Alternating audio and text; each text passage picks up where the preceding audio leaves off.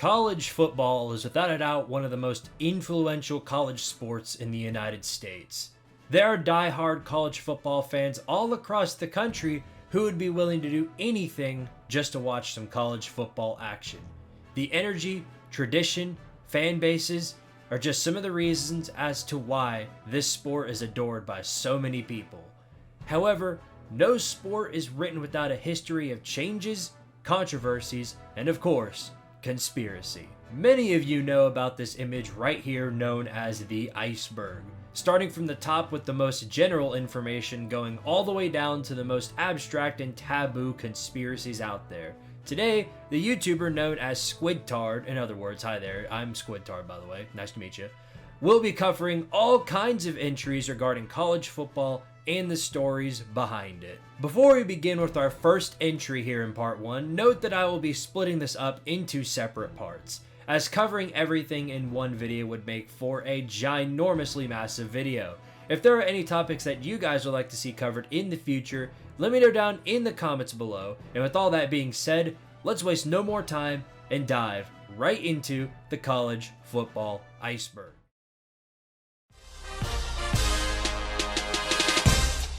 So starting off today in part 1, today I am covering everything on the surface level, meaning that most of the topics covered here will be basic information that most casual fans of college football know. But as we go down the rabbit hole later in this series, the topics covered will be much more uncanny. Now with all that being said, let's begin. NCAA. The NCAA, or the NCAA, stands for the National Collegiate Athletics Association, and is known as the governing body of all college sports in the United States and beyond. The association is led by members all across the country residing in 1,098 colleges and universities, as well as 102 athletic conferences. The NCAA is made up of college presidents, athletic directors, academic support staff, coaches, as well as many other positions. The NCAA's main directive is to maintain rules and policies in all of college sports.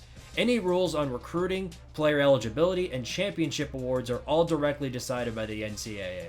The organization also has a website which explains all of the rules and regulations, and these regulations differ based on which division of football is being governed between the FBS, FCS, and Division III football. The NCAA is in charge of making decisions on what to do in regards to a school breaking the code of conduct, which can range from scholarship reductions to postseason bans, all the way to the college program being forced to shut down if the offense is strong enough. Though if a program believes that they did no wrongdoing, they can take the NCAA to court and testify to potentially settle on a softer solution. Conference championships. Most conferences in college football consist of a conference championship that is played usually a week after the final week of the regular season. The conference championship is decided in multiple different ways. Traditionally, the two teams that play in a conference championship are the two teams that win the conference's divisions, which split the conference into two separate portions. The winner of the divisions are the teams with the best record in the division or conference. If two teams in the same division have the same record at the end of the regular season, the winner is decided based on a tiebreaker. In conferences with no divisions, the teams who play in the championship are the teams with the best records in the conference. There is an exception to conference championships, as some conferences crown the champion at the end of the regular season rather than having a championship decided. As for the game itself, it's usually played in a decided neutral field, such as the SEC Championship taking place in Mercedes-Benz Stadium in Atlanta, Georgia, and the Big Ten choosing Lucas Oil Stadium in Indianapolis. Some conferences have exceptions, choosing to play the championship in the stadium of the team with the best record, having second place play as an away opponent. 12-game schedule. This is the current day schedule format which most teams in college football play. Most 12-game schedules consist of 8 or 9 conference opponents, along with predetermined opponents outside of the conference to fill the other spots. There are exceptions to this rule though, as some teams play less or more games depending on circumstances with the schedule or outside factors, but most teams in Division I football follow this rule. Bowl games. Bowl games are played after the conference championship all the way up to New Year's Day, consisting of various opponents going up against each other to close out the season. It is viewed as a reward for achievements in a season for a team prestigious enough to enter said bowl game. The requirements for taking part in a bowl game are that you must have at least 6 wins in a season, and no restrictions from the NCAA holding that team back. Teams that win more or are in tougher conferences are more likely to enter more prestigious bowl games. Each bowl game is sponsored by a company which chooses to advertise their product before, during, and after the bowl game takes place, and these companies often vary each year. The winner of the bowl game is given a trophy as an accolade to winning said bowl game. Side note, it is possible to enter a bowl game if you have less than 6 wins if your academics are high enough and you're invited to said bowl game. College Game Day. College Game Day is a segment on ESPN that premieres every Saturday morning from 9 o'clock a.m. until 12 o'clock p.m. Eastern Standard Time before college football games are played. Beginning in 1987 as a commentary show, it underwent a major transformation in 1993 when the matchup between the host, the Notre Dame Fighting Irish, faced off against the Florida State Seminoles. The show changes in location every single week, choosing the most exciting and potentially prestigious game of the year. Traveling each week during the season, major sports figures such as Rece Davis, Kirk Herbstreit, Desmond Howard, Pat McAfee, and many others go to a different school each week. Along with these figures, depending on the school that hosts College Game Day, a special guest star will be brought onto the show as a guest picker, usually a celebrity or a significant figure to the school hosting. The show is highlighted by the pick of longtime sports broadcaster Lee Corso, who picks the selected headgear based on which team he is picking to win the game. Though this show is always hosted on Saturdays during the seasons, the show is also hosted before major bowl games and the national championship. Side note, College Game Day never chooses the same school to travel to 2 weeks in a row. 4-year eligibility.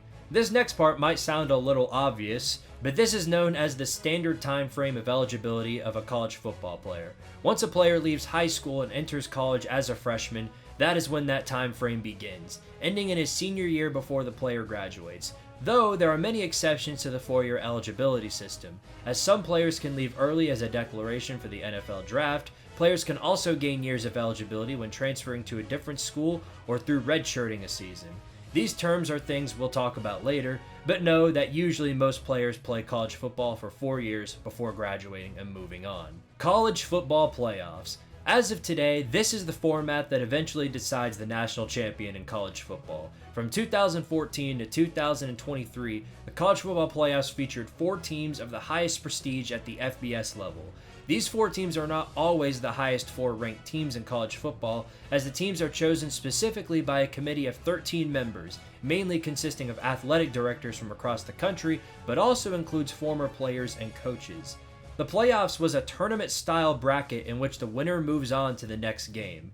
In the case of the 4-team playoff, the 4 teams would play in 2 different bowl games in which the winner moves on to play in the college football playoff national championship. The winner of the national championship would then receive the college football playoff trophy, specifically designed as the true national championship trophy. As of 2024, the college football playoffs will be extended to a 12-team playoff system, which I'll discuss more about later. Fight song. These are known as the official anthems of colleges across the country. These songs are interactive songs, allowing fans of the team's anthem to sing along with the team as the band plays the fight song. The amount of times the song is played in a given game varies on multiple different factors, including scoring, traditions, and whether or not the team wins the game in question. Some of these songs are actually based on already existing songs, using the song's melody as a background while bringing in new lyrics in regards to the college in the program. For example, the first fight song ever written belongs to Boston College, known as the song called For Boston, written in 1885. Power 5. The Power 5 represents the recent 5 most prestigious conferences in college football at the FBS level. The Power 5 is made up of the Atlantic Coast Conference, the Big Ten Conference, the Big 12 Conference, the Pac-12 Conference, and the Southeastern Conference. Each conference has its own set of rules brought upon by the conference commissioner, which makes decisions on many important factors, including TV deals and conference realignment. The Power 5 has the most power in terms of prestige in bowl games, as every conference champion receives an automatic bid to a major bowl game if they were not already in the college football playoffs. These conferences also vary in size on the sport. For example, in basketball, Notre Dame is an official member of the Atlantic Coast Conference. However, in football, Notre Dame is actually an independent program. More on the independence factor later. As of May of 2024, the Power 5 is actually no more. Due to the implosion of the Pac-12 conference, as we'll talk about more on later, it is now known as the Power Four. Rose Bowl. The Rose Bowl game is an annual bowl game played normally on New Year's Day.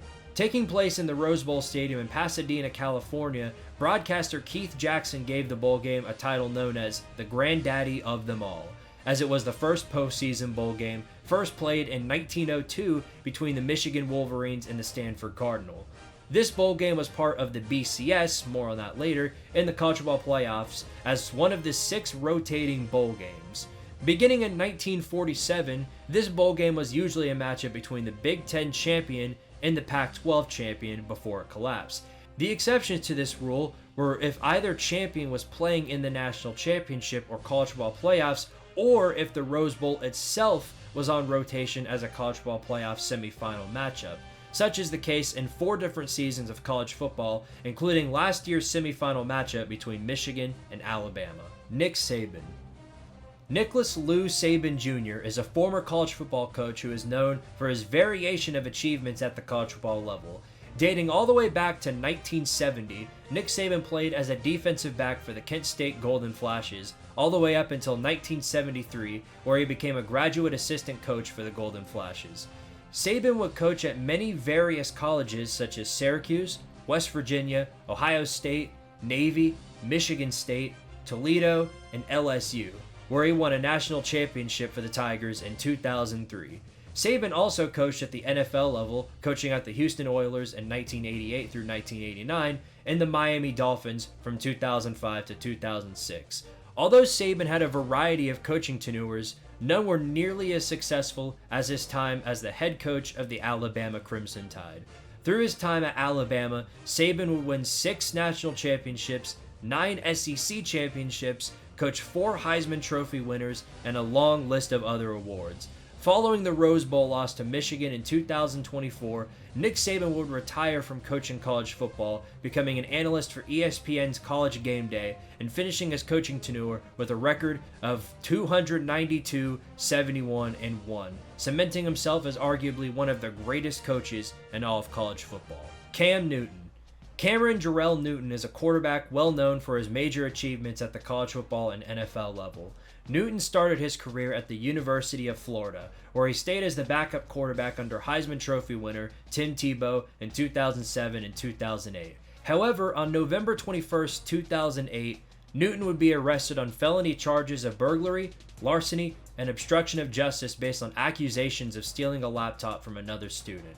Following these charges, he was suspended from the team, and though these charges would be dropped later, he would not go back to Florida and instead transferred to Blinn College, a junior college in Brenham, Texas. Having an incredible season where he threw for nearly 3,000 yards and 22 touchdowns, he would be recruited by the Auburn Tigers, where he would lead Auburn to an undefeated 14-0 season, winning the SEC and the national championship and being crowned the Heisman Trophy winner over Stanford's Andrew Luck and Oregon's LaMichael James. He would also be selected as the number 1 overall pick in the 2011 NFL Draft, where he won Offensive Rookie of the Year and the 2015 MVP award. Not many players had a season as successful as Cam Newton did, and though the season was without a doubt phenomenal for Cam, it was riddled in controversies, which we'll discuss later. The Game. The game is in reference to multiple different college football games, but is mainly referenced when talking about the annual rivalry between the Ohio State Buckeyes and the Michigan Wolverines. It is known as one of the top 10 greatest sports rivalries in the 20th century, as noted by John Wiley and Sons Incorporated. The game is played during Rivalry Week, also known as the final week of the regular season, and is known as one of the most intense and competitive rivalries of all time between 2 of the most prominent programs in the country. The 2 teams have met a total of 119 times, with Michigan leading the series 61, 51, and 6. NIL. NIL stands for Name, Image, and Likeness, and is a recent addition to the college football world. In a court hearing known as NCAA versus Alston in June of 2021, the Supreme Court ruled unanimously that the NCAA could not legally limit education-related payments to students. As such, NIL was birthed, which is the only legal way to pay a player. Editor's note here: during script writing of this video, the NCAA passed a new law allowing schools to directly pay players up to $20 million a year. just an example of the ever-changing landscape of college football. Payments are done through NIL collectives, which are wealthy alumni at schools, through which merchandise, sports camps, advertising, and many other ways players can make money while playing football. Some players sign deals for thousands of dollars, while top stars make up to 7 figures. NIL has created major changes in terms of recruiting styles and transfers. As of recently, the NCAA has begun cracking down on several different football programs, enforcing rules and regulations that have already existed. These enforcements include setting the players up to contracts which avoids players being manipulated or misled into major NIL deals. Heisman Trophy. The Heisman Trophy is a trophy awarded to the most valuable player in a college football season. Beginning in 1935, this award is considered to be the highest achievement for any individual player at the college level. This trophy is given out usually in a form of a ceremony at Lincoln Center in New York City on the final college football Saturday of the year at 8:00 p.m. Eastern Standard Time. Before the winner is announced, 4 Heisman Trophy finalists are picked out and invited to New York City for the ceremony, where many of the past Heisman winners are able to congratulate the eventual winner. According to Heisman.com, the qualifications for being a Heisman finalist consist of being a college football player who demonstrates great talent, ability, and leadership while also applying hard work and perseverance, while also complying with the laws of the NCAA. Among the 88 Heisman Trophy winners, 38 are quarterbacks, with the most recent winner in 2023 being Jaden Daniels of the LSU Tigers. EA NCAA Football. This is known as the mainline college football video game series. This series began with the game known as Bill Walsh College Football, released by Electronic Arts in 1993 on the Sega Genesis, showing the first official college football game. This series was meant as a parallel to John Madden's NFL series. In 1994, Bill Walsh College Football 95 would be released, featuring brand new teams and actual bowl games. In 1995, another game in the series would be introduced with a different name known as College Football USA 96, featuring 400 different plays, and not long after that, College Football USA 97 would be released in 1996, which featured the first cover athlete of the series in Tommy Frazier of Nebraska. In 1997, the series would get yet another rebranding, being changed to the name NCAA Football 98. From 1997 to 2013, the NCAA football series would get continued with various games across consoles and PC releases, with the final installment of the series being NCAA Football 14. However, in 2013, the SEC, Big Ten, and Pac-12 conferences announced that they would not license their trademarks to EA, and thus they were forced to stop production of the newest NCAA game. As such, the series was canceled. A new college football game would not be in the works until it was announced on February 2nd, 2021 that EA was beginning production on a brand new college football game. In February of 2024, EA announced the name of the game as EA College Football 25, which would feature many of the old modes that made the game so special in fans' eyes, including Dynasty, which allowed you to take over college football teams and become the coach and coordinator of that team, and Road to Glory, which will allow you to become an athlete for the school of your choosing, living out the career of a real college football player. A trailer for EA College Football 25 would be shown on May 17th, 2024. The release date is set for July 19th, 2024. FCS. FCS, originally known as Division 1AA, stands for Football Championship Subdivision, which is an entirely different division of college football under FBS, which is the Football Bowl Subdivision. The FCS consists of 13 conferences with 125 teams in total. The division has its own playoff and championship games as well. Different from FBS football, the FCS currently allows up to 24 teams in the playoffs with 10 automatic bids and 14 at-large bids. Similarly to the FBS, the FCS playoff has a playoff committee which decides seeding for the top 8 teams as well as the rest of the teams that can be in the playoff. In the bracket, the top 8 teams will receive a bye from the first round, and the other 16 teams will play in round 1, and the 8 winners will then advance to round 2. The championship game is played in a location chosen by the NCAA, with the most recent location being Frisco, Texas. Since the first championship game in 1978, there have been a total of 27 winners, with the most recent being South Dakota State in 2023, and North Dakota State having the most championship wins with 9. Just like how some FBS teams can be relegated to FCS, FCS teams can also be raised to the FBS level, with the most recent case being Kennesaw State, who joined the Conference USA in 2024. Vegas. This refers to the idea of betting on college football games, which is a very common occurrence. For many college football games, mainly FBS level games, organizations such as FanDuel, DraftKings, and many others drop spreads, totals, and money lines showing how much a team is favored by according to their own analysis. For example, Florida State is currently favored by 13 against Georgia Tech in August of 2024, according to DraftKings, which means that Florida State is favored by 13 points against Georgia Tech. These lines can change based on player availability, coaching changes, or home field advantages. On these sites, you can bet for or against the spread, as well as many other bets. Think of it as the college football version of gambling. Herschel Walker. Herschel Jr. Walker was a former college football running back who played college football for the Georgia Bulldogs from 1980 to 1982. He is known as arguably one of the greatest, if not the greatest, running back to ever play college football. Through 994 rushing attempts, he had 5,259 rushing yards, 49 rushing touchdowns, as well as 243 total receiving yards and 4 receiving touchdowns. He helped Georgia to become undefeated national champions of the 1980 season. He won the Heisman Trophy in his junior year and played for 6 different NFL teams in his career. Along with these awards, he also won the Maxwell Award, the Walter Camp Award, and was a unanimous All-American and SEC Player of the Year all 3 years he played for Georgia. Number 34, his jersey number, is currently retired at the University of Georgia. Iron Bowl. The Iron Bowl is known as the yearly matchup between 2 state SEC rivals, the Alabama Crimson Tide and the Auburn Tigers. First played in 1893, this matchup has occurred a total of 88 times, with Alabama currently leading the series 50, 37, and 1. This game is normally played on Thanksgiving weekend, which is also the last week of the regular season.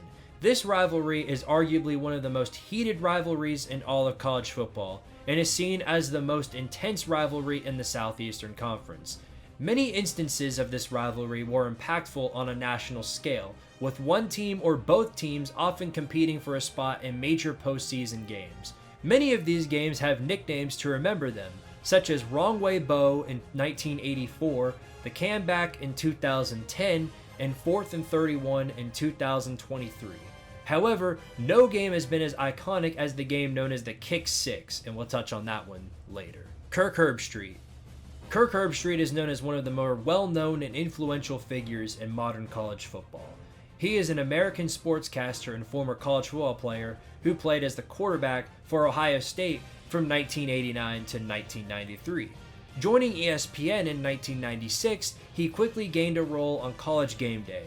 Since he got the role, he has been introduced to many other roles, including NFL draft coverage in 2018 beyond, as well as becoming a commentator for Monday Night Football along with Chris Fowler. This crew in college football is known as the Prime Crew, which commentates major college football games weekly, as well as the national championship game played in January. Kick Six. As discussed previously, the Kick Six is known as the most influential and greatest moment of the Iron Bowl, and has been discussed as being one of the greatest moments in college football history. In November of 2013, Alabama and Auburn were tied with a second left to go in the football game.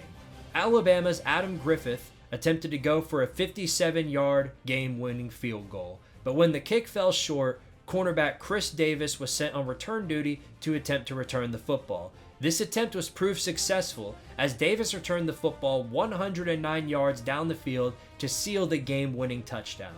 This single play won Chris Davis ESPY's Best Play of the Year award, as well as gave the title of Best Game of the Year to the 2013 Iron Bowl. Air Raid Offense. Air Raid stands for a type of offensive playbook consisting of passing plays and at least 65% of the plays being called.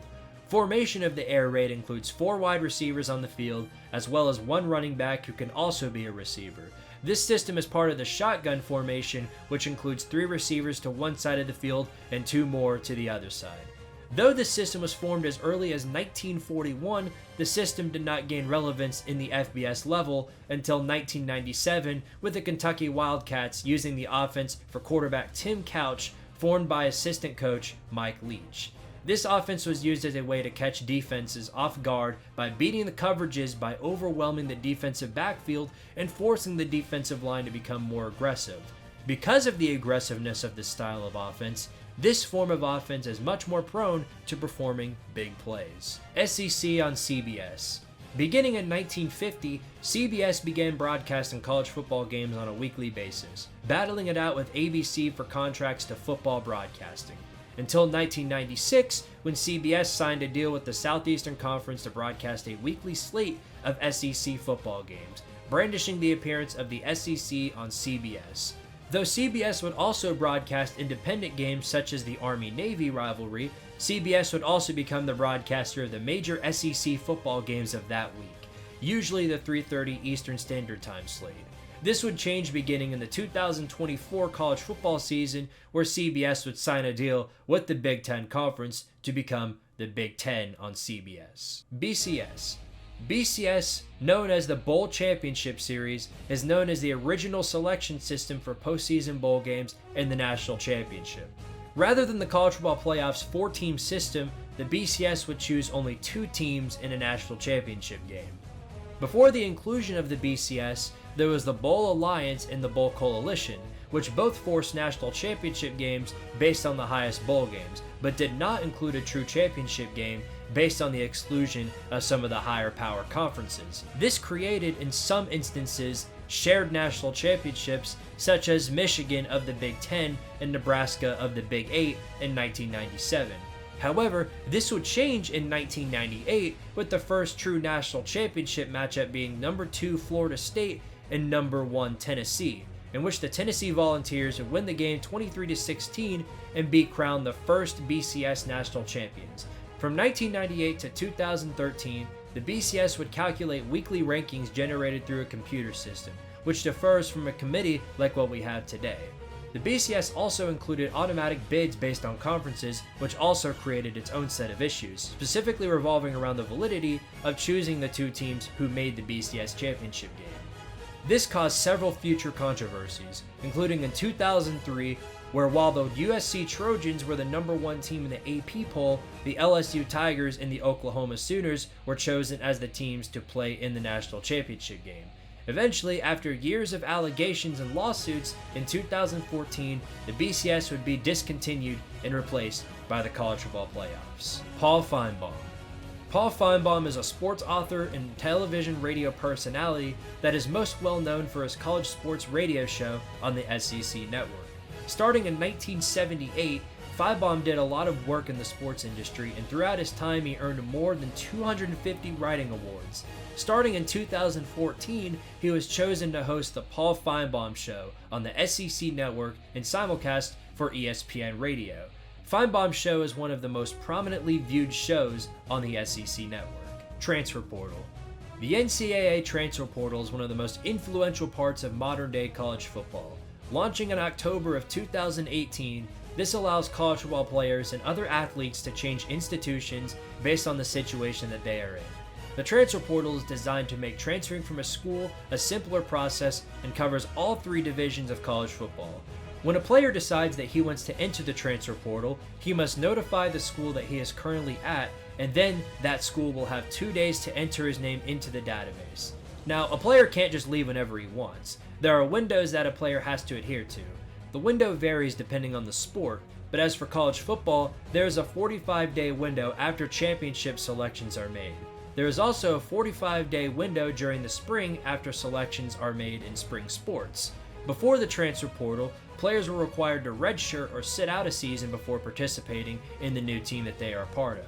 But like many things in modern-day college football, this changed. Players likely do not receive any consequences when entering the transfer portal, and as such, many players often switch schools after 1 or 2 seasons. There is also no limit to how many times a player can transfer. This, mixed with NIL, have made the transfer portal one of the most controversial tools in modern-day college sports. Goodyear Blimp. The Goodyear Blimp is exactly as it sounds. It's a blimp advertising Goodyear, a tire and rubber company. These blimps are often used to capture air footage of televised sports events, including college football games.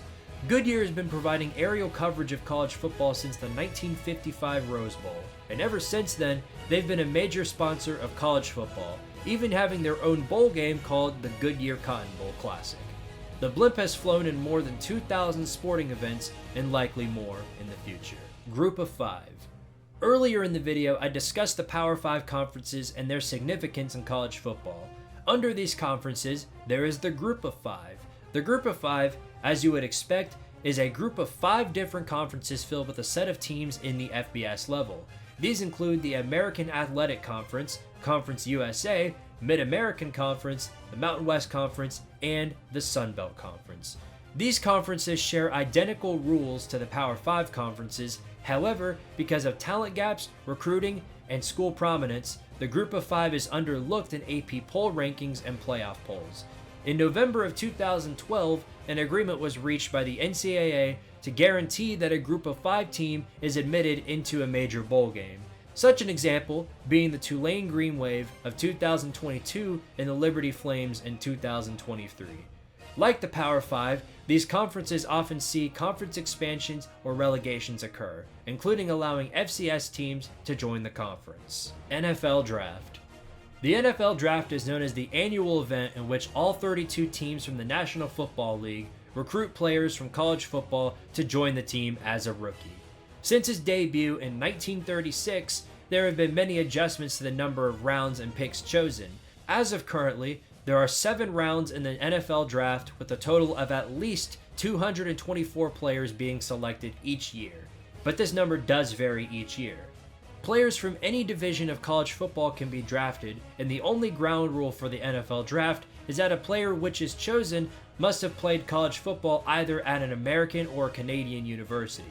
In the standard form of the NFL Draft, excluding trades, the draft order goes as follows. Picks 1 through 18 are non-playoff teams varying based on records. Picks 19 through 24 are teams eliminated in the wild card round. Picks 25 through 28 are for teams eliminated in the divisional round. Picks 29 and 30 are for conference runner-ups. Pick 31 goes to the Super Bowl runner-up, and pick 32 goes to the Super Bowl winner. The Mannings. The Mannings are one of, if not the most prominent family in the college football industry. The branch started with Archie Manning, who played for the Ole Miss Rebels between 1968 through 1970. He won SEC Player of the Year in 1969, started for 3 NFL teams, and led Ole Miss to retiring the number 18 on their team. Archie Manning has 3 sons, Peyton, Cooper, and Eli Manning, who each had their own careers in sports. The middle child, Peyton Manning, played for the Tennessee Volunteers from 1994 through 1997, leading the Volunteers to an SEC championship in 1997, as well as SEC Player of the Year, along with many awards in college. He had a 17-year-long career in the NFL, being picked first in the 1998 NFL Draft and winning a Super Bowl at 2 different teams, as well as winning 5 NFL Most Valuable Player awards, and currently leads the league in most single-season passing yards and single-season passing touchdowns. Eli Manning, the youngest brother, like his father, played for Ole Miss from 1999 to 2003. He was also picked first overall in the NFL Draft for the New York Giants, where he played for 16 years and won 2 Super Bowls. The number 10 is now retired at both Ole Miss and New York. Finally, Cooper Manning, the oldest brother, also played at Ole Miss. However, he was forced to end his career after discovering he had spinal stenosis. However, this did not stop him from becoming a prominent figure in the sports industry, becoming a television personality. He also has a son named Arch Manning, who is currently on the roster as a quarterback for the Texas Longhorns. All 3 sons of Arch Manning worked or are still working as broadcasters of the Manningcast, a show premiered on ESPN2 and ESPN Plus during football games. Barstool. Barstool Sports is a website and organization headquartered in New York City. Kicking off in 2003, the website's purpose is to provide a unique culture for sports journalism, primarily meant for young adults who watch sports content. The site is currently owned by Dave Portnoy, and with him is an abundance of sports personalities and journalists who work with him to provide up-to-date media content revolving around the sports industry. Barstool does podcasts, shows, and provides on-demand content on streaming sites such as Apple TV and Roku. Most college teams also have a Barstool Twitter account which is run by fans of the team in question. Barstool also sponsors the Arizona Bowl, officially named the Barstool Sports Arizona Bowl, aired on the CW network, as well as Barstool's social media accounts. New Year's Six. The New Year's Six is known as the bowl games, which are most prominent in the college football postseason. These bowl games include the Rose Bowl, the Sugar Bowl, the Orange Bowl, the Cotton Bowl, the Peach Bowl, and the Fiesta Bowl. During the era of the 4-team college football playoffs, 2 bowl games of the 6 would be selected as college football playoff semifinal games, with the bowl games being rotated every year. The bowl games that are not part of the college football playoff semifinals have automatic bids based on conference tie-ins. However, this will change starting in 2024 with the 12-team playoff, which includes all 6 New Year's Six bowl games as college football playoff games. Tim Tebow. Tim Tebow is a quarterback who played for the Florida Gators between 2006 and 2009. He had arguably one of the most prestigious careers in college football. He led the Gators to a national championship in 2006, where he scored 2 total touchdowns against Ohio State in the 2007 BCS National Championship game. In 2007, Tebow was awarded with the Heisman Trophy and became the 3rd player to win it for Florida.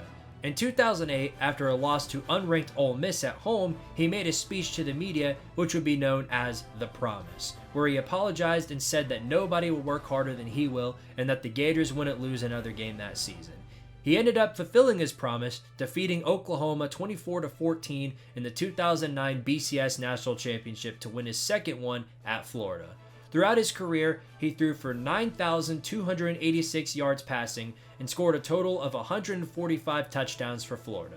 Tebow was drafted by the Denver Broncos in the 1st round, and his speech would arguably become one of the most prominent speeches in sports history. Appalachian State versus Michigan.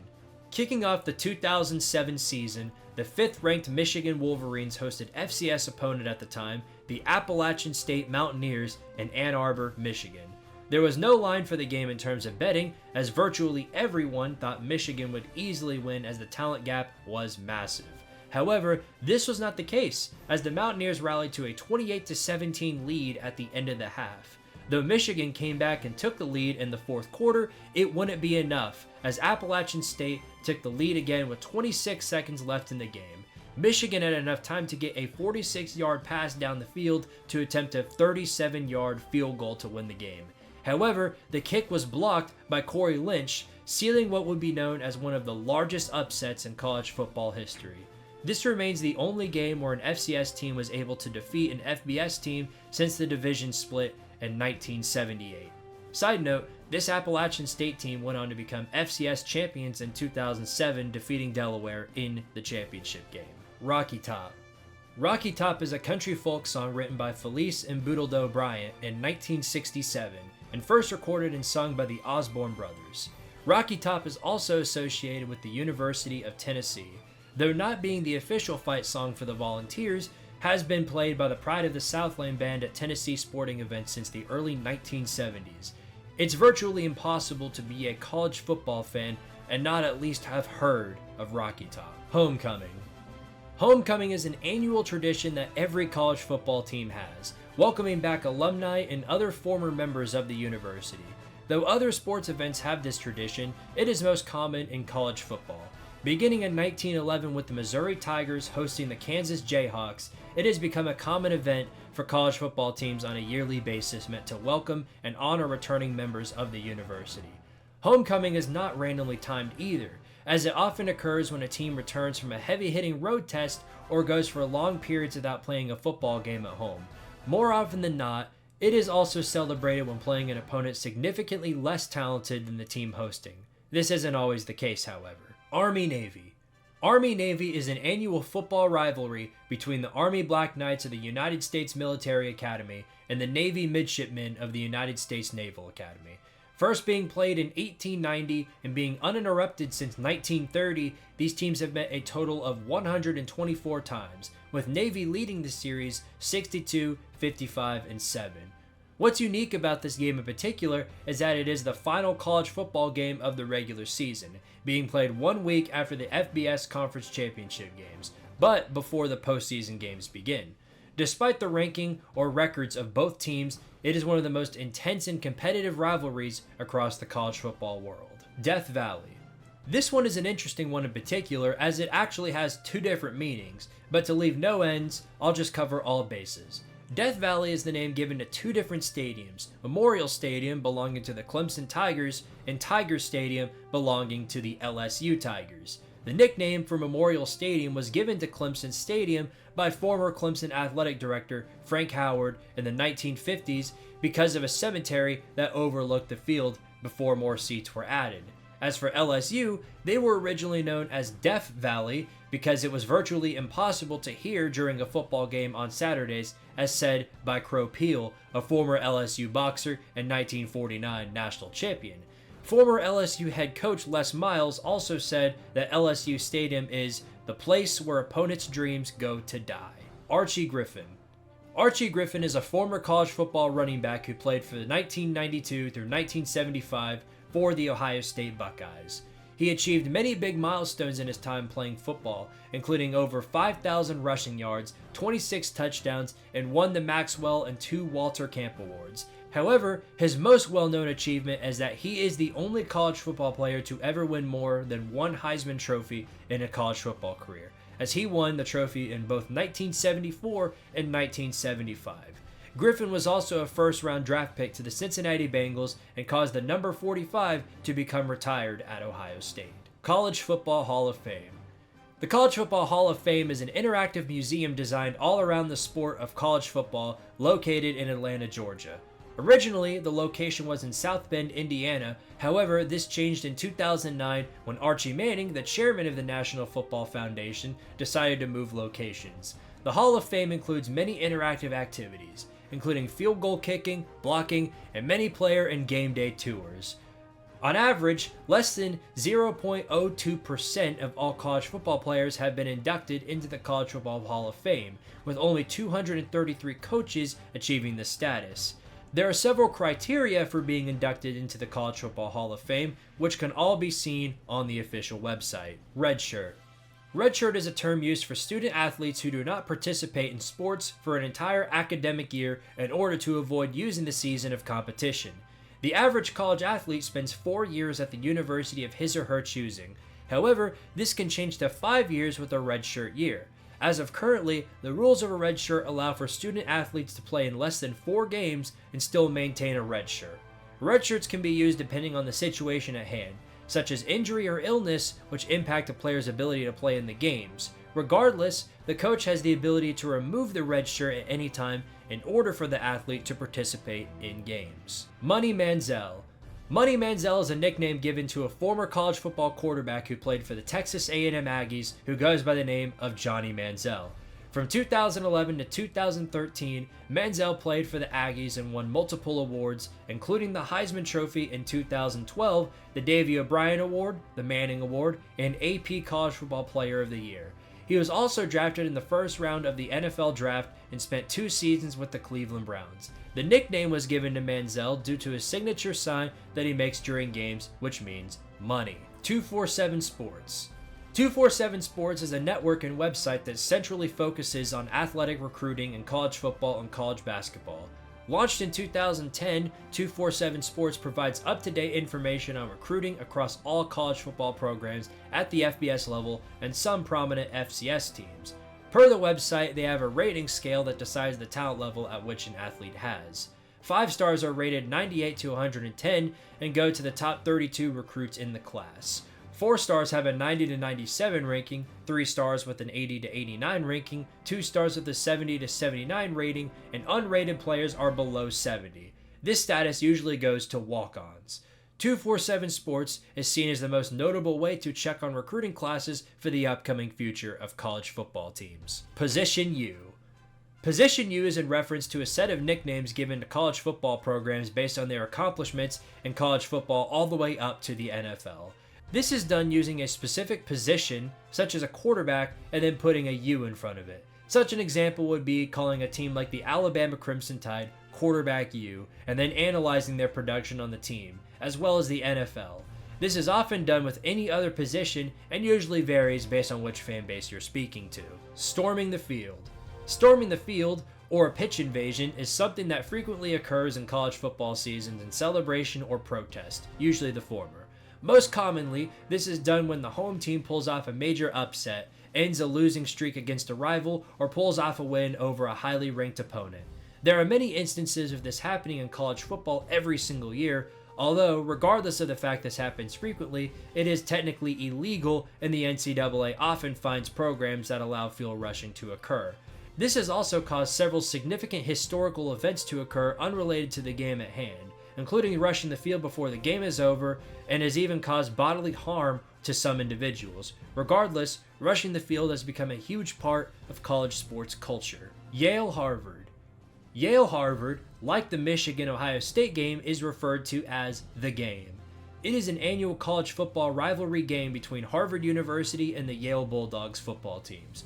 Though neither team receives a piece of hardware as a reward, this match is viewed as one of the oldest and most prominent rivalries in college football, despite neither team being an FBS school. In fact, this team met up first all the way back in 1895. These teams have met a total of 139 times, with Yale leading the series 70, 61, and 8. Bye weeks. Bye is a name used for a team taking off in a tournament, such as auto-advancing to the next round. However, in football, bye weeks are simply the name of a week in which a college football team takes a break off. Each team in college football has at least one bye week on their schedule that a team uses for extra practice or rest time. Some teams, such as the Hawaii Rainbow Warriors, get 2 bye weeks on their schedule depending on which division or conference of football they play for. In the 2024 season, every team at the FBS level is getting an additional bye week. Also starting in 2024, the top 4 seeds in the new 12-team college football playoffs will get a bye week automatically and move on to the second round of the playoffs. 2019 LSU Tigers. The 2019 LSU Tigers football team is arguably viewed as one of the best college football teams in the modern era of college football. Finishing the 2019 season as one of the only 15-0 teams of all time, they won several team and individual awards. The coaching staff was led by head coach Ed Orgeron, offensive coordinator Steve Esminger, and defensive coordinator Dave Aranda. This team was led by Heisman-winning quarterback Joe Burrow, who won the trophy by the largest margin of all time. Along with Burrow was 1,400-yard rusher Clyde Edwards-Helaire, 2 1,500-yard wide receivers Justin Jefferson and Jamar Chase, as well as Jim Thorpe-winning defensive back Grant Delpit and SEC tackle-leading true freshman Derek Stingley Jr.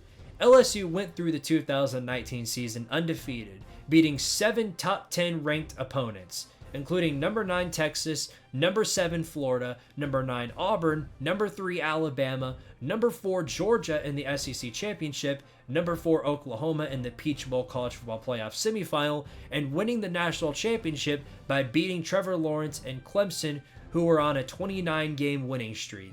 This LSU team is arguably one of the most accomplishing teams in college football, with 14 players on the team being drafted into the NFL, tying Ohio State for the most players drafted in the 7-round draft.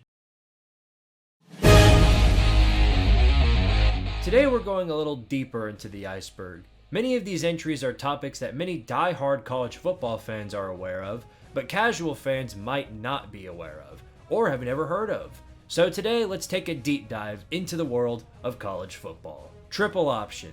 Invented by Bill Yauman in the late 1960s, triple option is the name of a specific form of play from the option playbook, and is known as one of the more complex formations in college football. Normally, the option consists of the quarterback either handing it off to the running back or keeping the ball for himself through what is known as a fake and running around or through the defensive line. However, in the triple option, another addition is brought to the table in the form of a fullback, who is basically a larger, stronger running back. Under this form of offense, the quarterback has 3 different choices: keep the ball for himself, hand it off to the fullback, or give it to the tailback.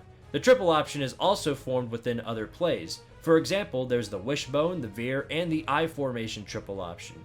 The style of offense is extremely complex for both sides of the football, and in some cases this has led to powerful offenses, such as the case of Nebraska in the 1990s and the coaching career of longtime coach Paul Johnson. However, this can also lead to dysfunctional offenses. The triple option requires a high amount of talented players who can fill the position in case there is an injury or any other unforeseen circumstance. Due to this, the triple option just fizzled out for a lot of teams that used it.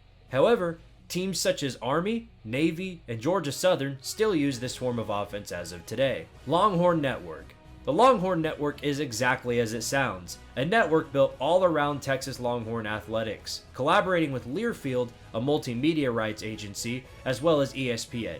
Speaking of ESPN, the Longhorn Network is pretty much a Texas Longhorn version of ESPN, streaming games, live events, and other content revolving around the Texas team.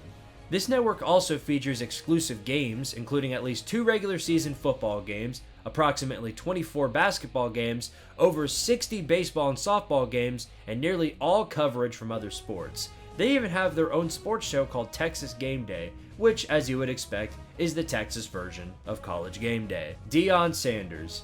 Deion Sanders is a former football player who played as a defensive back for the Florida State Seminoles between 1985 and 1988. He actually played for the football, baseball, and track team through his time at Florida State. As for his football accomplishments, he was a 2-time All-American cornerback, Jim Thorpe Award winner, and even claimed his own nickname known as Prime Time, given to him by Richard Fain of the Florida Gators. He played in both professional football and baseball, the former of which he won NFL Defensive Player of the Year in 1994. He also made many appearances in pop culture, including games, music, and TV shows. Sanders has also been involved in many controversies over the years, including marriage disputes and alleged assault allegations. As of currently, Deion Sanders is the head coach of the Colorado Buffaloes, and along with him are his 2 sons, defensive back Shiloh Sanders and quarterback Shedeur Sanders, both of which transferred from Jackson State in 2023, where Sanders was also the head coach of. Through his time at Colorado, they've picked up some major wins, beating number 17 TCU on the road. But along with these wins were more controversy about the way Deion Sanders runs the Colorado program. These controversies we'll speak about later. Jalen Watts Jackson. Jalen Watts Jackson is a defensive back who played for the Michigan State Spartans, and unlike any of the previous players we've talked about in this iceberg, whom of which had a collective legacy in their time as college football players, Jackson is primarily known for a specific legacy in college football history. On October 17, 2015, Mark D'Antonio, head coach of the 7th-ranked undefeated Michigan State Spartans, traveled to Ann Arbor to face the 5-1, 12th-ranked hated rival, Michigan. Going into the final quarter, Michigan State trailed Michigan 20-14. Going into the final 9 minutes of the game, the score was 23-21, with the Spartans still on the losing end. Chewing the clock and going down the field, Michigan State was left with a 4th and 19 in Michigan territory. Pressure from the Michigan line forced quarterback Connor Cook to throw an incompletion, turning the ball over on downs. Michigan would force Michigan State to use all 3 timeouts, and with 10 seconds to go, Michigan was left with a punt formation on 4th and 2. In a wild turn of events, however, the low snap on the punt caused punter Blake O'Neal to have, as Sean McDonough put it, trouble with the snap, setting the ball in the hands of, you guessed it, redshirt freshman Jalen Watts Jackson, who ran the punt all the way back, winning the game for Michigan State in one of the most bizarre endings to a college football game. This win propelled the Spartans to wins against number 2 Ohio State and number 4 Iowa in the Big Ten Championship, driving Michigan State to the college football playoffs. As for Jalen Watts Jackson, he would actually give up on football after the 2016 season to join the Air Force. No, not that one, the actual Air Force. While this wasn't the ending to be expected, he had a legacy that will be remembered by college football fans everywhere. Pac-12 After Dark. Pac-12 After Dark is the name of a show with the purpose of wrapping up the week, summarizing all of the games occurring within the Pac-12 conference, all within an hour. Now, despite the name of the show, Pac-12 After Dark is mostly known as a nickname given to Pac-12 games occurring late at night. Now, if you live in the Pacific, most of these late-night Pac-12 games don't last further than after midnight. However, in the case of football fans living on the East Coast, Pac-12 games last up until 3 a.m. As an Eastern timer myself, I can confirm that I have stayed up until 3 a.m. watching Colorado versus Stanford last season. Unfortunately, due to the Pac-12 conference being disbanded starting in 2024, Pac-12 games no longer exist. But it's more than likely that we'll still be seeing late-night football games. Gator Bait. Gator Bait is a well-known cheer for the Florida Gators football fans that fans perform both at home and away football games. Of course, every single team in college football has their own traditional cheers that they do during football games, but rarely do any of them fall into any controversy. However, this was not the case with the Gatorbait cheer. As of the middle of June of 2020, Kent Fuse, former president of the University of Florida, announced his intentions to put an end to the cheer at sporting events, citing alleged racist imagery associated with the phrase as the primary reason. As such, a change was made. Florida Athletics and the Gator Band discontinued the use of the cheer at games. Florida fans were divisive on the issue regarding the cheer, and regardless of the change, Florida fans still use this cheer at sporting events. Tomahawk Chop. The Tomahawk Chop is put into a similar bubble as the Gatorbait chant. It's one of the most popular sports chants in the nation. It is used with pro teams such as the Atlanta Braves and the Kansas City Chiefs, but is most well known in college football as used by the Florida State Seminoles. According to former Florida State University president, the Florida State University Marching Chiefs were the ones responsible for inventing the chant. Like Gatorbait, it's at the center of controversy due to a chant's Native American heritage, and because of this, many look at it as racist exaggerations of the heritage. As such, it's not endorsed by the university board. Nonetheless, it's still one of the most recognizable chants, and it's very difficult to be a college football fan and not know what the Tomahawk Chop is. r/college football. If you know what Reddit is, then you know what r/CFB stands for. It is a subreddit all around the purpose of college football content, letting all kinds of fans post their thoughts in football games and other events in the college football world. They also have a very opinionated Twitter account. Yep, that's it for the most part. Winsipedia. Winsipedia is a website that shares more than just a familiar name to Wikipedia. Winsipedia provides an up-to-date database on every college football team's status, rank, and matchup history over the course of a program's existence. For example, when pulling up the Clemson Tigers on this website, it lays out a set of stats, including all-time wins, Heisman winners, NFL draft picks, weeks in the AP poll, and many more. Through the website, you can also see every head-to-head matchup record over the course of history. It's through this website where you can figure out things such as Clemson's record against even the most obscure opponents. Even programs that are discontinued are on this chart. Winsipedia collects data every single year and looks at every single team in the FBS. It's a very useful website for those who want to compare records or trash talk about owning another team. The Big East. The Big East is a conference that competes in 10 men's sports and 12 women's sports, competing in basketball, field hockey, and soccer. Now, you're probably asking, what happened to football? Well, originally, the Big East was a conference in football that carried as many as 16 teams from 1979 through 2013. Throughout the conference's existence in football, they carried many teams, such as Louisville, Cincinnati, Miami, Virginia Tech, West Virginia, and Notre Dame, among many others. Many of these teams came and went out of the conference after less than a decade of being in the conference. From 2011 to 2013, many of the founding teams in the conference left to join other conferences, such as West Virginia to the Big 12 and Rutgers to the Big 10. And despite the chances at conference expansion through conferences such as the Conference USA, the damage was already too far done. As of 2013, the Big East would be deconstructed in football. However, the conference still lives on and in some cases dominates in other sports. Fansville. Fansville is a fictional town in an advertising campaign for the soft drink company Dr. Pepper that is usually shown during the college football season every year starting in 2018. Since its debut, it has been renewed and continued every year, seemingly following the storyline showing a heated rivalry between State and Tech.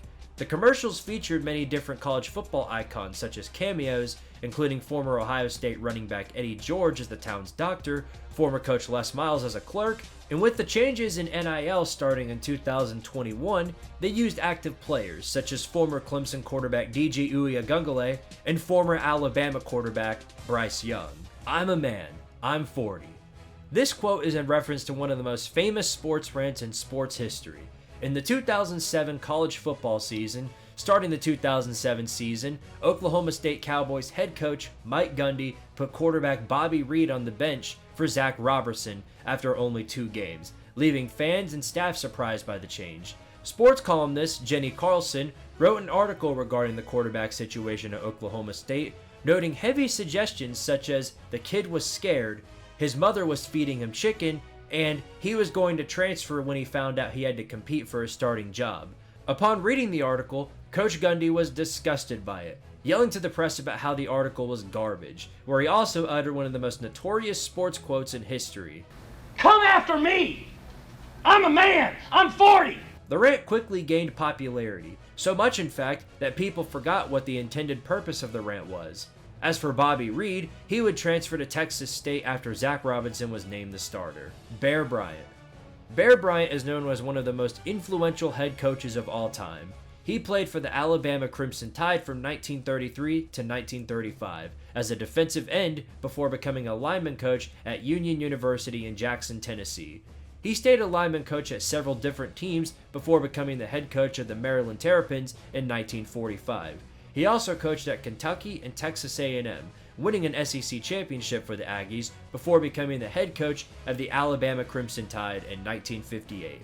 Through his time at Alabama, he won 6 national championships, 13 SEC championships, and won Coach of the Year 3 times. He coached Alabama all the way up until his retirement in 1982, and soon after, and in January of 1983, Bear would pass on. Through his time at coach, he won an accolade of awards and is considered one of the greatest coaches of all time to this day. 5th year eligibility. 5th year eligibility is a reference to the redshirt rule in college football. College football players can technically spend a 5th year at the football team of their choice through redshirt. I'm not going to go into too much context on redshirting as I did that in earlier entries, but I will mention that there is more than one way to gain a 5th year of eligibility, as all players in 2020 were granted an extra year of eligibility due to the widespread outbreak of the disease known as COVID-19. 3-4 defense. 3-4 defense is a very common defensive alignment in college football used by many teams at the Power 5 level. The build consists of 3 linemen down and 4 linebackers behind them. It's often quoted as being a base defense, as teams that use this formation can easily audible into another formation before the ball is snapped. The formation also allows for linebackers to either step back in pass defense formation or to rush after the quarterback in what is known as a blitz. Often one of the linebackers is set up as what is known as a quarterback spy, which is disguised as a pass defending linebacker to watch for any running from the quarterback or a running play designed as a pass. A spy is very useful for dual threat quarterback offenses. 4-3 defense. Near identical to a 3-4 defense, with the main difference being rather than having 3 linemen up front and 4 linebackers in the back, there are 4 linemen in front and 3 linebackers behind. This is more commonly used on first and second downs, as running plays are easier to defend with more linemen in front. 12-team playoffs.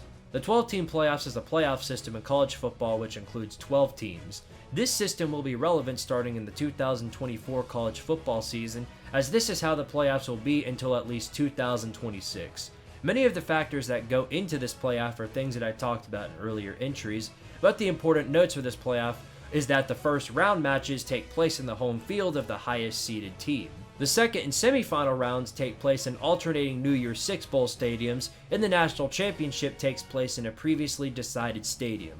When it comes to automatic bids, it will include the 5 highest ranked conference champions, including an automatic group of 5 conference champion along with the 7 other highest ranked teams. The top 4 teams will receive a first round bye. Texas is back. Texas is back is in reference to a common saying in the college football community regarding a team being back to relevance in the college football world.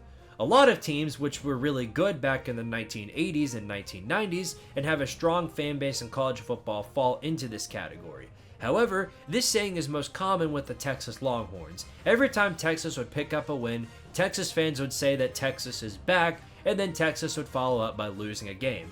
That's why the saying has become a major meme among college football fans. Texas is only one team to fall under this umbrella of sports memes, as other strong fan bases in college football, which have teams that have been down for a long time, deal with this same problem. Texas, ironically, won the Big 12 last season and made the college football playoffs. So in many cases, those who say Texas is back as a meme are now saying it as a matter of statement. Big noon kickoff. In college football, there are 3 prime slates of game times. In Eastern Time, these are noon kickoffs at 12 o'clock p.m., afternoon kickoffs at 3:30 p.m., and night kickoffs at 7:30 p.m. Big Noon Kickoff is in reference to, as you would expect, the noon slate of games. However, Big Noon Kickoff is actually the name of a show hosted every Saturday by Fox Sports. Just like College Game Day, it is a pregame show hosted by various analysts and features many former college football players. Hosted by Rob Stone, the show's purpose is to provide a more professional overview of the games of the week as compared to College Game Day, which is more free form. It covers a selection of games in the Big Ten and Big 12 conferences, as those two conferences have current broadcasting deals with Fox and Fox Sports. The U. The U is a specific nickname given to the Miami Hurricanes. Kind of like the Texas is back entry, it's often said by Miami fans whenever Miami wins a big game that the U is back. The U is also in reference to a 2009 documentary directed by Billy Corben about the Miami Hurricanes football program. The U gained a sequel in December of 2014, which went over Miami's rise of power in the 1990s, as well as the program's scandal that occurred in 2011. Both films were part of ESPN's 30 for 30 series. 8-team playoff. 8-team playoff is at this point only a what if. It was originally thought that before the inclusion of the 12-team playoff, that the college football playoff would extend to 8 teams rather than keeping the same 4-team system. Having the 1 seed play the 8 seed, 2 versus 7, 3 versus 6, and 4 versus 5. At this point, seeding and auto bids are only speculation, as of at this point in time, it's unlikely this will ever happen. Steve Spurrier. Stephen Orr Spurrier is the name of a former college football player and head coach. From 1964 through 1966, he played as the quarterback for the Florida Gators, where in 1966, he won the Heisman Trophy, Sporting News Player of the Year, along with many other accolades. He also played in the NFL for 10 seasons before joining Florida's coaching squad as a quarterback and wide receivers coach in 1978. Through his coaching period, he coached for Georgia Tech, Duke, and eventually became the head coach of the Florida Gators in 1990. Through his time at Florida, he won a national title in 1996, 6 SEC titles, and won SEC Coach of the Year 5 times. His career continued at the South Carolina Gamecocks from 2005 to 2015, where he won an Eastern Division title for the Gamecocks for the first time in school history and won SEC Coach of the Year 2 additional times. In 2021, Spurrier was inducted into the South Carolina Hall of Fame, and as of currently, Spurrier has frequently contributed to radio podcasts and sport talk shows on television.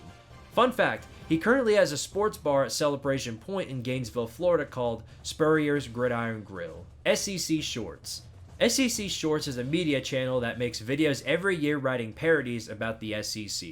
Run by Robert Clay and Josh Sneed, these videos are skits written as satire humor for college football fans written every week during the college football season.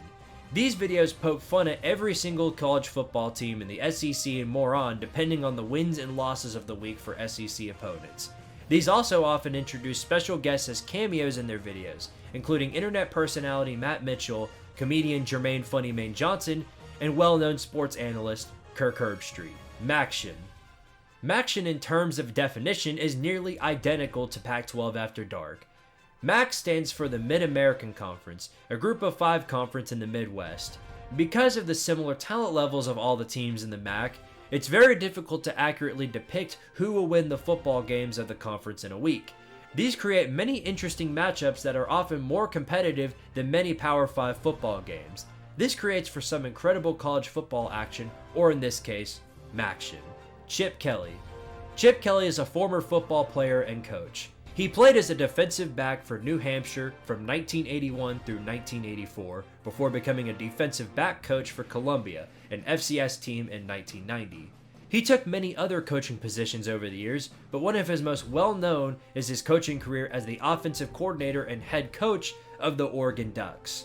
Chip Kelly was most well known for his take on the spread offense, which was meant to spread the defense out in order to create more big plays. In his first season as offensive coordinator in 2007, Oregon led the Pac-10 before it was renamed the Pac-12 in scoring and total offense with an astounding 467.54 yards per game, breaking the school record for most offensive yards in school history. This record was broken the following year, with Oregon amassing 484.8 yards per game. Because former coach Mike Bellotti was promoted to athletic director of the school, Kelly was promoted to head coach. From 2009 to 2011, Oregon won the Pac-12 every year and played in the 2011 BCS National Championship. Despite the success from 2007 to 2012, Kelly left Oregon for the NFL following an episode of sanctions put on Oregon by the NCAA due to alleged allegations that took place during Kelly's time there.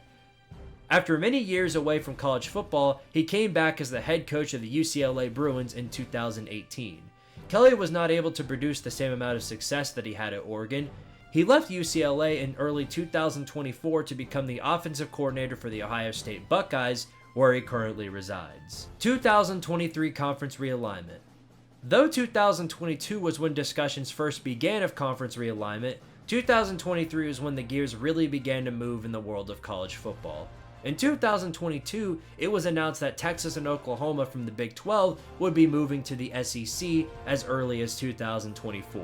The Big 10 proceeded to make the same move, bringing UCLA and USC from the Pac-12 over to the Big 10 as early as 2024. The Big 12 quickly made moves to expand their conference, adding members Cincinnati, Houston, BYU, and Central Florida into the conference for the 2023 season. In the summer of 2023, it was announced that Oregon and Washington would also be leaving the Pac-12 for the Big 10 in 2024. Following the news, Colorado announced their decision to return to the Big 12, with Arizona joining the move soon after. Arizona State and Utah also made the move soon after they did. In an attempt to expand, the ACC would add California and Stanford from the Pac-12 while also adding Southern Methodist University. Of the Pac-12 schools remaining, only Washington State and Oregon State were still in the conference. The Group of 5 conferences also had many expansions and relegations, adding FCS teams to their roster. Many programs in the ACC are heavily considering leaving the ACC. However, due to media contracts, this is easier said than done. Nothing in the conference has happened yet, but many say this could change sooner than later. The rest of the conference moves are expected to happen beginning in the 2024 season. I formation. The I formation is another common formation in college football. Becoming widespread in 1950 from Tom Nugent at Virginia Military Institute, this formation involves stacking the quarterback in front of the fullback and halfback and is much more squeezed together as compared to a spread offense, which spreads the receivers outwards. This formation heavily relies on the tight end position, which is a player that can be used as an extra receiver or a blocker. The tight ends are on the outside right next to the offensive line and will be often used as an extra blocker or receiver. Like any other formation, there are many variations to the I formation. It's also a formation which uses 2 tight ends rather than having one like most other formations in college football. Josh Pate. Josh Pate is a well-known college football personality who covers college football throughout the entire year. Pate runs a YouTube and podcast show called The Late Kick, which multiple times in a week covers everything college football related from recruiting, games, and coaches. The show is run on 247 Sports. As of June 20th, 2024, the Columbus, Georgia native has gained 258,000 subscribers on YouTube, with an average of over 30,000 viewers on every live show. Whiteout or blackout. The whiteout is something most common with the Penn State Nittany Lions as a tradition that is performed every year during one of the major home games of the season. As the tradition sounds, every fan of Penn State comes dressed in white, setting up what looks like a complete sea of white in the stadium. Beginning in 2002 as a defense against Nebraska's Sea of Red, these whiteouts are usually used during major games against conference opponents. The whiteout would stick out in the world of college football after a major upset over Ohio State in 2005, rallied behind the second largest crowd in Penn State history. It was originally something only students did, until 2007 when the whiteout code would be extended to the entire stadium. The whiteout is also done by other teams, including BYU. The blackout is identical to this feat, with the only difference being instead of white being worn, everybody wears black. The feat isn't nearly as popular as the whiteout, but has been done by multiple teams like Kentucky, Texas Tech, and Georgia. Notre Dame's independency. Notre Dame is an interesting team when discussing postseason college football. Notre Dame is considered a team at the Power 4 level despite not being a Power 4 team. Notre Dame is an independent team in college football, meaning they do not play in a conference and do not have a conference schedule to abide by. There are 3 other schools that are independents like Notre Dame, these being Army West Point, Connecticut, and Massachusetts Amherst, or UMass, but none are as prominent as Notre Dame. Notre Dame has a list of rivals that they play frequently. such as USC, Michigan, Stanford, and Boston College. But none of these go to any conference record since Notre Dame isn't in a conference. On top of this, Notre Dame, regardless of their record, doesn't play in a conference championship, meaning the best they can do in a regular season is 12-0. The reason for their independence isn't exactly pinpointed, but many say it's because of TV deals or because it makes Notre Dame's schedule intentionally easier. Side note, there has been a year where Notre Dame did play in a conference, playing in the ACC in 2020. However, they were defeated by Clemson in the ACC championship. Princeton. The Princeton Tigers are a college football team that currently plays as an FCS team and is often regarded as one of the founding fathers of college football. Their first game was played in 1869. Princeton, which at the time was called College of New Jersey, battled it out against the Rutgers Scarlet Knights. Princeton lost to Rutgers 6-4, where the rules were much different than where they were today, with the players kicking the ball akin to something like soccer. Princeton, from 1869 to 1950, has claimed 28 national titles, which, if true, means Princeton has the most national titles in college football history, beating Yale by 1 title. In 1955, Princeton joined the formation of the Ivy League, separating them from the national spotlight. Following the NCAA subdivision split of 1978, the Ivy League moved to the FCS level in 1982.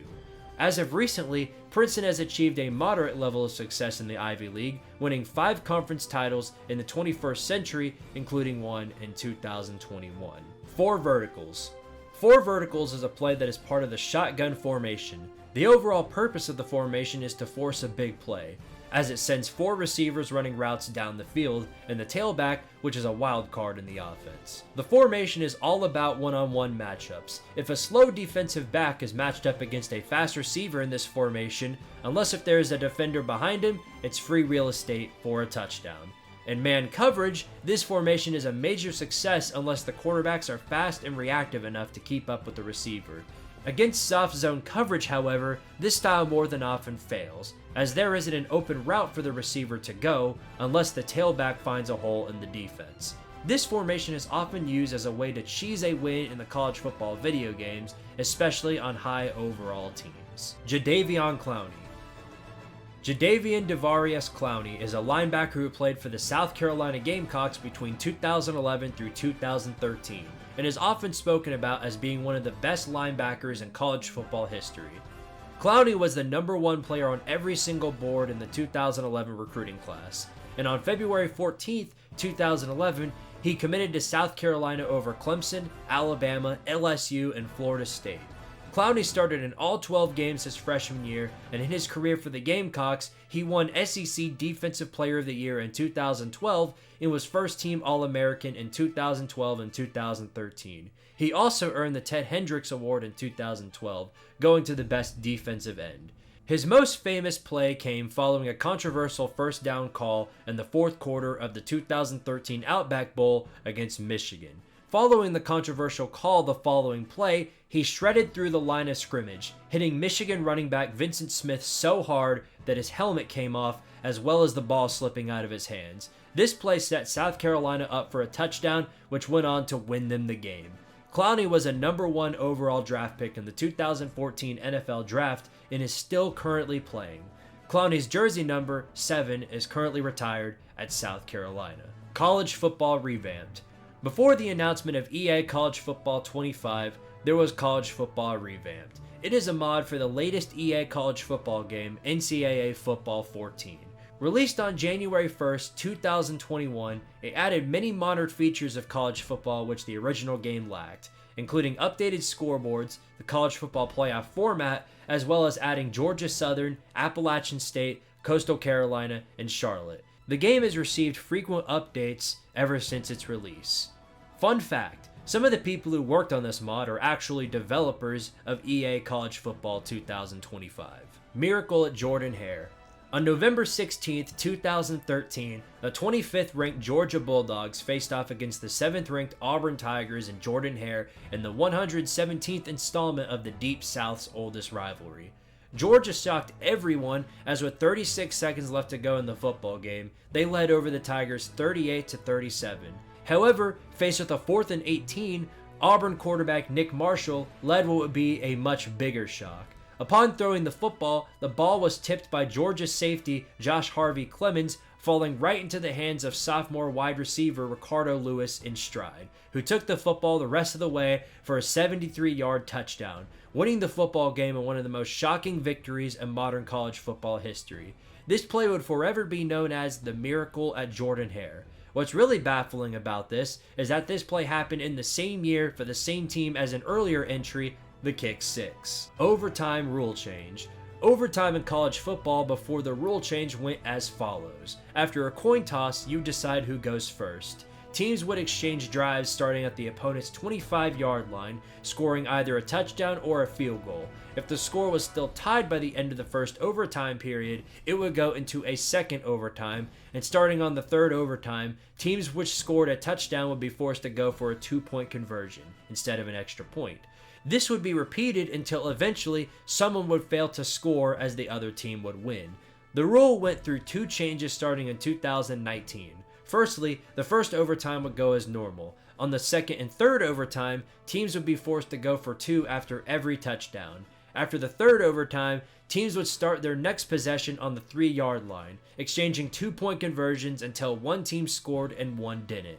In 2021, this rule got changed again, with the third overtime also being part of the 2-point exchange. This is the current overtime setup, with no changes being discussed as of recently. The Blind Side. The Blind Side is a sports drama film written by John Lee Hancock in 2019, telling the supposed true story of Michael Orr, a defensive lineman who was stuck in foster care due to his mother's drug addiction. Michael was taken in and adopted by the Toy family, with Sandra Bullock playing as Lee Ann Toy. The story follows Michael as he goes through school and football while also being a highly rated prospect. The movie featured many college football cameos, including Nick Saban, Tommy Tuberville, Lou Holtz, and Philip Fulmer. The movie was a massive success in the box office, grossing $309 million and winning Sandra Bullock an accolade of awards. In August of 2023, Michael Orr filed a lawsuit against the Toy family, claiming he was never actually adopted by the family, but was instead a part of a conservatorship, which gave them legal authority to make the business deals for themselves while giving Orr nothing in return. This ended with the conservatorship being terminated in September 29th of 2023. Last Chance U. Last Chance U is an American documentary series produced by Netflix, which follows the story of college football programs across the country with players who have struggled to find any structure in life. These struggles include academic failures, trouble with the law, or mental blockades. The show tells the story of many players and what their time on the gridiron was like.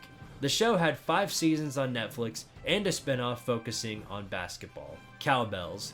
The cowbell is one of the most well-known traditions of the SEC.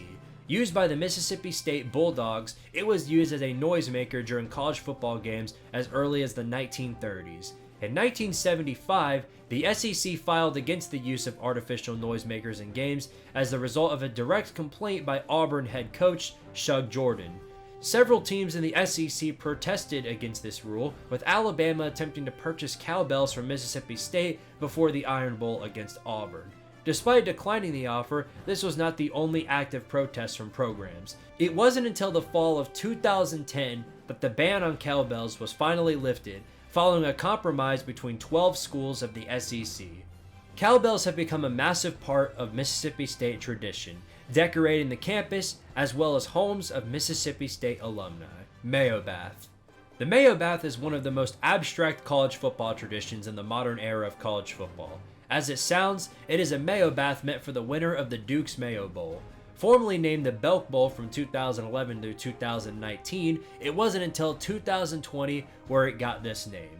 The bowl game's tie-ins feature an ACC team versus either a Big Ten team on even years or an SEC team on odd-numbered years.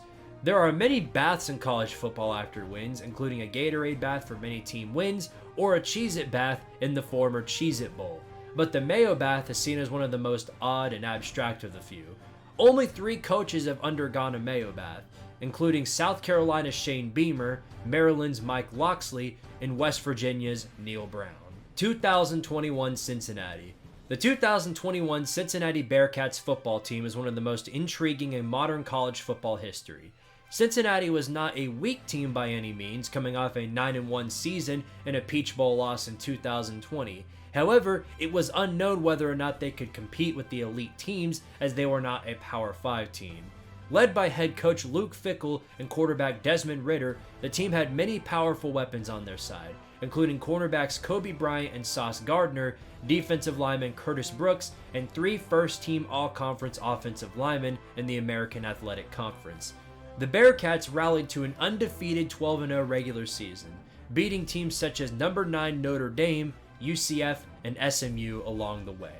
After an AAC championship win over number 21 Houston, Cincinnati sat at number 4 in the college football playoff poll, and to the surprise of many media members, Cincinnati was admitted into the college football playoffs as the number 4 seed, taking on number 1 Alabama. Though they lost 27-6, they put up over 200 yards of offense on the Crimson Tide. This remains the only Group of 5 team to enter the college football playoffs. Ernie Davis. Ernie Davis was a football player who played as a halfback for the Syracuse Orange from 1959 through 1961. Davis excelled at many sports, including baseball, basketball, and football in grade school. He was requested by Jim Brown, a former Syracuse player, to commit to the Orange. He accepted the request, winning a national championship with the Orange in 1959, along with many other accolades, including unanimous All-American in 1961. He was selected first overall in the NFL draft by the Cleveland Browns, being paired with, ironically enough, Jim Brown. However, tragically, Davis was diagnosed with leukemia in the summer of 1962, and despite treatment, Davis would pass away on May 18, 1963. Davis had 2 commemorative statues, one of which stands on the campus of Syracuse at Hendricks Chapel, where the number 44 is retired for the Orange. There was also a modern picture published in 2008 named The Express, the Ernie Davis story. Low down, dirty, and some snitches. Prior to the matchup between the Tennessee Volunteers and Alabama Crimson Tide, called the third Saturday in October in 2007, an interview was performed with Alabama student Ivan Carney. Carney gave his unrestrained thoughts about the hated rivals on CBS 42, saying that they are, quote, low down, dirty, and some snitches. The rant from the student has become famous across Alabama fans, and it is mentioned yearly when talking about the third Saturday in October. Carney later said that the video gained that level of popularity because, quote, you can't fake that type of passion. Catholics versus convicts. This is the nickname given to the 1988 matchup between the Notre Dame Fighting Irish and the Miami Hurricanes. The phrase was a t-shirt slogan created prior to the game by Joe Frederick, Michael Caponegro, and Pat Walsh. Before the 1988 season kicked off, 2 Miami players were arrested publicly with their scholarships taken away, spearheading the nickname. As for the game itself, Lou Holtz and the Fighting Irish won the game 31-30 following a failed 2-point conversion by Miami and head coach Jimmy Johnson. This was Miami's first loss since losing to Florida in 1985. The teams would go on at the end of the season winning the rest of their games, which ended with them number 2 and number 1 in the AP poll, giving Notre Dame a claimed national championship. There is also a 2016 ESPN 30 for 30 documentary with the same nickname, following the story of the football game in question. Stetson Bennett. Stetson Bennett is a former college football quarterback with one of the most interesting stories of any player in the modern era. Nicknamed the Mailman, Bennett started his career as a walk-on for the University of Georgia in 2017 before transferring to Jones County College in Mississippi in 2018. He threw for 1,840 yards in his season with Jones College before being admitted back into the Georgia Bulldogs roster in 2019, where he played as the backup quarterback for Jake Fromm. He would become the starter in 2020 after poor play from quarterback DeJuan Mathis in his first game of the season against Arkansas. Though JT Daniels took the starting job not long afterward, he would gain it back in his 5th season following an injury to Daniels in the first few weeks of the season. Bennett led Georgia to a 12-0 regular season record, and though they would lose to Alabama in the SEC championship, Bennett would get revenge in the College Football Playoff National Championship, winning Georgia their first national championship in 41 years. 2022 was an even better season for Stetson Bennett, as Georgia went 15-0, beating number 11 Oregon, number 1 Tennessee, number 14 LSU in the SEC championship, number 4 Ohio State in the college football playoff semifinal, and beating number 3 TCU in the most lopsided national championship in recent history, 65-7. Bennett was a 2022 Heisman finalist, a 2022 Manning Award winner, and a 2022 Burlsworth Trophy winner, and is seen as one of the most accomplished walk-ons in college football history. Second and 26. The 2018 National Championship featured 2 one-loss teams from the 2017 season, between the 12-1 Alabama Crimson Tide and the 13-1 SEC champion Georgia Bulldogs. These 2 teams were seen as 2 of the most loaded teams in college football with similar feats and disadvantages. The game itself was competitive down to the wire, with Georgia leading 13-0 in the first half, with Alabama making a comeback in the fourth quarter, with Alabama quarterback Tua Tagovailoa leading the Crimson Tide down the field to tie the game at 20 each with 3:49 left to go. Alabama regained possession, but an Andy Papanestos missed field goal sent the game into overtime. Georgia possessed the football first, being forced into a 3-and-out, and after a sack on Jake Fromm, Georgia made a 51-yard field goal. On Alabama's drive, it started with the sack by Georgia, resulting in a 16-yard loss, forcing a second down and 26. On this play, Tua Tagovailoa hit receiver Devontae Smith in stride, scoring a touchdown, winning the national championship in walk-off fashion. This play, which ultimately decided the game, would be nicknamed Second and 26.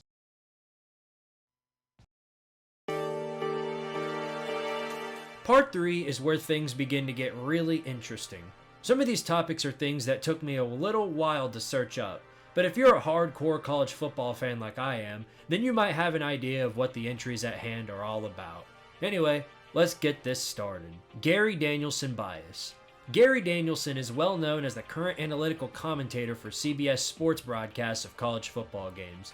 Since 2006, he has been a part of the CBS commentary crew, originally with Vern Lundquist until 2017 when Brad Nessler took over as the play-by-play commentator. Over the years of being a part of CBS, he has received a massive amount of criticism from fans all across the country, with the main gripe against him being that he is biased for or against some teams, specifically highlighting the ones with the largest revenue value.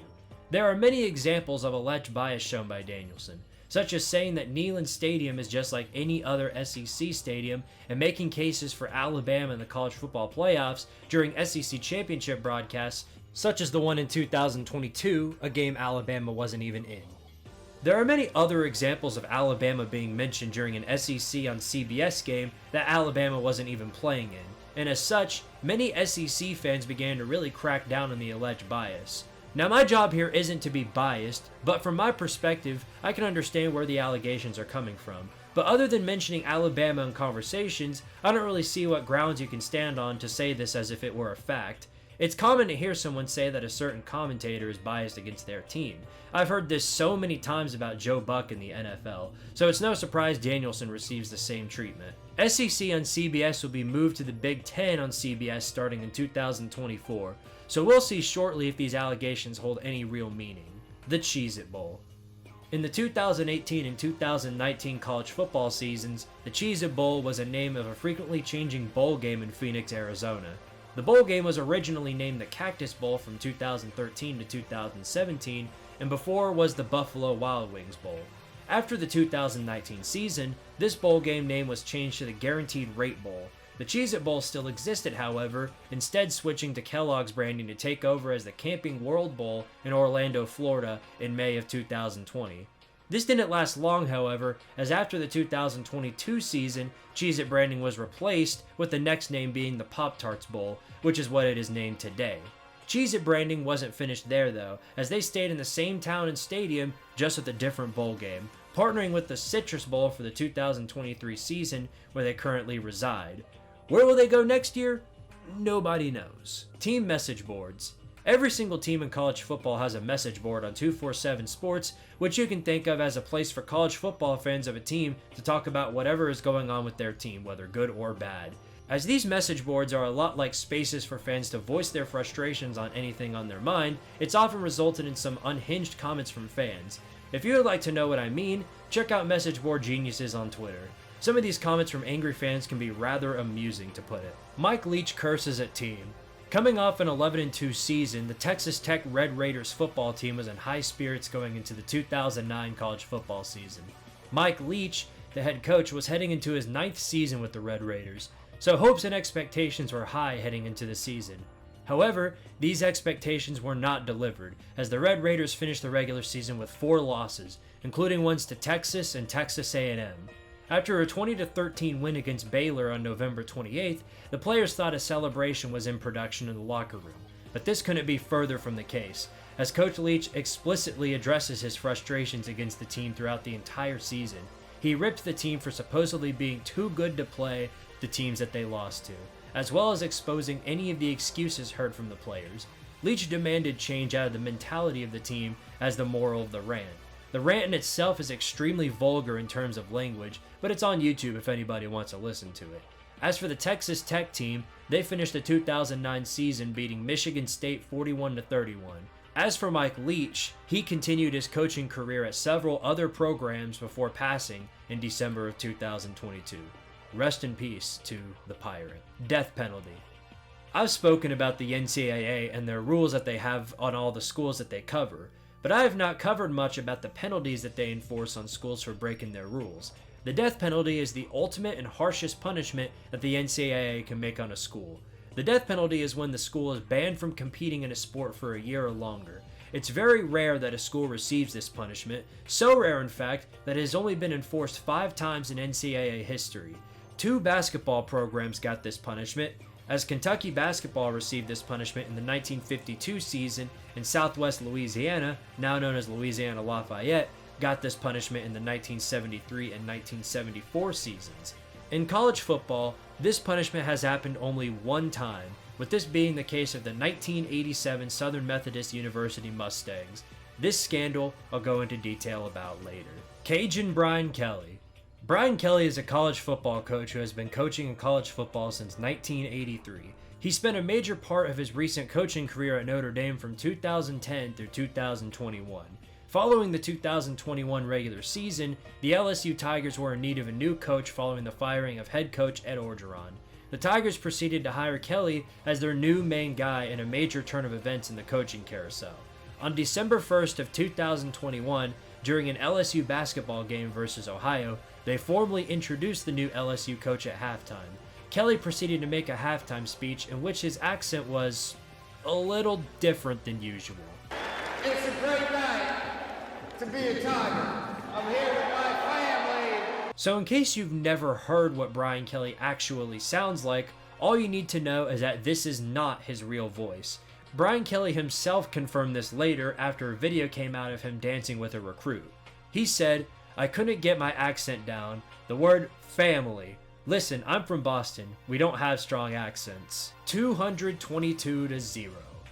For this entry, we have to go all the way back to 1916, when the Cumberland Bulldogs went on the road to take on the Georgia Tech Yellow Jackets. Cumberland was a program that was just coming off disbanding the football program, yet regardless of the disbandment, they were not allowed to cancel the game. The head coach of the Yellow Jackets, John Heisman, would not allow them to.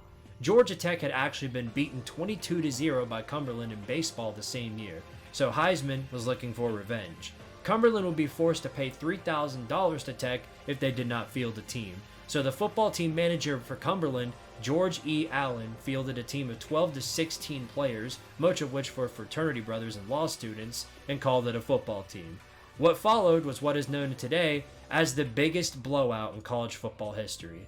Approximately, Georgia Tech rushed for 922 yards and 32 touchdowns, not even passing the ball once, and won the game 222-0. No score in history has ever come close to competing with this lopsided score, and it's most certain that anything like this will never happen again. MSU Tunnel Fight. On October 29, 2022, the Michigan Wolverines and the Michigan State Spartans faced off in Ann Arbor, Michigan. The game itself was one-sided, with Michigan winning the game 29-7.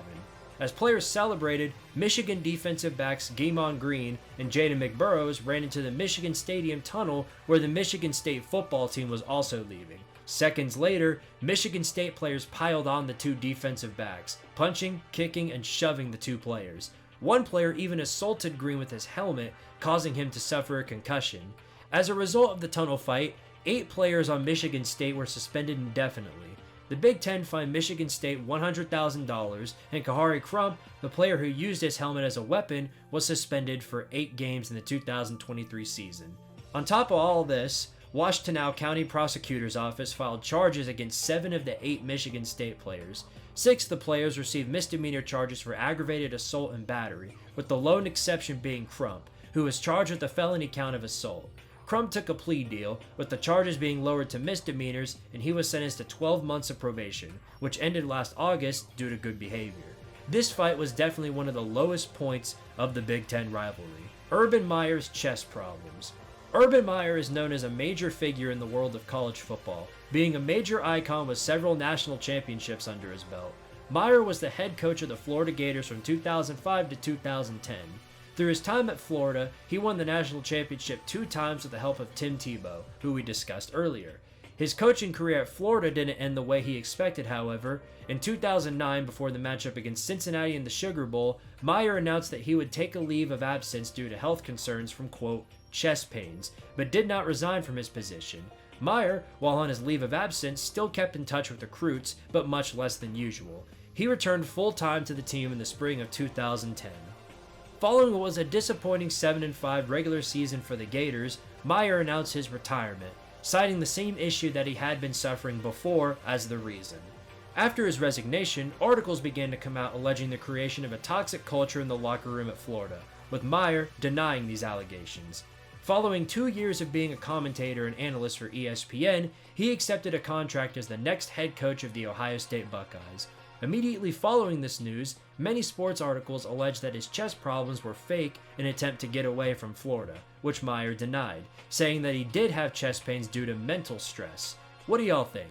Was he really faking it? UAB football cut. UAB stands for the University of Alabama Birmingham and is a program that began recently in the grand scheme of college football, beginning in 1991.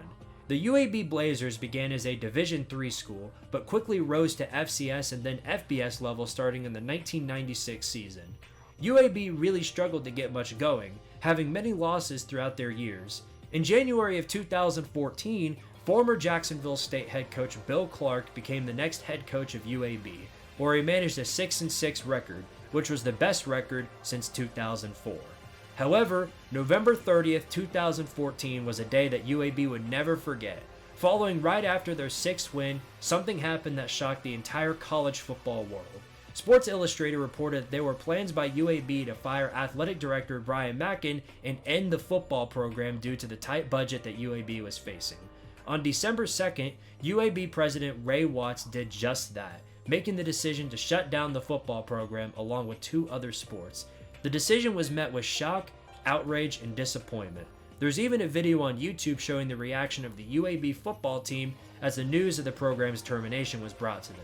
Not all was lost though, as later on, the program would be reinstated for the 2017 season after a fundraiser raised up to $27 million.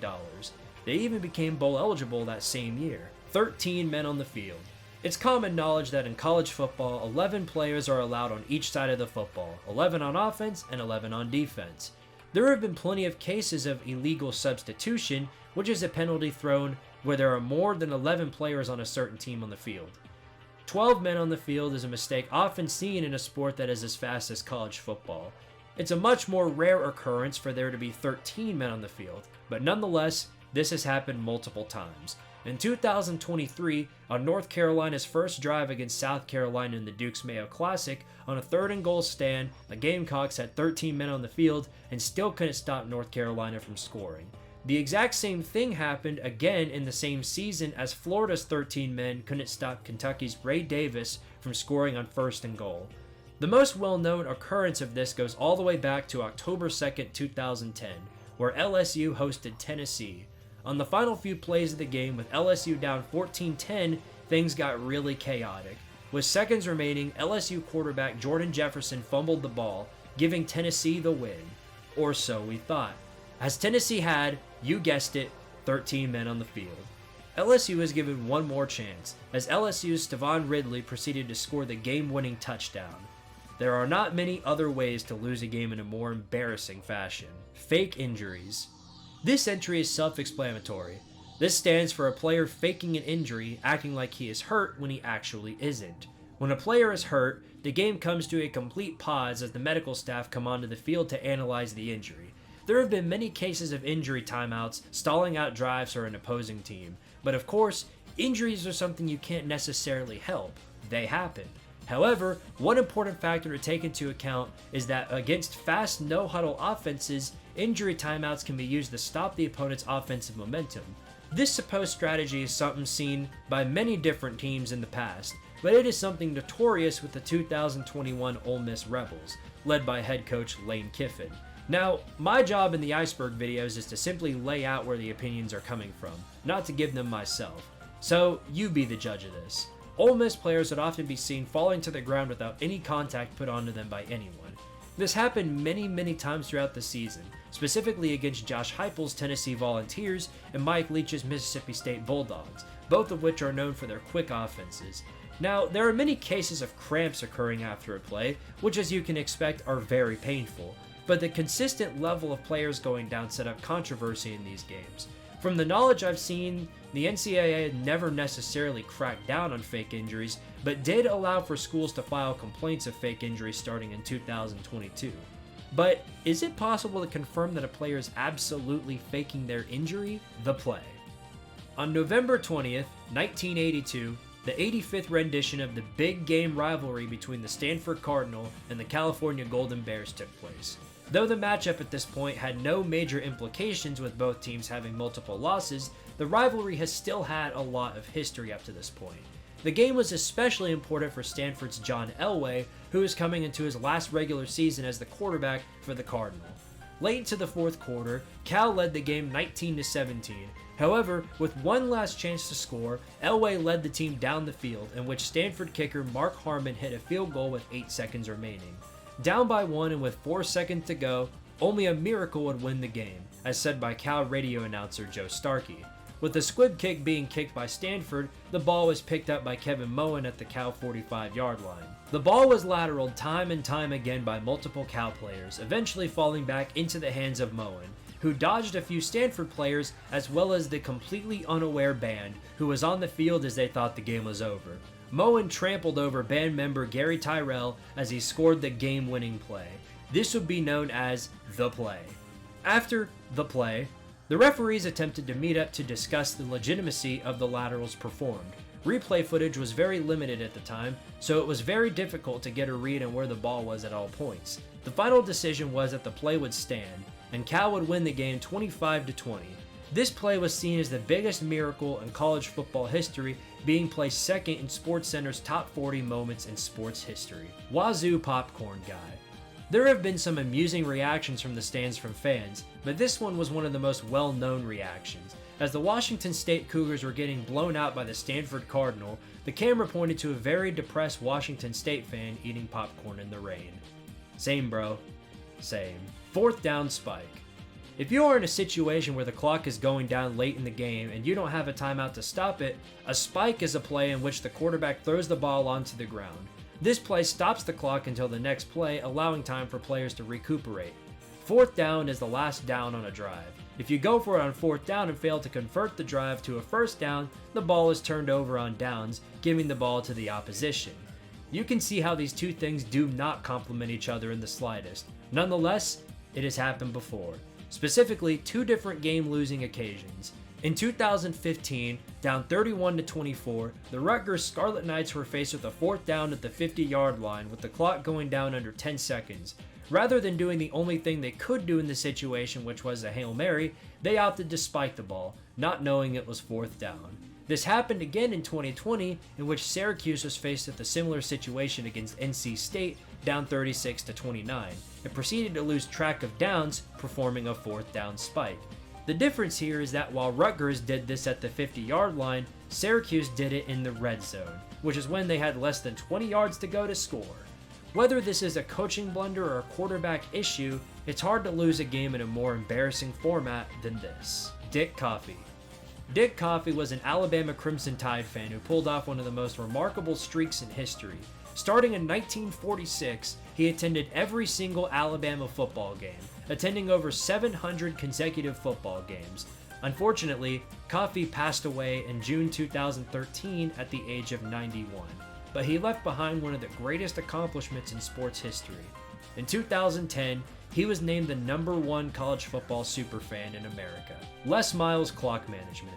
Les Miles was the head coach of the LSU Tigers from 2005 to 2016.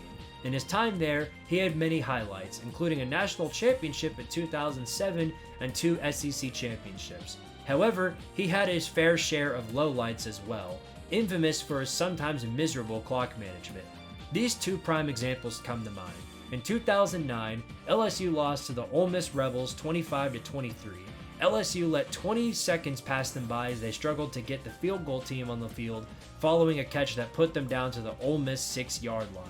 They were not able to get the field goal team on in time, losing the game and not even getting the chance to kick what very well could have been the game-winning field goal. In 2016, Les Miles let a large amount of time pass him by as LSU was down 18-13 to Auburn in the 4th quarter. On the final play of the game, quarterback Danny Etling threw the game-winning touchdown to DJ Chark to win the game for LSU. Or so would have been the case if it not been for the fact they did not snap the ball in time.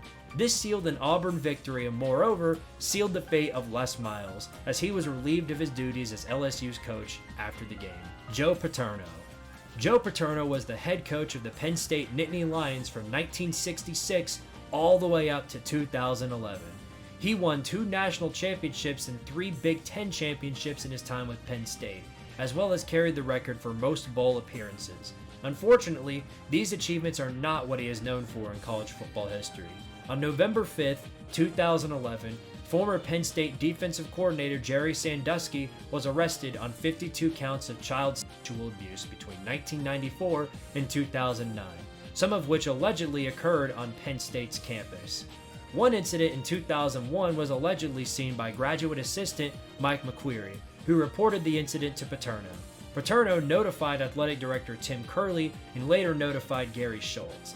These details were reported by Paterno in a 2011 grand jury investigation.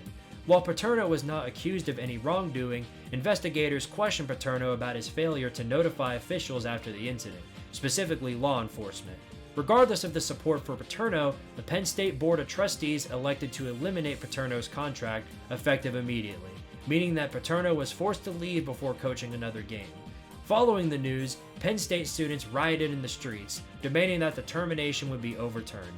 However, the board stayed strong in their decision. On January 22, 2012, Paterno would pass away, bringing more fuel to the fire.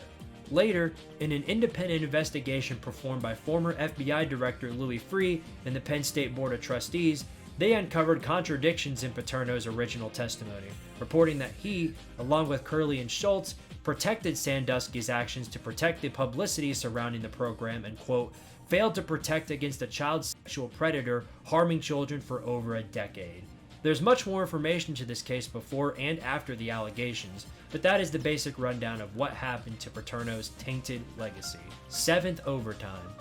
On November 24, 2018, Jimbo Fisher's Texas A&M Aggies took on Ed Orgeron's LSU Tigers. Going into the end of regulation, the game was tied at 31 each. What followed was 7 overtime periods, which tied for the most overtime periods with 4 other games. The game went on for a total of nearly 5 hours, with both seemingly never losing gas. Finally, in the 7th overtime, LSU's failed 2-point conversion gave the Aggies the chance they needed to win by scoring their own 2-point conversion, winning the game 74-72. This game holds the title for second most points scored in a football game since the NCAA began to record scores in 1937, being only behind a Division II matchup in 2008 between Abilene Christian and West Texas A&M, where 161 points were scored. It is believed that this game is the reason why overtime rules were later changed in college football. Nick Saban versus Jimbo Fisher. These two coaches used to work with each other in college football, being on the same LSU coaching staff at one point. These two had a feud in college football that was not shared with many coaches, dating back to 2017, where after leaving Florida State, Jimbo Fisher would become the next head coach of the Texas A&M Aggies. Through the years, the two went on as regular business. Even following a huge Texas A&M upset against Alabama in 2021, there was no real sign of a feud between the two coaches. This all changed, however, in 2022 as Texas A&M signed the #1 recruiting class in the nation, ahead of Alabama's #2 class. Speaking at a fundraiser in Birmingham in May, Saban took a direct jab at A&M when speaking about the consequences of NIL. He said, quote, "I know the consequence is going to be difficult for the people who are spending tons of money to get players. You read about it, you know who they are. We were second recruiting last year, A&M was first. A&M bought every player on their team, made a deal for name, image, and likeness. We didn't buy one player. Fisher made a quick rebuttal to this statement, calling Saban a narcissist, calling his comments despicable. The feud very quickly picked up spotlight in the college football world, even leaving Ole Miss head coach Lane Kiffin, quote, speechless. SEC Commissioner Greg Sankey would later reprimand both coaches, pointing out, quote, public criticism of any kind does not resolve issues and creates a distraction from seeking solutions for the issues facing college athletics today. Though both coaches made it clear that they were done worrying about each other's issues, the offseason feud sparked extra interest in the October matchup between the two teams, a game in which Alabama won 24-20. Nowadays, the two coaches are on better terms, despite Fisher's departure from Texas A&M in 2023. Ninth overtime. You thought 7 overtimes were as bad as it gets? Not quite. On October 23, 2021, 5-1 Penn State was coming off a loss to #3 Iowa. James Franklin and the Nittany Lions were hosting the 2-5 Illinois Fighting Illini. The game was a low-scoring dogfight, being tied at 10 at the end of regulation. Both teams kicked field goals to keep the game going to the second overtime, which was not any different, as both teams kicked field goals again. This was the first year of the newly invented overtime system, which made the third overtime and beyond alternating 2-point conversions. Both teams failed to score in the third overtime, and the fourth, and the fifth, and the sixth, and the seventh. Finally, in the 8th overtime, Brandon Peters, Illinois' backup quarterback for previously injured Arthur Satowski, threw a completion to Isaiah Williams, but Penn State responded with a scoring run by Noah Cain. In the 9th overtime, Penn State once again failed to convert. However, Illinois' Peters threw a completion to Casey Washington to win the game. This is the one and only case of a game in NCAA football going to 9 overtimes. If anyone is curious, despite the huge win against number 7 Penn State on the road, Illinois ended the season 5-7. Penn State was never able to recover from the loss as they lost 3 of the next 5 games and ended the season 7-6 after a loss to Arkansas in the Outback Bowl. 1 second left. 1 second left can be in reference to a few different moments in college football, but I'll go over one in particular which was the most impactful. On November 1st, 2008, a significant rivalry matchup was played between number 1 Texas and the 6th and 7th ranked Texas Tech, depending on which poll you pay attention to. Both teams were undefeated. With 1:29 left in the game, Texas Tech was down 33-32 to the Longhorns, but quickly drove down the field thanks to the work of quarterback Graham Harrell. Now at the Texas 28-yard line, Harrell's pass was deflected by Blake Gideon, who missed a potential interception to seal the win for Texas. On the next play, with 8 seconds to go, Harrell passed to Michael Crabtree, who broke a tackle next to the sidelines and scored a touchdown. Thousands of Texas Tech fans rushed the field but had to be moved away by officials as there was still 1 second left in the game. Regardless, Texas wasn't able to do enough to score, and the Red Raiders won in one of the most significant games of the season. 1 second left can also be in reference to another legendary moment in sports history, the kick 6, making it the 3rd time now I've mentioned this entry, Marco Wilson's shoe throw. At the end of the 2020 regular season, the number 6 Florida Gators and the 3-5 LSU Tigers met in Tigers Stadium, a game which was postponed due to widespread outbreaks of COVID-19 on the Florida football team. With playoff hopes alive and Heisman hopes for Florida quarterback Kyle Trask, the Florida Gators were expected to run this game and win easily, being favored by over 3 touchdowns. However, this was far from the case, as LSU and Florida were tied at 34 with minimal time left in the 4th quarter. Florida managed to get a 3rd down stop against LSU, but before LSU lined up in punt formation, Florida cornerback Marco Wilson took LSU Cole Taylor's shoe and threw it 20 yards downfield, resulting in an unsportsmanlike conduct penalty and giving LSU a fresh set of downs. This resulted in LSU kicker Cade York hitting a career-long 57-yard field goal, giving LSU the lead with 23 seconds left. Though Florida got close enough for kicker Evan McPherson to attempt a 51-yard field goal, the kick sailed to the left, sealing LSU's win and ending Florida's playoff hopes. Though Marco Wilson was heavily criticized on the internet, Wilson doubled down on his decision. In summer of 2023 on the Footballville podcast, he was asked if he would throw the shoe again if he had the chance, in which in response, he said, 100%. Bluegrass Miracle. On November 9th, 2002, the number 16 LSU Tigers traveled to Lexington, Kentucky to face off against the 6-3 Kentucky Wildcats. Kentucky was an underdog against the defending SEC champions, but this did not deter the Wildcats. Down 24-14 in the fourth quarter, they climbed their way back into the game with a 13-3 run to tie the game at 27. Kentucky on their final drive opted to kick a field goal at the LSU 11-yard line. After using their final timeout with 15 seconds left, Kentucky scored the field goal, now leading LSU 30-27. At their own 26-yard line, LSU was forced to go for the desperation Hail Mary. The chances to score were almost zero, as LSU quarterback Marcus Randall did not have the arm to throw the ball over 70 yards down the field. Nonetheless, there were no other options. Dialing up what they dubbed the Dash Right 93 Berlin, Randall threw the ball from the LSU 18-yard line. Believing they had already won, Kentucky fans began to rush the field. However, the ball was deflected right into the hands of striding wide receiver Davari Henderson, who rushed the ball all the way back to the end zone for the game-winning touchdown, winning the game 33-30 for LSU. Many Kentucky fans did not realize they had lost, so they continued to celebrate on the field, tearing down the goalpost.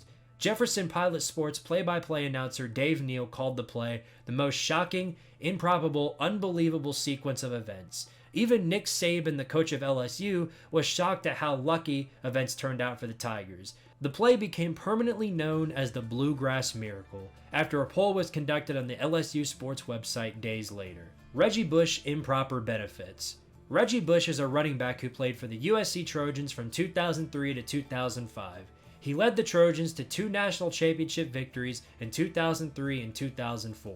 He won the Heisman Trophy in 2005, as well as the Doak Walker and Walter Camp Awards, among others. Unfortunately, this is not the end of the story, as in 2006, reports surfaced raising questions about whether Bush's family received gifts in violation of NCAA policies. Sports agent Lloyd Lake sued Reggie Bush and his family in November of 2007. This NCAA investigation was merged with another one, which went after former USC basketball player O.J. Mayo for the same allegations. On December 28, 2009, the case proceeded to trial, and by June 10, 2010, the NCAA cracked down on USC in a major way, concluding that Bush had received gifts from Lake and his partner, Michael Michaels, from at least December 2004 onward, including a limousine ride to the 2005 Heisman Trophy presentation. USC was given 4 years probation, a bowl ban for the 2010 and 2011 seasons, a loss of 30 scholarships over 3 years, and USC was forced to vacate the last 2 wins of the 2004 season along with all wins from the 2005 season. On top of all of this, Bush's accolades were forfeit, including his 2005 Heisman Trophy, which he voluntarily forfeit. They say time heals all wounds though, and after petitions from Bush to have his trophy reinstated, they had his Heisman Trophy returned to him on April 24, 2024, citing enormous changes in the college football landscape. You guys tell me, is this a win for NIL? Hugh Freeze scandals. Hugh Freeze was a former baseball player and current football coach. He coached for many schools, including tight end coach for Ole Miss, offensive coordinator, and head coach for Arkansas State, and from 2012 to 2016, he was the head coach of the Ole Miss Rebels. Freeze was one of the only 3 SEC coaches to beat Nick Saban in back-to-back years, joining Steve Spurrier and Les Miles. However, it was also at Ole Miss where he was caught in a significant violation of NCAA rules. In January of 2016, the NCAA charged Ole Miss with numerous recruiting violations. This was after an investigation showed evidence of Ole Miss players receiving impermissible benefits from boosters and employees. Ole Miss officials denied these allegations, claiming they happened under the coach before Freeze, that being Houston Nutt. The investigation took a turn for the worse for Freeze when former star offensive tackle Laramie Tunsil actively admitted to taking money from an assistant of Freeze. Freeze was accused of not monitoring his assistants. In February of 2017, Ole Miss withdrew from bowl participation for the following season. The rabbit hole got deeper, however, as in July of 2017, Houston Nutt sued Ole Miss for defamation regarding the comments from earlier, which was met with a public apology from Ole Miss. Along with the lawsuit, Nutt's attorneys filed a Freedom of Information request for calls Freeze made on his university-issued cell phone during January 2016. For those who are not aware, Freedom of Information relates to the public's ability to access government records, meetings, and other information. Through this information, Nutt's attorneys found a pattern of calls given to female escort services, and with nowhere left to run, Freeze was given an ultimatum from Ole Miss Chancellor Jeff Fator and Athletic Director Ross Bjork: resign or be fired. Freeze resigned on July 20th, 2017.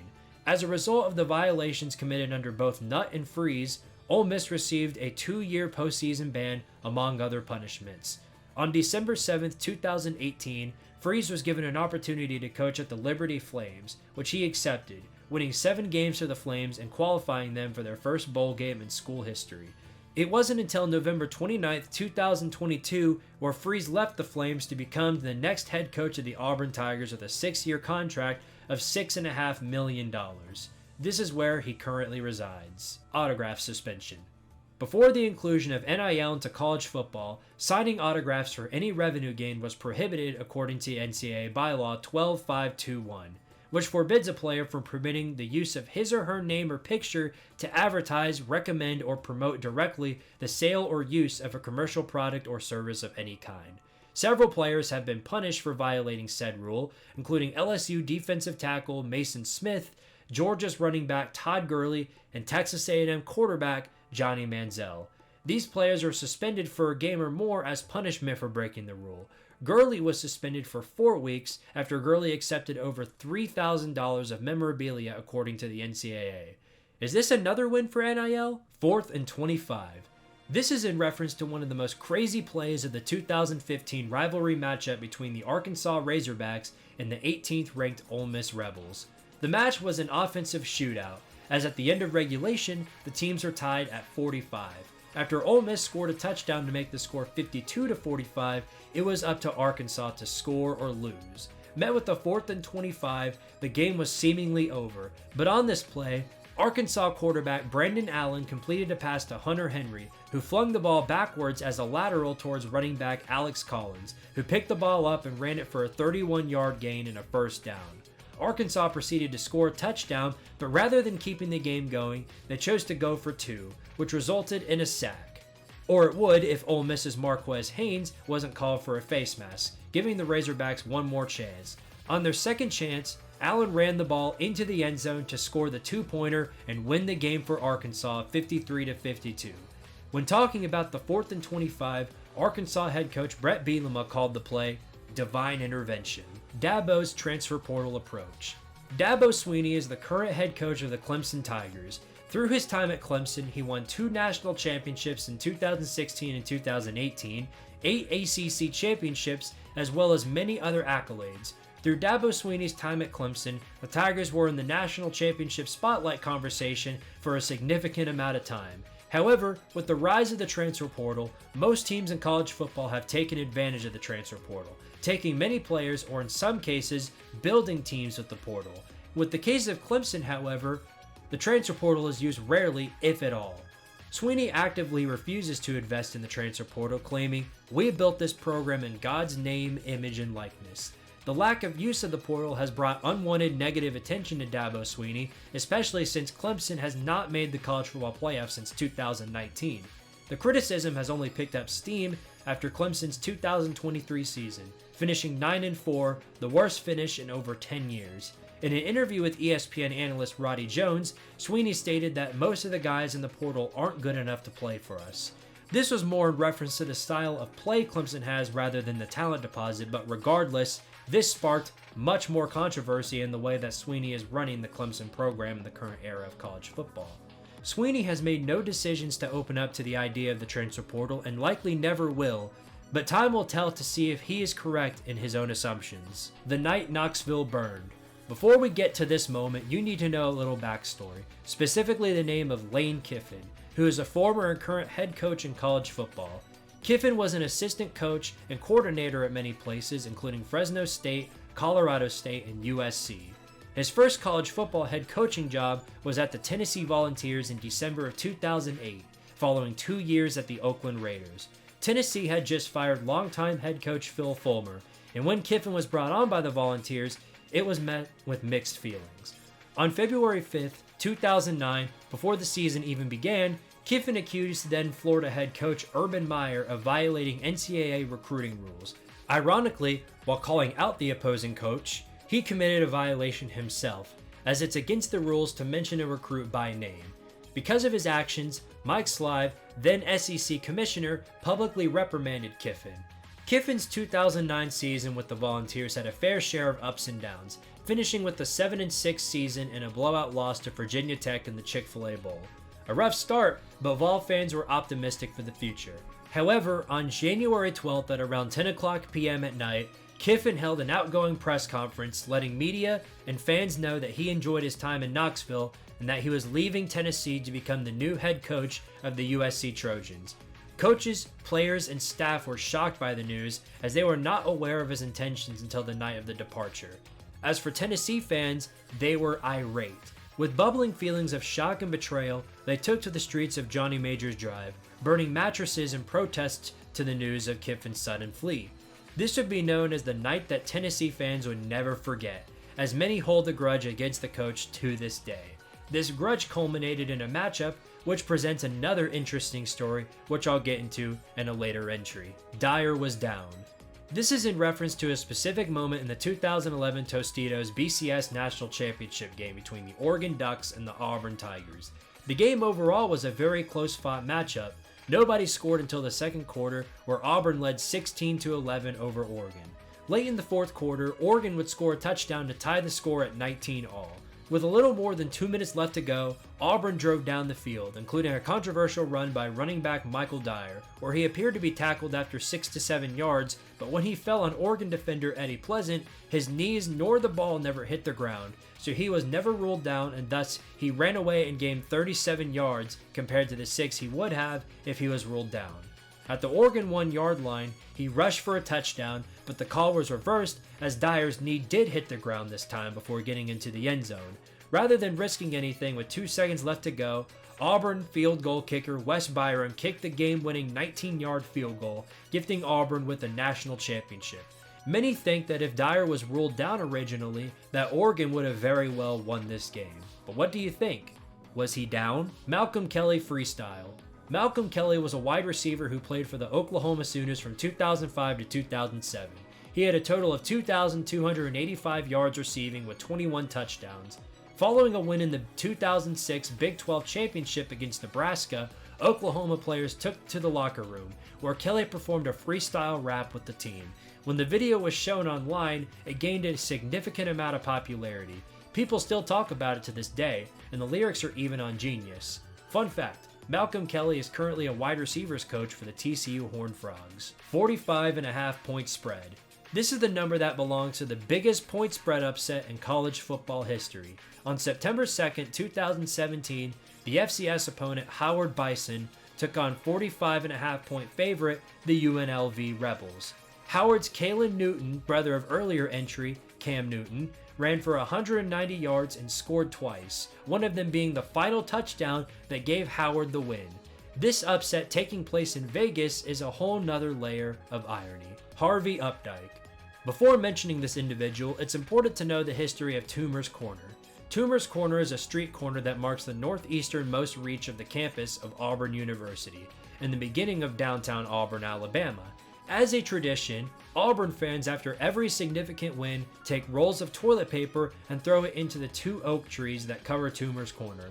A man by the name of Harvey Updike made national headlines when in 2010 he poisoned the 2 trees in the corner.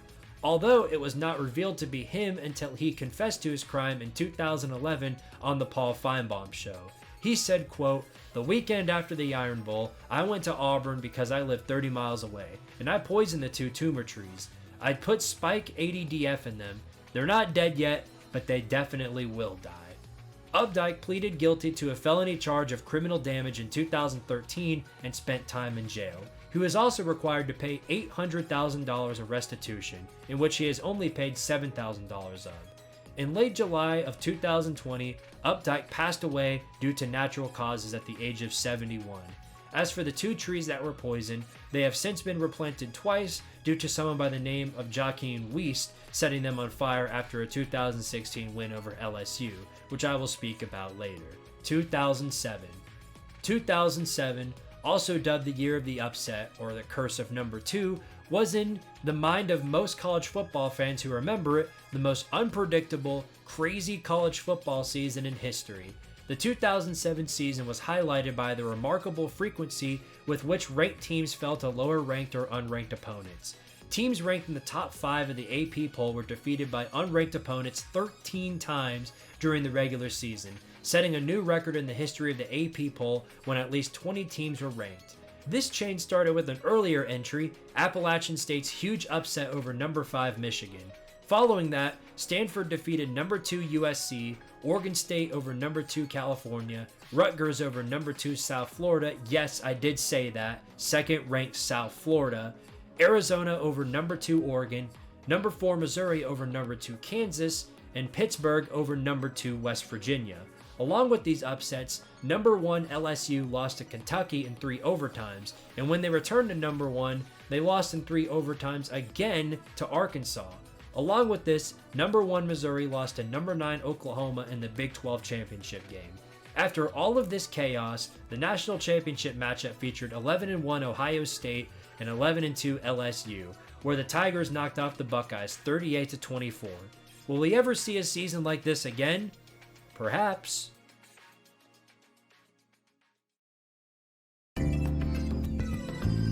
I feel like this is self-explanatory, but from here on out, the knowledge presented here is going to be entries that only die-hard college football fans will likely know. If you've heard of it, you likely don't know the entire story, or it's layered in mystery. With all that said though, let us begin. Statue of Liberty. Inspired by the American monument, the Statue of Liberty is a trick play in college football.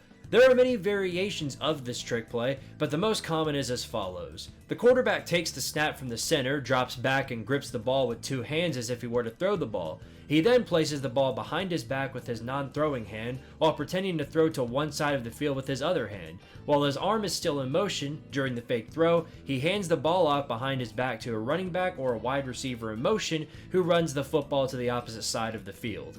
Get all that? I hope you did. The quarterback's post is a close resemblance to the Statue of Liberty, thus the name. There are many examples of the play being used in the college football world, but by far the most significant is from the 2007 Fiesta Bowl, where Chris Peterson and the Boise State Broncos used the play on a 2-point conversion in overtime to win the game against the heavily favored Oklahoma Sooners. Because of this one play, the formation has one of the most intriguing legacies of any play in college football, despite only happening a handful of times. 14-team playoff. The 14-team playoff is as you expected.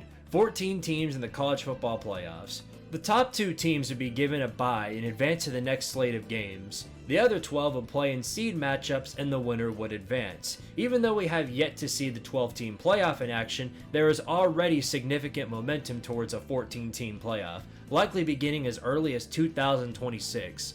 At this point in time, the format and auto bids are yet to be determined, although something that is known is that conferences will receive financial distribution based on how many of their conference's teams are in the playoff. I'm sure this won't result in any more conference expansion or regulation to come. 5th down.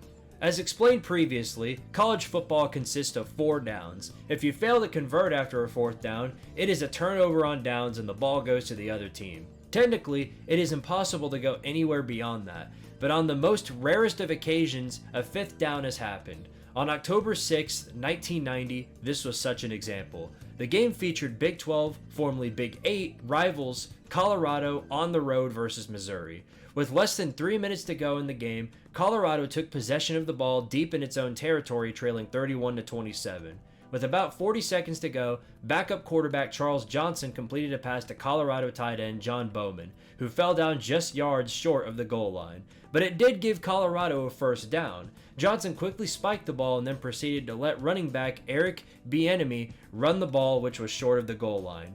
Colorado used their final timeout in this moment, and during the timeout, game officials forgot to set the down to third down rather than second. The Buffaloes did the exact same play, which was once again short. Now fourth down, Johnson spiked the ball thinking it was third down.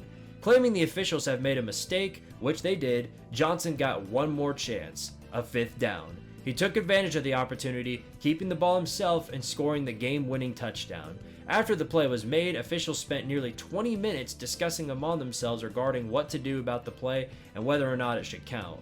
They concluded that the play stands, setting up what would be one of the most controversial endings in college football history. Although Colorado was allowed to keep its win, referee J.C. Louderback and the entire officiating crew were suspended for a week following the game. Fun fact, the fifth down also happened during a 1940 matchup between Dartmouth and Cornell. TCU beer attack. On September 21, 2015, two football players from Texas Christian University, or TCU for short, were arrested following allegations of beating up TCU students and stealing their Keystone Light beer.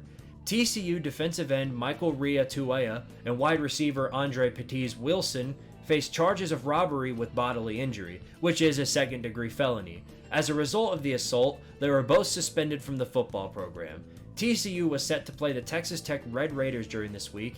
In an act of mockery, a grocery store next to Texas Tech University proceeded to have cases of Keystone Light as a separate display with a price cut saying, "It's a steal at a price that low."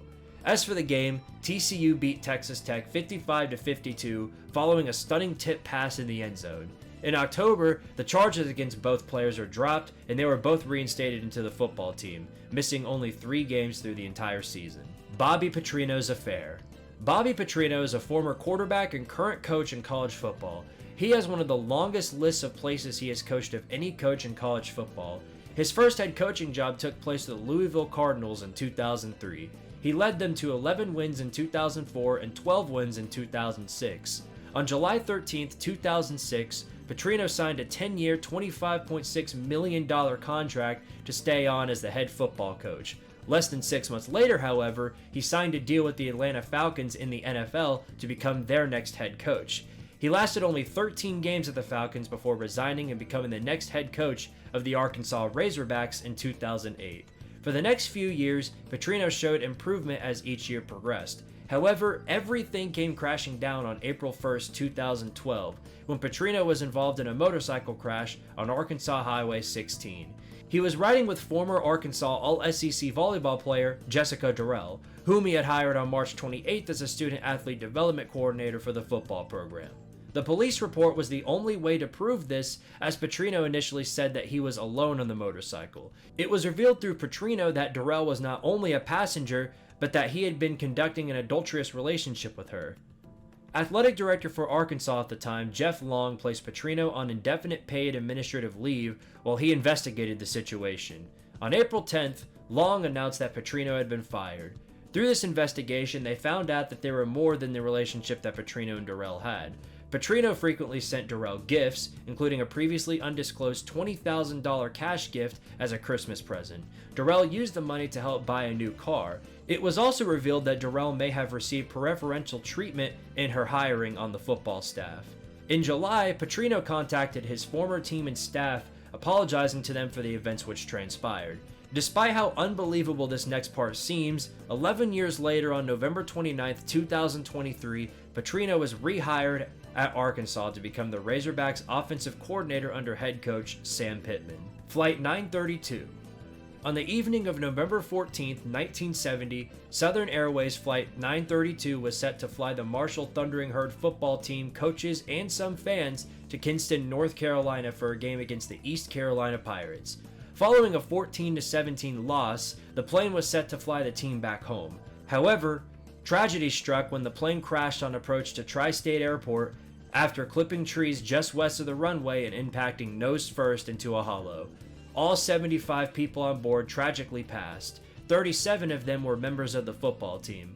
It was the worst single air tragedy in NCAA sports history. Following the event, Marshall University was given special permission by the NCAA to play incoming freshmen at the varsity level for the 1971 season. This team was dubbed the Young Thundering Herd and was led by a few upperclassmen who didn't make the trip. The event that transpired is something that is commemorated by Marshall alumni, with a memorial placed at Spring Hill Cemetery where several of the players are buried. There is also a 2000 documentary titled Marshall University: Ashes to Glory and a 2006 sports drama film known as We Are Marshall. UCF 2017 National Championship. The UCF Knights represent the University of Central Florida. Just like the 2021 Cincinnati Bearcats, which we discussed in earlier parts, this team finished through the 2017 regular season undefeated, a great accomplishment considering the fact that this team finished 0-12 2 seasons before. Unlike Cincinnati in 2021, however, this team did not receive a spot in the college football playoff and was instead sent to the 2018 Peach Bowl against Auburn, a game they won 34-27. Head coach of the UCF Knights, Scott Frost, criticized the college football playoff committee, saying that the Knights deserved more credit from the committee than what they got. The Knights proclaimed themselves national champions at the end of the season. Florida lawmakers proposed passing a resolution declaring UCF the national champions, which Florida Governor Rick Scott proclaimed officially on January 8, 2018, the day of the 2018 College Football Playoff National Championship between Alabama and Georgia. The Coley Matrix, one of the major national championship selectors of the NCAA, recognized UCF as a national champion to further reinforce the belief that UCF should be a national champion. UCF also received 4 first-place votes in the final AP poll. What do you think? Is UCF a national champion? Mike Price at Alabama. Mike Price was a former quarterback and head coach in the college football world. From 1989 through 2002, he was the head coach of the Washington State Cougars, where they won 2 Pac-10 championships, and Price won National Coach of the Year in 1997 after bringing the Cougars to the Rose Bowl for the first time in 60 years. In early 2003, following the previous season, Price became the next head coach of the Alabama Crimson Tide following the departure of head coach Dennis Franchione, who took the job at Texas A&M. However, this was an extremely short time at Alabama, as on April 16th and 17th, Price participated in a Pro-Am golf tournament in Pensacola, Florida. Reports in Alabama newspapers said he brought drinks for an exotic dancer named Destiny Stahl and paid for private dances at a strip club, spending several $100s on a night of heavy drinking and tipping. He was so drunk that the morning after, he was unable to remember the name of the dancer who was in the room, but there was a $1,000 charge to the hotel room. After the situation surfaced to the public, Price's contract was revoked and he was fired. On December 21, 2003, the University of Texas El Paso, also known as UTEP, announced the hiring of Price as their new head football coach, where he stayed up until his retirement in 2017. The Fake Slide. The Fake Slide is a move most well known from the 2021 ACC Championship game featuring Pat Narduzzi's Pittsburgh Panthers and Dave Clawson's Wake Forest Demon Deacons. This was each team's second appearance in the ACC title game, and both teams were sitting at 10-2. On the first drive of the game, Pittsburgh quarterback Kenny Pickett scored a touchdown on a 58-yard run which put the Panthers up 7-0. During the run, around the Demon Deacons' 40-yard line, Pickett dipped his right knee as though he were going to slide and gave himself up. However, Pickett did not slide and continued running for a touchdown. The slide is a move in college football to avoid the quarterback receiving a big hit from a defensive player. On the defensive side, a big hit in the wrong place could result in a targeting penalty if the hit in question is from helmet-to-helmet contact, and if the hit is done when the quarterback is sliding down, this could result in an unnecessary roughness penalty. Pickett acknowledged that this fake slide intentionally took advantage of these rules, saying, "Yeah, it was intentional. I just kind of started slowing down and pulling up as getting ready to slide. I just kind of saw their body language and they just pulled up as well." On December 10th, 2021, the NCAA Rules Committee published an approved ruling to prohibit future use of a fake slide, informally dubbed as the Kenny Pickett Rule. Side note, Pittsburgh will win this game 45-21, winning the ACC for the first time in program history. The Little Brown Jug. The Little Brown Jug is a trophy that is awarded to the winner of the rivalry matchup between the Michigan Wolverines and the Minnesota Golden Gophers. As the name implies, the trophy is an earthenware jug used as a major part in one of the oldest rivalries in college football, dating all the way back to 1892, a game Minnesota won 14-6. Including this game, the two teams have met a total of 105 times, with Michigan leading the series 77, 25, and 3. Despite this, the history of the rivalry has many historic games. The Battle of Giants in 1940 featured undefeated Minnesota taking on Michigan, a game in which Minnesota won as they went on to win the national championship. In 1977, Minnesota stunned number 1 Michigan 16-0. The 2003 game was most famous for being the biggest Michigan comeback, as they were down 28-7 before coming back in the fourth quarter to win 38-35. The Baylor Scandal. This is in reference to a major scandal that occurred with Baylor University, mainly the football team. In September of 2015, following the conviction of former football players Tevin Elliott and Sam Ukwachu for sexual assault, as well as allegations against other players, Baylor University commissioned the law firm Pepper Hamilton to conduct an independent external investigation regarding Baylor's handling of sexual violence, reinforced by the arrest of Sean Oakman, who was also arrested on sexual assault charges. Some of these players had a history of prior incidents, such as the case of Oakman, who was released by Penn State for stealing a sandwich and, while demanding the return of his identification card, grabbed the wrist of the clerk who took it. Oakman had also been previously accused of assaulting an ex-girlfriend, but no charges were pressed, which led to Oakman not being disciplined by Baylor.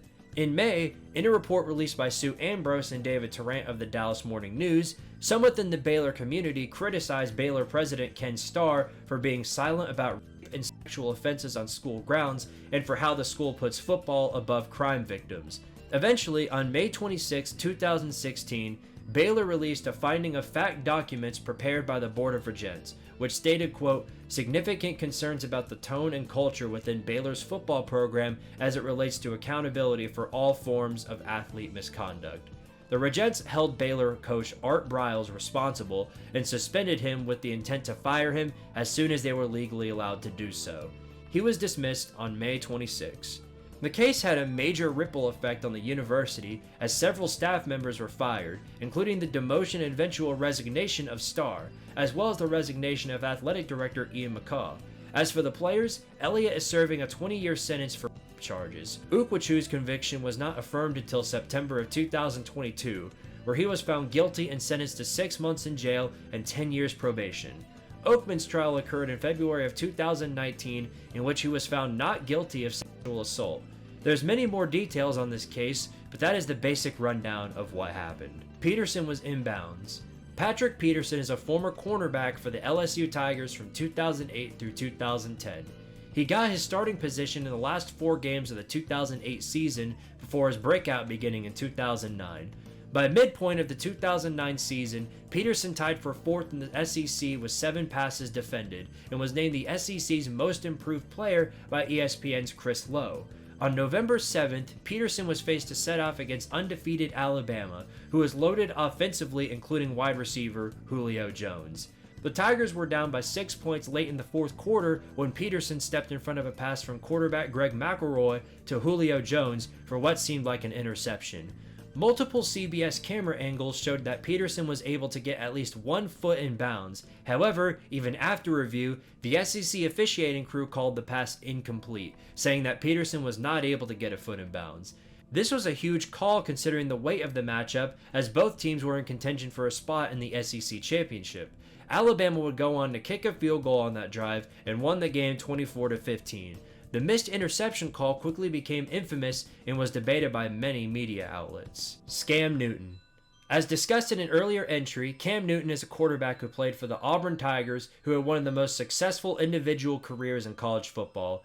Newton spent much of the second half of the 2010 football season embroiled in a controversy regarding allegations that his father, Cecil Newton, had sought substantial sums of money in return for his son playing for a major college football team, specifically Mississippi State. This was, of course, in violation of NCAA rules.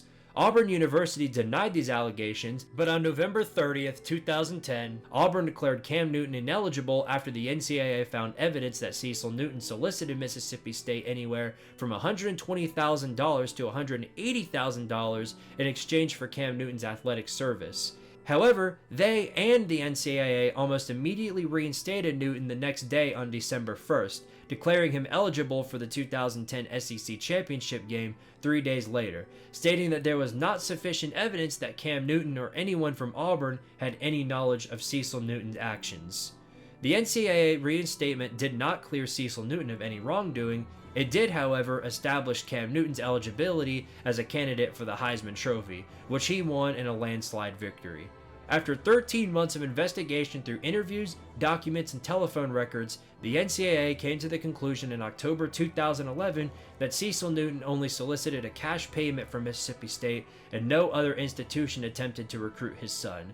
The NCAA chose not to punish anyone for the allegations based on a failure to, quote, meet a burden of proof, which is a higher standard than rampant public speculation online and in the media. Gator skin jerseys. College football teams have their fair share of uniforms over the years, some of which are looked down upon by the fan base of the team. Such is the case of the gator skin uniforms worn by the Florida Gators. On October 14, 2017, the Florida Gators hosted the Texas A&M Aggies in Gainesville, Florida. For this game, Florida unveiled a brand new uniform style which they dubbed the Swamp Green uniforms. The idea behind these, per Florida specifically, was to commemorate the 25th anniversary of Steve Spurrier naming Ben Hill Griffin Stadium the Swamp. The jersey featured an alligator skin pattern, with the helmet, pants, and socks rendered in a swamp green color, but without the gator skin treatment. Reaction to the new uniforms was overwhelmingly negative. As for the game the uniforms were featured in, Florida lost to the Aggies 19-17 following a Texas A&M game-winning interception. Mustard bottle. You missed him, and now he's back. It's time to talk about Lane Kiffin again. As mentioned previously, he is heavily disliked by a significant majority of Tennessee Volunteers fans due to his incident back in January 12th of 2010, where he left the Vols in the middle of the night for USC. After the incident, Kiffin stayed at USC until 2013, where he was fired midway through the season. Kiffin was then brought on by Alabama to be an offensive coordinator under Nick Saban, where he stayed until 2017.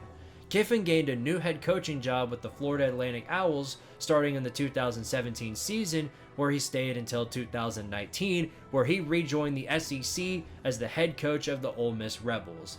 Now back in the SEC as a head coach, it would only likely be a matter of time until he meets the fan base he abandoned back in 2009.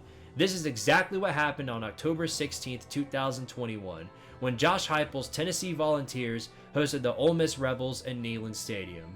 The game was riddled in controversy, including a handful of controversial missed calls by officials and, from an earlier entry, supposed fake injuries. These factors culminated into extreme level of frustration following a controversial turnover on downs, where Tennessee was short of the first down line late in the fourth quarter. This was the tipping point for Tennessee fans, who proceeded to pelt the field with bottles, cans, and vape pens. Of the objects thrown, it included a yellow golf ball which supposedly hit Lane Kiffin and a French's mustard bottle. The chaos nearly lasted 20 minutes before the final minutes of the game resumed, ending in a 31-26 Tennessee loss. After the game, Tennessee Athletics Director Danny White and Chancellor Donde Plowman sent out apologies to Ole Miss for the incident. Tennessee was also fined $250,000 by the SEC.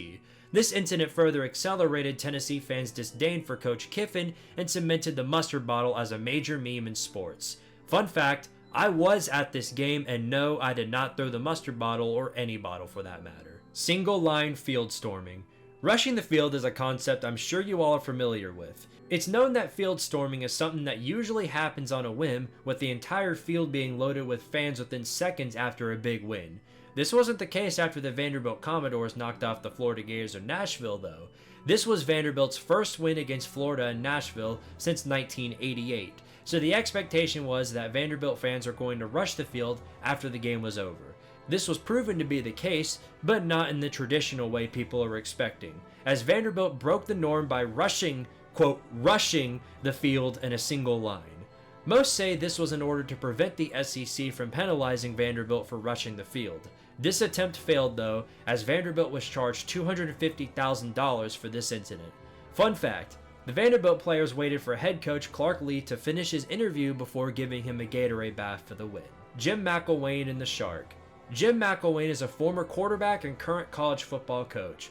For From 2015 through 2017, he spent his time as the head coach of the Florida Gators. McElwain's years at Florida were led with many ups and downs, as he led the Gators to 2 SEC division titles in 2015 and 2016, suffering many losses through the process though. During a press conference on October 17, 2017, McElwain alluded to death threats against himself and his players. Later that day, Florida officials revealed that McElwain offered no additional details about those threats, which, according to ESPN, led to his firing. Now, as for the Shark, this is where things begin to get really weird. On May 5th, 2017, a tweet posted by wildlife TV artist Annika Savenska surfaced on Twitter, showing a completely nude person on top of what looked to be a dead shark. I can't show the full uncensored photo due to guidelines, but from the look of his face, it looks very similar to the face of Jim McElwain. Note that while McElwain himself wasn't mentioned in the original post, the photo quickly spread on the internet. So much so that only 4 days later, McElwain, on a video from the Orlando Sentinel, showed himself aggressively denying being the person in that photo. He said clearly, "It ain't me." In early 2022, during McElwain's current tenure at the Central Michigan Chippewas, Barstool took it upon themselves to find out the mystery of the individual in the photo. Barstool tracked down the actual person in the photo and then staged a meeting between McElwain and the actual man who went skin for skin with the shark on the boat. Thanks to this, we now know for a fact that the one who was in the photo was not Jim McElwain. Miami vs. FIU Brawl. On October 14, 2006, the Florida International University Golden Panthers, now just the Panthers, went on the road to take on the Miami Hurricanes. What's interesting about these two programs in particular is that the main campuses of FIU and the University of Miami are only 9 miles or 15 kilometers apart. So to say that many of these players are familiar with each other would be a massive understatement. Throughout this game, many players from both teams engaged in trash talk and were increasingly physical. By the third quarter, officials had called 7 penalties, 6 for FIU and 1 for Miami. With 9 minutes left in the third quarter, Miami running back James Bryant caught a 5-yard touchdown pass from quarterback Kyle Wright and then bowed towards the Miami end zone, getting called for an unsportsmanlike conduct penalty in the process. During the extra point attempt, FIU safety Chris Smith wrestled Miami holder Matt Perilli to the ground after the kick and appeared to punch him in the chin, tipping the first domino in what would be a bench-clearing brawl between the two teams. Punches and kicks were thrown by both teams by many different players. Miami's Anthony Reddick swung his helmet at an FIU player. Even FIU's Ahmad Ned, who was previously injured, came onto the field and started swinging crutches at Miami players. After order was finally restored 2 minutes later, officials sorted out the penalties for several minutes. Ultimately, 13 players were assessed 15-yard penalties for fighting and were ejected from the game, 8 from FIU and 5 from Miami. Although the unsportsmanlike conduct penalties for fighting offset each other, Miami was forced to kick from its own 10-yard line due to the original unsportsmanlike conduct penalty against Bryant. The next day, 31 players from both schools, 18 from FIU and 13 from Miami, were handed 1-game suspensions by their schools and conferences. Miami's Brandon Merriweather and Reddick, the player who swung his helmet, were suspended indefinitely, and the rest of the Miami players were forced into community service in order to participate for the games forward. The same day, FIU kicked Smith and Marshall McDuffie off the team, though they were allowed to keep their scholarships, as everyone else involved was suspended indefinitely. During the brawl, Comcast Sports Southeast Lamar Thomas, who was also a former Miami player, defended the Hurricanes, saying, quote, "You come into our house, you should get your behind kicked." This, along with the other comments he said about the game, led to him being fired from Comcast Sports Southeast 2 days later. JT was short. One of the most well-known modern matchups of this rivalry, this quote is a reference to the 2016 matchup between number 3 Michigan, who went into Columbus, Ohio to take on the number 2 Ohio State Buckeyes. Both teams only had 1 loss going into the final week of the regular season, so it was believed the loser of this game would have very little chance at making the college football playoffs. Going into the final play, Michigan led Ohio State 17-14 before Ohio State kicked a field goal to tie the game, setting it up for overtime. In overtime, Ohio State scored via a 7-yard touchdown run by quarterback JT Barrett. Michigan responded with a 5-yard touchdown pass from Wilton Speight to Amara Darboh to force double overtime. In double overtime, Michigan scored via a 37-yard field goal from Kenny Allen. Ohio State was met with a 4th and 1 on their possession. JT Barrett took the ball for himself and fell what looked to be just right over the chains for a first down. However, because of the angle of the cameras and where the ball was, it was difficult to determine how far the ball got, so the officials ruled that he converted, giving Ohio State a fresh set of downs. On the next play, running back Curtis Samuel scored on a 15-yard touchdown, and Ohio State had their 30-27 victory. The call was so difficult to determine in many eyes that it was a coin flip to determine whether or not JT was actually short. Because of this, Michigan fans always ask, what if? The Tattooed 5. Sticking to Ohio State, the Tattooed 5 is in reference to a scandal that occurred through the tenure of head coach Jim Tressel from 2001 through 2011 at Ohio State. Maurice Claret, a member of Ohio State's 2002 national championship team, accused the university of major NCAA violations. The New York Times in July of 2003 received information from a teaching assistant that Claret had received preferential treatment from professors, claiming he never attended any classes during his time at Ohio State. He was later suspended for the rest of the season by athletic director Andy Geiger, who believed in the allegations set against Claret. However, the NCAA rejected his claims. In these allegations, Claret said that Coach Tressel requested him to take the fall for the Buckeyes regarding the investigation along with 5 other players. It wasn't until December 22nd of 2010 where the wheels really began to turn. 5 players, Terrell Pryor, Devier Posey, Mike Adams, Solomon Thomas, and Boom Haran, were suspended by the NCAA for the first 5 games of the 2011 season for receiving improper benefits. The suspensions resulted from an incident where the players received tattoos for autographs. The players also sold several items given to them by the university, including Big Ten championship rings, jerseys, and other football-related items for tattoos. In December 2010, the U.S. Department of Justice notified Ohio State that at least 6 current players had traded team memorabilia for tattoos or cash at the Fine Line Tattoos and Piercings in Columbus, which the owner of, Edward Reif, was being investigated by the FBI for drug trafficking. Tressel denied all these allegations, but on January 3, 2011, Tressel's email exchanges with local attorney and former Ohio State football player Chris Cicero were leaked to the university.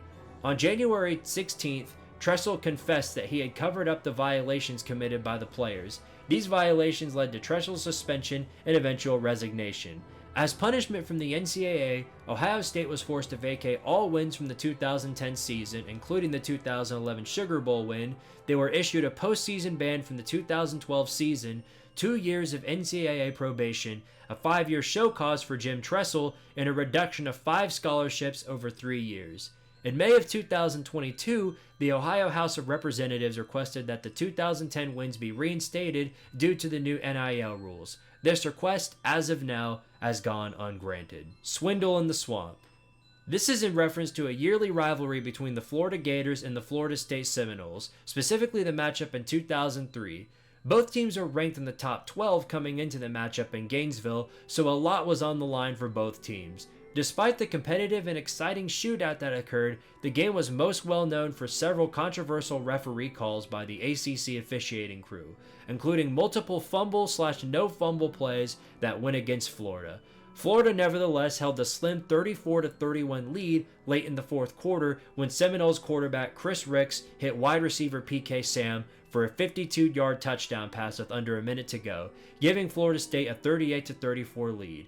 As time expired and the Seminoles won the game, several Florida State players took to the middle of Florida's field, jumping on the F logo, sparking a fight between the two teams. The questionable calls by the ACC officiating crew led by Jack Childress caused Florida Athletic Director Jeremy Foley to push for 2 charges.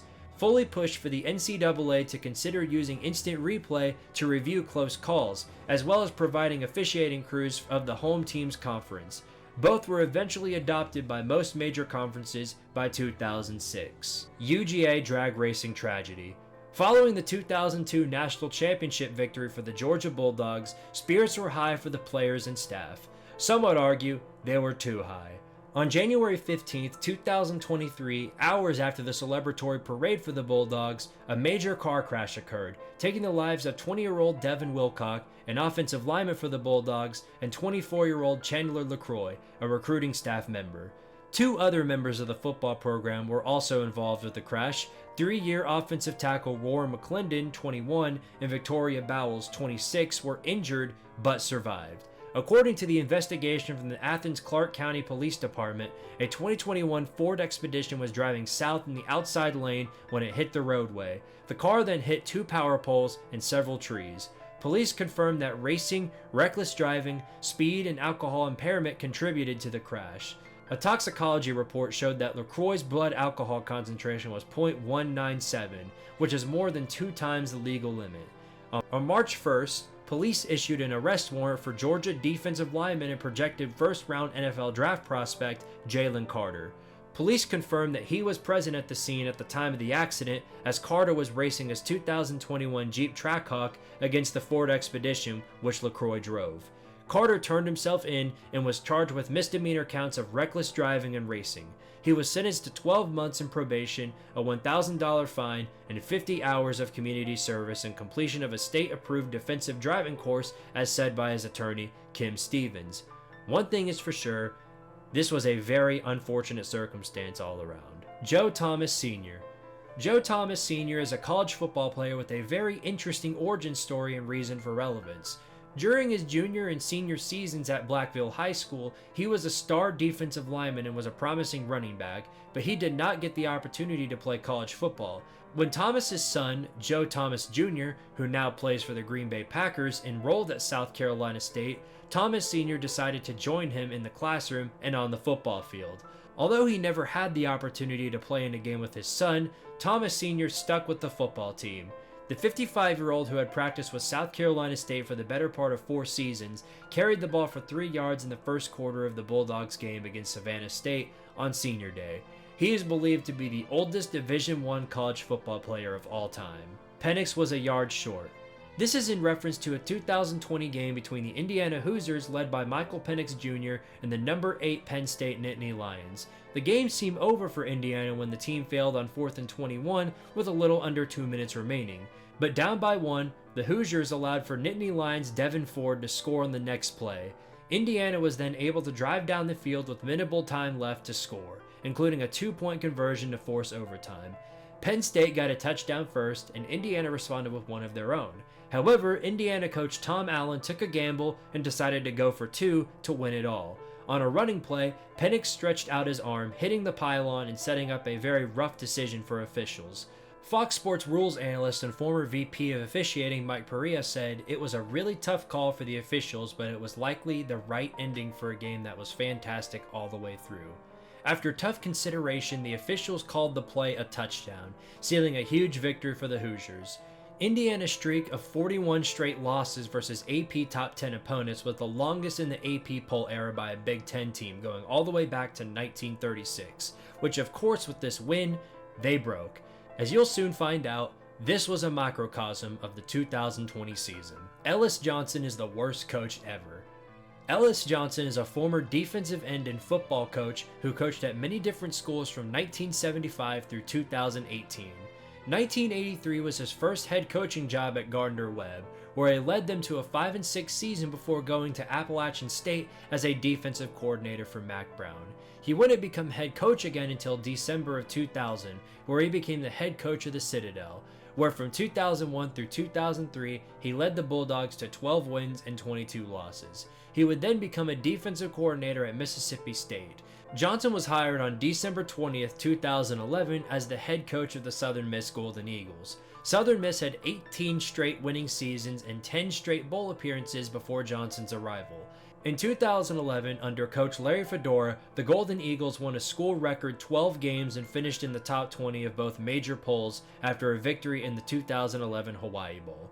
Fedora departed for North Carolina after the 2011 season, but under Johnson, hopes were still very well alive that he would continue the success of the program. This was proven to be a lie, as the 2012 season ended with a 0-12 record for Southern Miss, ending the head coaching career of Johnson. He finished with a head coaching career of 17-40, one of the worst in history, even worse than the likes of Chad Morris, who finished with an 18-40 record. The SMU scandal. This is the longest entry yet, so bear with me on this one. This is in reference to the Southern Methodist University scandal, which led to the only NCAA death penalty on a football program. Prior to the 1980s, SMU had tallied only 9 winning seasons since 1949. The effort to keep up with the bigger schools resulted in SMU straying very close to the ethical line and in many cases going over it.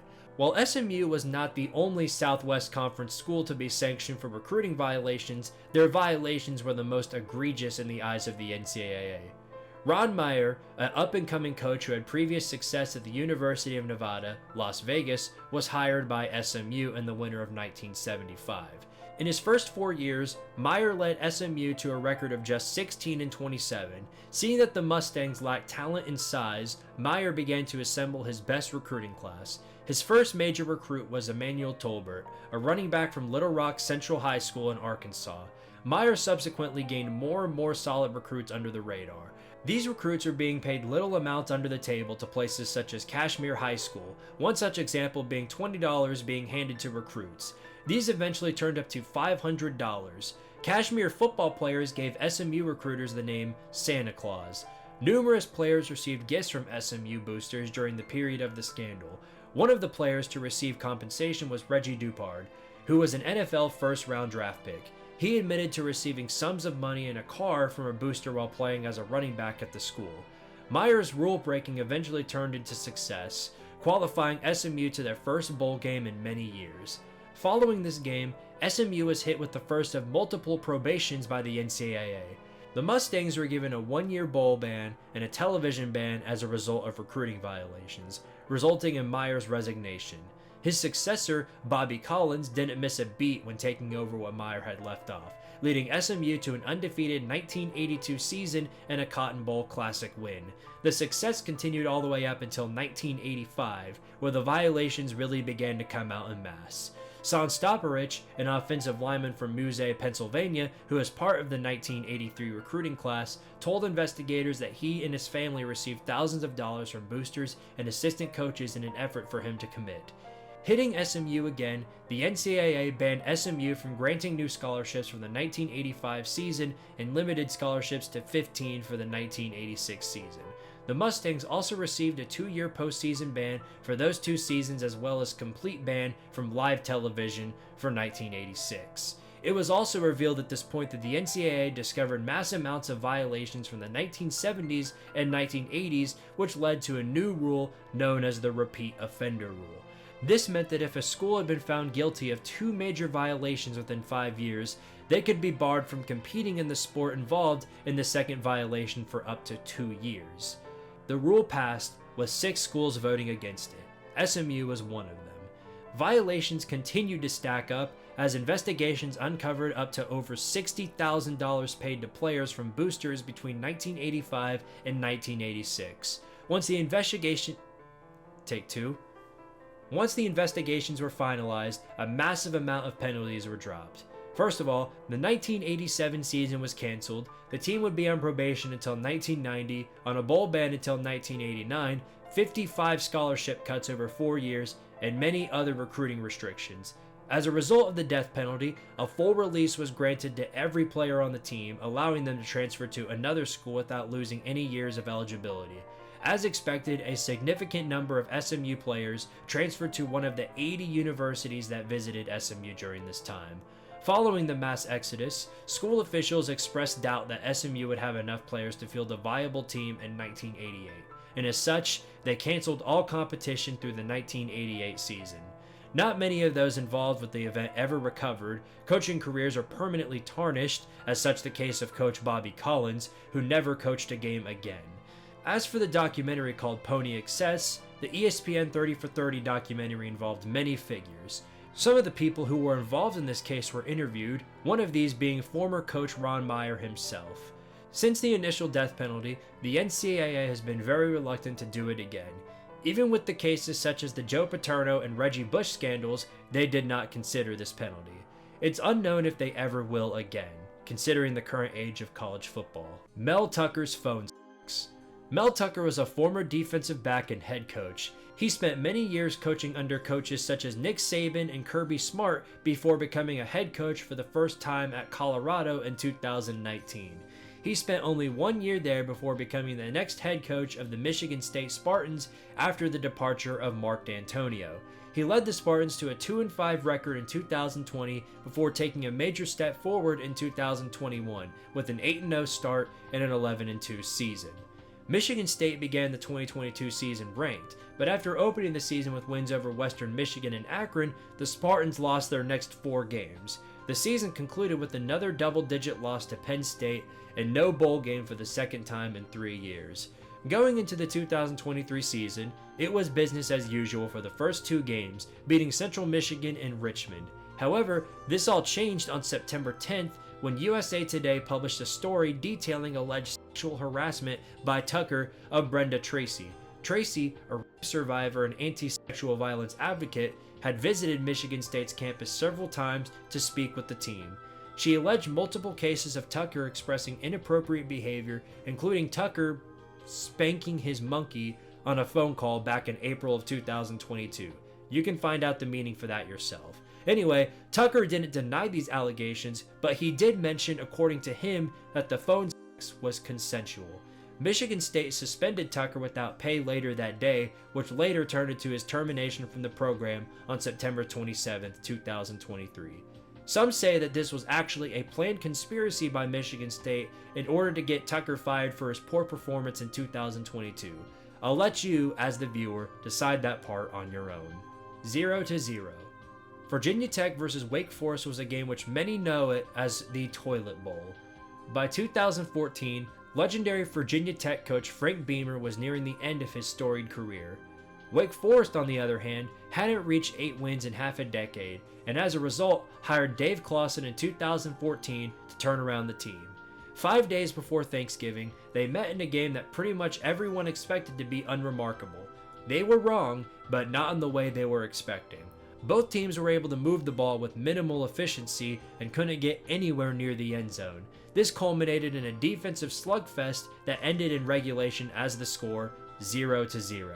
Because it was overtime, someone had to win though, resulting in a 6-3 win for Wake Forest. The happy face Frank Beamer gave in this image resulted in him becoming a major meme in college football. Connor Stalions. The story of Michigan Wolverines staffer Connor Stalions is a very interesting one, as he is the center of a scandal involving the 2023 Michigan Wolverines. Following his resignation on November 3, 2023, allegations surfaced from a rival Big Ten team of Michigan stealing signs from the teams that they played, claiming Stalions' job was to do just that. The employee, speaking anonymously, provided documented evidence to back up his claim. Evidence suggested potential off-campus scouting violations as Stalions, or a man resembling him, was present on the sidelines for a game Central Michigan played against Michigan State on September 1, 2023. On November 6, 2023, the NCAA reported that they found no connection between head coach Jim Harbaugh and the illegal sign stealing done by Stalions. Despite this, on November 10, 2023, the Big Ten Conference ultimately decided to suspend Jim Harbaugh for the final 3 games of the 2023 season, starting with the game in which the Wolverines would play against Penn State on November 11th and ended with the matchup against undefeated rival Ohio State. On November 17, 2023, Wolverines linebackers coach Chris Partridge was fired for allegedly instructing current members of the Michigan football team on how to respond to questions relating to the sign stealing scheme. Regardless of moves already being made, the investigations continued. However, in a big twist, after Michigan's national championship victory over Washington in January, the NCAA defended the Wolverines. NCAA President Charlie Baker came out and issued a statement that Michigan won the national championship fair and square. Although he did say, "We do have a series of discussions going on with the infractions folks about whether or not we can do something to speed up the pace of our investigations." Considering that there have been many cases of teams being punished by the NCAA years after the initial infractions occurred, it's not hard to believe that punishments for Michigan are still very well possible. 2020. The 2020 season in college football was unlike any other season, as unlike every other season, it was heavily impacted by the COVID-19 pandemic in the United States. It was unknown through the offseason whether or not there would even be a season, but eventually, the SEC, Big 12, and ACC, as well as several Group of 5 conferences, announced that they would play in a slate of only conference games. Along with this, Notre Dame, who is an independent, agreed to play a full ACC schedule for the season. In August, the Big Ten, Pac-12, Mid-American Conference, Mountain West, and several independents announced that they would delay their football seasons indefinitely due to concerns regarding the pandemic, but later reversed their decision in late September. Aside from All-Star games, the postseason concluded on January 11, 2021, with the College Football Playoff National Championship at Hard Rock Stadium in Miami Gardens, Florida, which concluded with undefeated Alabama and Heisman-winning wide receiver Devontae Smith knocking off 7-0, yes, 7-0, Ohio State. The 2020 season also featured an overwhelmingly large amount of cancellations due to the spread of the pandemic. I'll ask you guys the same thing I asked following the 2007 entry. Will we ever see a season like this again? Hopefully not, is what I say.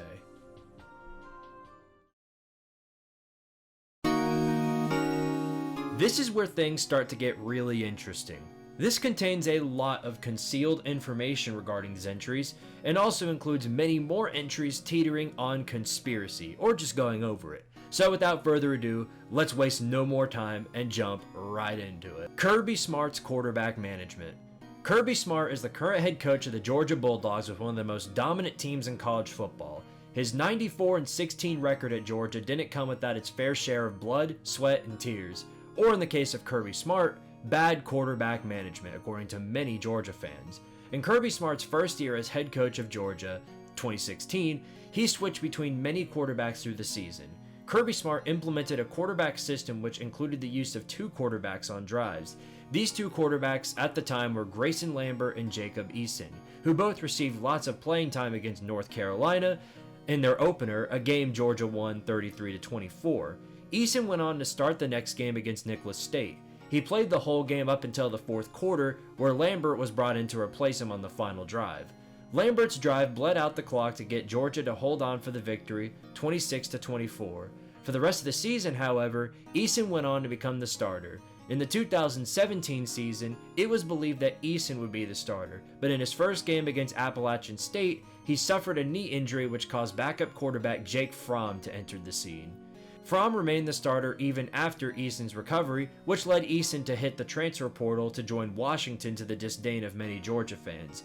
In the 2018 and 2019 season, Fromm would remain the starter for Georgia despite intense media push for Smart to sub out Fromm for very highly rated prospect Justin Fields in 2018. This never happened, as Fields never won the starting job over Fromm or saw meaningful playing time in Athens. Arguably one of his most memorable moments with Georgia was a botched fake punt late in the 4th quarter against Alabama in the SEC Championship, putting a bow on what was a very unfortunate year for Fields. Fields entered the transfer portal in December of 2018 and eventually landed in Columbus, Ohio, where he carried the Ohio State Buckeyes to the playoffs in 2019.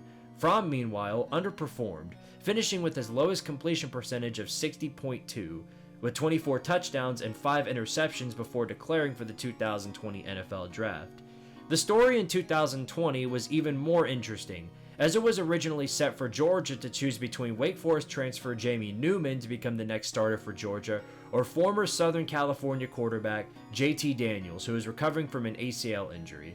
The COVID-19 pandemic threw a wrench in Georgia's grand plan, however, with Newman's sudden decision to opt out for the season in early September. Georgia, instead of going with Daniels for the first game against Arkansas, chose up-and-coming quarterback DeJuan Mathis. Mathis' poor performance against Arkansas set up another change, this time being walk-on Stetson Bennett. From there, Bennett would be Georgia's starter, but his performance decreased following losses to Alabama and Florida. Meanwhile, Fields led Ohio State to the national championship. As it turns out, starting Stetson Bennett, while initially being seen as one of the worst moves of the Kirby Smart era, turned out to be one of the best, as Bennett won Georgia 2 national championships and set up Georgia as one of the Goliaths of the college football world for the foreseeable future. The Galloping Ghost. This is in reference to a player known as Red Grange, or Harold Edward Grange. He was a football player who played for the Illinois Fighting Illini from 1923 through 1925. Grange was a 3-time consensus All-American and led his team to the national championship in 1923. He was the only unanimous All-American selection in 1924, making him the first player in college football history to receive that honor. One of his most memorable moments came from the matchup against Michigan on October 18, 1924. The Michigan Wolverines entered the game as favorites, having won a national title the previous year. Grange returned the opening kickoff for a 95-yard touchdown. He later scored 5 more touchdowns, with 3 of these being in the first 12 minutes of the game, and on top of that, he played defense, intercepting 2 passes. The game inspired sports writer Grantland Rice to write this description: "A streak of fire, a breath of flame, eluding all who reach and clutch, a gray ghost thrown into the game that rival hands may never touch, a rubber bonding blasting soul whose destination is the goal, Red Grange of Illinois." Following the game, another sports writer, Warren Brown, gave Grange the nickname the Galloping Ghost. The jersey number, 77, is currently retired at both Illinois as well as Grange's pro team, the Chicago Bears. Northwestern pattern. When you look at overall records, Northwestern is one of the most sporadic when it comes to records per year. During the Pat Fitzgerald era from 2006 through 2022, Northwestern had a fair share of ups and downs. One of the more familiar things about Northwestern was a pattern that fans seemed to catch on to. Starting in 2015, in odd-numbered years, Northwestern would exceed expectations, and in even-numbered years, they would heavily regress and disappoint. In 2015, they finished with a record of 10-3 before finishing 7-6 in 2016, and then 10-3 again in 2017 before a 9-5 finish in 2018. 2019 seemed to have broken this trend, as Northwestern finished 3-9 before an unexpected 7-2 finish in 2020. This trend was broken further following a 3-9 finish in 2021 and an even worse 1-11 finish in 2022. Following an alleged hazing incident in the summer of 2023, Pat Fitzgerald was fired, and with little time to find a coaching search, David Brown, the defensive coordinator, was promoted to head coach. But now it seems the curse is once again lit, as Northwestern blew expectations out of the water with an 8-5 finish and the Las Vegas Bowl win. Is the curse a real thing, or is it just a coincidence? Only time will tell. Dead bodies under Neyland Stadium. At the University of Tennessee, there is an anthropology department which is located inside Neyland Stadium in rooms that used to serve as the players' dormitory. There are more than 1,000 skeletons curated inside Neyland Stadium. Bodies are donated to the department, which then studies how they decompose at an off-site facility known as the Body Farm. The skeletons are then cleaned inside Neyland, which are then used to develop tests that help law enforcement identify the remains of unknown individuals. As for the dead bodies being under the stadium as ghosts, this is nothing more than a major exaggeration portrayed in a movie we discussed earlier. In 2009's The Blind Side, actress Kathy Bates played a tutor who tells football star Michael Orr not to go to UT. Law enforcement, she says, have body parts under Neyland. Regardless, in 2017, all of the bones were removed from Neyland and moved to the new Strong Hall. In fact, several times a year they are called on to remove a box of bones so families can come visit the remains of their loved ones who generously donated their bodies to science. Even if this didn't happen, this entire entry is a major overstatement. Referee tackle. During all college football games, referees are out on the field to inspect the game from a close viewpoint. However, on the rarest of occasions, they get in the way of a big play, disrupting a player, or in the case of South Carolina quarterback Stephen Garcia, lays them out. In a matchup against LSU in 2008, Garcia was lined up in shotgun with no more than 5 yards to go against LSU's defense. Seeing the real estate in front of him on a pass play, Garcia took off. He had no idea that the referee was in front of him. The ref in question, Wilbert Hackett Jr., proceeded to lower his shoulder, putting Garcia on the ground. When recounting the events on the day in an interview with SB Nation, Garcia said that he literally tackled me. Hackett just so happened to be an alumni of the Kentucky Wildcats, who Garcia had beaten the week before, so Garcia had his suspicions that there was a foul motive at play. In defense of Hackett, head coach of the Gamecocks, Steve Spurrier, said he was trying to get out of the way. Stevens sort of cut back right into him. Sometimes that will happen. The SEC administration also defended the referee, believing he was in the appropriate place at the appropriate time. Rudy was offsides. Rudy is a 1993 biographical sports film directed by David Anspaugh. It is an account of the life of Daniel Rudiger, who harbored dreams of playing football at the University of Notre Dame despite significant obstacles. This entry does require that I spoil the movie, so spoiler alert if anybody hasn't seen this 30-year-old movie, but the climax features walk-on Rudy finally hitting the field and sacking the quarterback to end a big game. The running conspiracy in the movie is that Rudy was offsides on this play. Other than being a major running gag at the expense of Notre Dame, this conspiracy doesn't hold any real value. Fidel Alexander. Fidel Alexander is a player who played as an offensive guard for the LSU Tigers between 2012 through 2015. The Buford, Georgia native was first-team All-SEC in 2015 and second-team All-American. This, as of recently, is not his full legacy.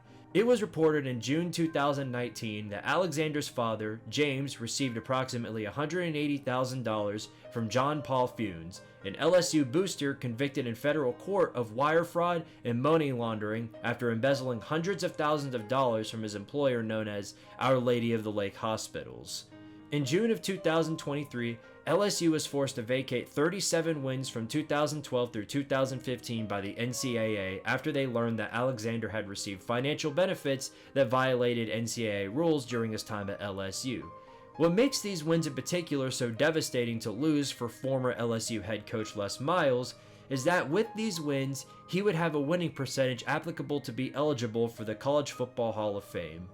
On June 17, 2024, Les Miles announced that he would be suing LSU for vacating wins in response to an NCAA infractions case.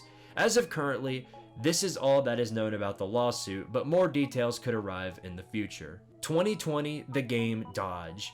As mentioned earlier, the 2020 season had a fair amount of cancellations, which caused records to be rather odd, such as the case of Ohio State, who finished the regular season with a record of 5-0. Following a win on December 5th against Michigan State, Ohio State was scheduled to face Michigan on December 12th. However, this matchup never happened, as the game was canceled later in the week. Michigan was in a very different spot than Ohio State, suffering from a very disappointing 2-4 season. After a loss to Penn State at home on November 28th, they did not play another game that season. Many college football fans have gone back and forth debating on who canceled the game and why. As explained by Michigan Athletic Director Ward Manuel, the game was canceled due to increasing levels of positive COVID-19 tests on the Michigan football team.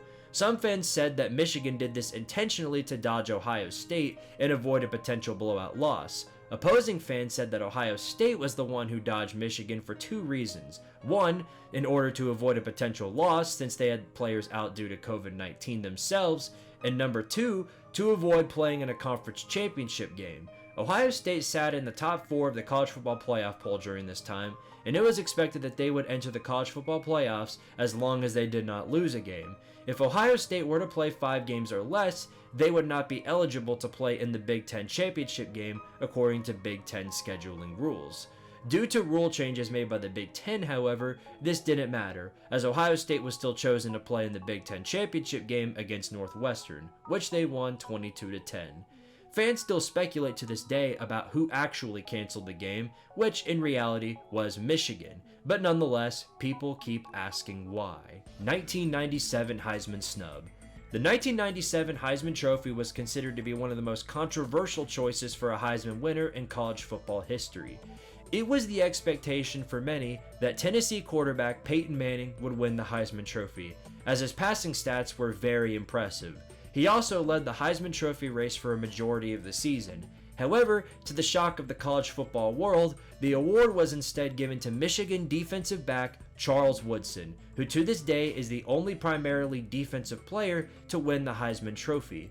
Manning had an impressive record and was projected to be the first overall pick in the 1998 NFL Draft, but 22% of voters left him off their ballots entirely. The final voting results were 1,815 for Woodson and 1,543 for Manning. Imagine the shock on your face when I tell you that Tennessee fans were mad about this. Some Tennessee fans and former coaches, including Philip Fulmer, believe that ABC and ESPN's coverage of the race unfairly favored Woodson and called the result the Heistman. Even former Florida coach Steve Spurrier, who reveled in going 3-0 against the Volunteers with Manning as their starter, suggested that Manning might have been held to a different standard. Many say this was the result of Michigan being undefeated versus Tennessee's one loss to Florida. Some even say this was the result of a hidden agenda against the Volunteers. Regardless, it is one of the most controversial Heisman races in history. Following the 2023 Heisman Trophy presentation on December 9th, ESPN released a 30 for 30 documentary about the race called The Great Heisman Race of 1997, showing the reactions of fans and sportscasters in real time. Dead steer on campus. Before the 2023 Big 12 championship game between the Texas Longhorns and the Oklahoma State Cowboys, a most peculiar event occurred. A dead Longhorn cow was found on the lawn of an Oklahoma State University fraternity the day before the game. The carcass was discovered at 6:30 a.m. in front of the farmhouse fraternity with its stomach cut open. The words FH were also written on the Longhorn side. 4 people were charged with connection to the crime. Bennett Fady, 20, Luke Ackerley, 19, Andrew King, 19, and Brody Shelby, 19. They were all charged with unlawful disposal of a carcass, which is a criminal misdemeanor. The men were all members of the Alpha Gamma Rho fraternity at Oklahoma State. Both sides were equally disgusted at the crime, showing support for law enforcement for finding the individuals behind the crime. As for the game itself, Texas won the Big 12 championship 49-21. Missouri's academic scandal. The Missouri Tigers were hit with a 1-year postseason ban and 3 years of probation for the football, baseball, and softball programs beginning in the 2019 season following an NCAA investigation. The investigation uncovered violations of, quote, ethical conduct, academic misconduct, and academic extra benefit rules in competing coursework for a dozen student athletes. These violations originate from a former athletics tutor who helped student athletes cheat their way through classes. The tutor in question, Yolanda Kumar, told the Kansas City Star that in 2016, she helped over a dozen student athletes commit academic fraud, ranging from completing homework to handling an entire course load to ensure passing grades were achieved. There is no indication Kumar was instructed to do so from coaches or administrators, and Mizzou self-reported the violations once the story went public. Missouri turned themselves in, which resulted in lesser penalties from the NCAA, but many say these penalties were still way too harsh. Anti-FSU agenda. This is one of the more recent conspiracies in college football in reference to the 2023 Florida State Seminoles. The team was led by coach Mike Norvell and Heisman Trophy caliber quarterback Jordan Travis. Florida State would go through the regular season undefeated, finishing 12-0. Although it came at a very heavy price as Travis came down with a season-ending ankle injury against North Alabama. Despite this, Florida State would go on to win the ACC championship against Louisville 16-6. An ugly win, but a win nonetheless. The 2023 college football playoff race was one of the most competitive, with Florida State competing with 13-0 Michigan, 12-1 Texas, 12-1 Alabama, and 13-0 Washington. All of these teams were also winners of their respective conference. On playoff selection day, number 1 Georgia, who went down to Alabama, was put all the way down at number 6. It was now between all of the conference champions. Texas beat Alabama in the regular season, so even though they had a loss, they still had the tiebreaker over Alabama. As the rankings were revealed, Michigan, Washington, and Texas were in the playoffs. It was then between Florida State and Alabama for the number 4 spot. To the shock of the college football world, the playoff committee chose Alabama over Florida State, citing the Travis injury as a major reason as to why they made this decision. It was the first time an undefeated Power 5 champion was left out of the college football playoffs. This choice was met with major outrage, both from the media and fans as well as the Florida State football team. This had a major effect on the Seminoles both off and on the field. 24 players opted out of the Orange Bowl against Georgia, including star players Keon Coleman, Johnny Wilson, and Jared Verse. This resulted in a 63-3 loss to Georgia, the biggest blowout in bowl history. Several sports writers following the loss spoke about the damage this choice made to the college football world, alleging bias being the reason as to why Florida State was left out. The continuing outrage sparked ESPN's Kirk Herbstreit to comment on the decision, saying, quote, "Because Alabama is better, period. Tell the conference commissioners to change the protocol to most deserving. Until then, I and everyone else is certainly allowed to give an opinion on a subjective discussion. Don't like it, change it." To this day, Florida State fans continue to protest this decision. Chili Bowl. The Cincinnati Chili Bowl was a proposed 2023 college football bowl game to be played in Cincinnati, Ohio at TQL Stadium and televised on the CW network. The NCAA declined to approve the bowl game amid a desire to keep bowl eligibility only for 6-6 teams. There are a few other proposed bowl games, including the Chocolate Bowl, the Little Rock Bowl, and the Medal of Honor Bowl.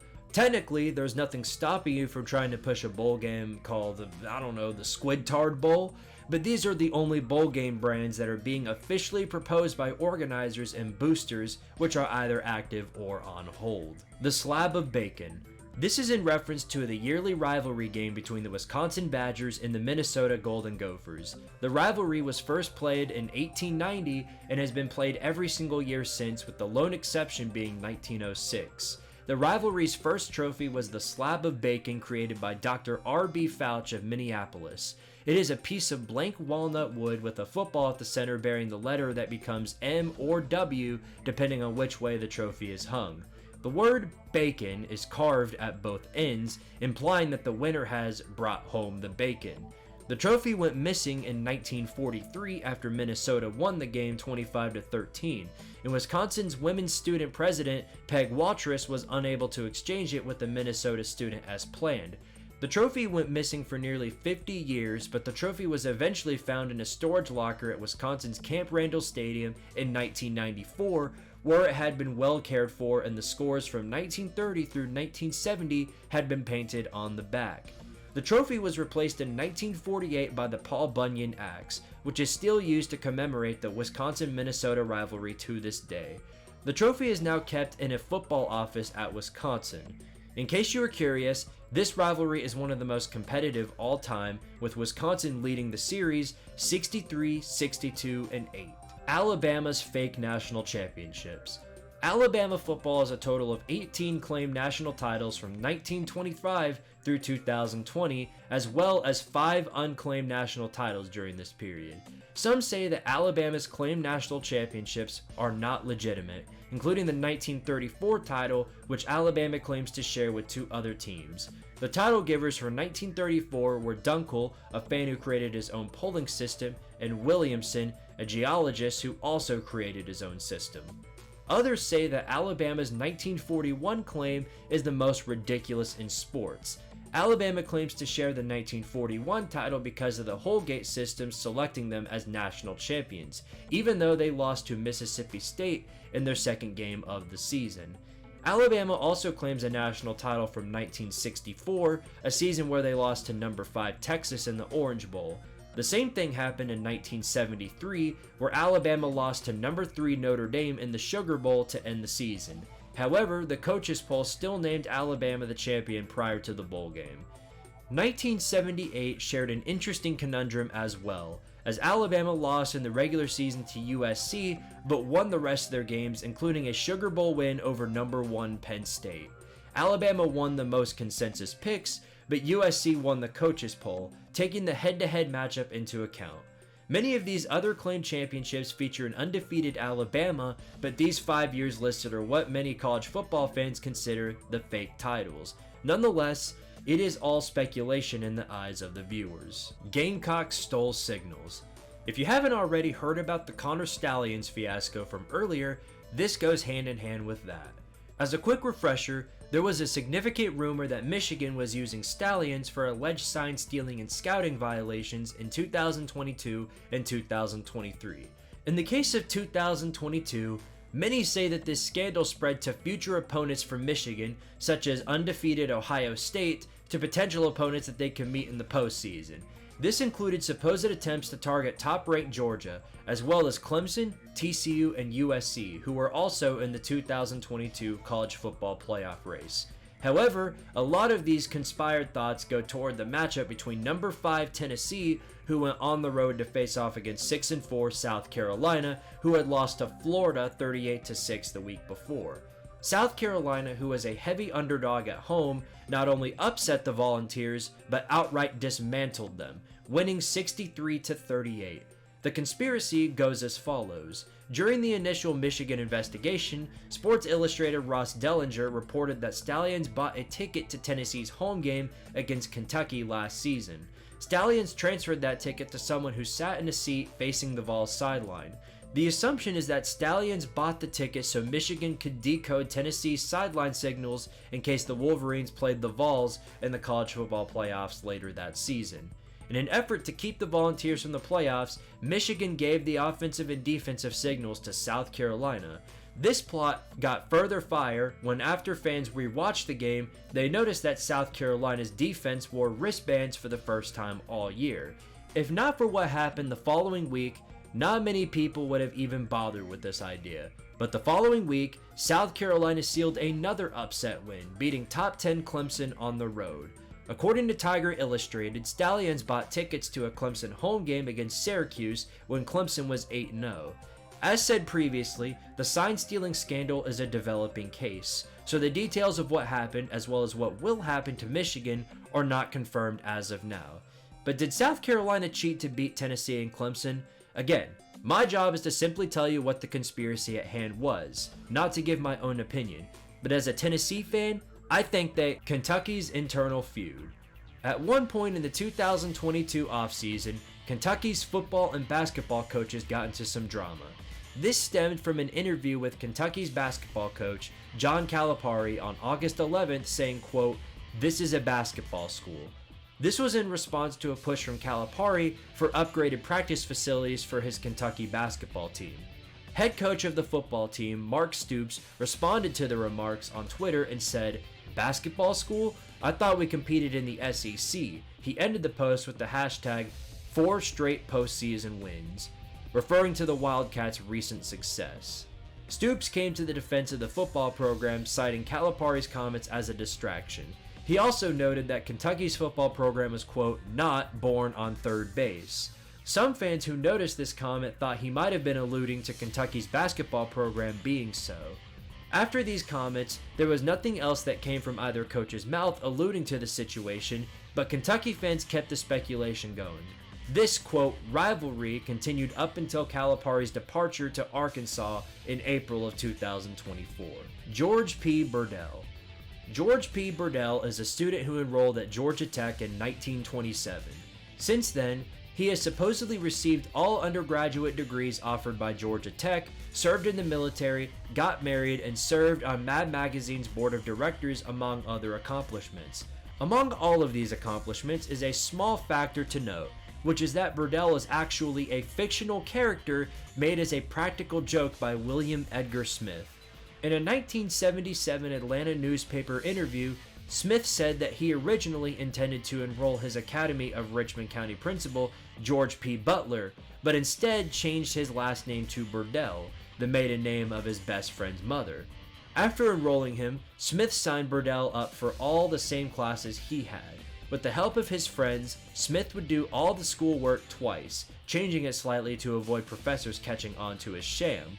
On November 27, 2014, George P. Burdell allegedly hacked into the University of Georgia's online master calendar to post a new event titled "Get Ass Kicked by GT," referring to the annual rivalry between Georgia and Georgia Tech. This prank was meant to celebrate the 100-year tradition of clean, old-fashioned hate, the name of the rivalry. While the author of the new calendar was marked as George P. Burdell, undergraduate computer engineering student Ryan Pickren was ultimately arrested and indicted for the crime.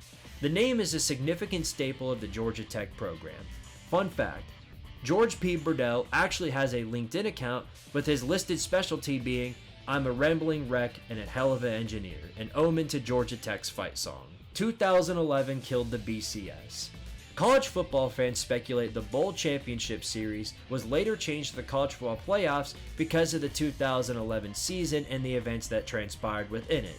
Though many games have this title, the 2011 matchup between number 1 LSU and number 2 Alabama was referred to as the game of the century.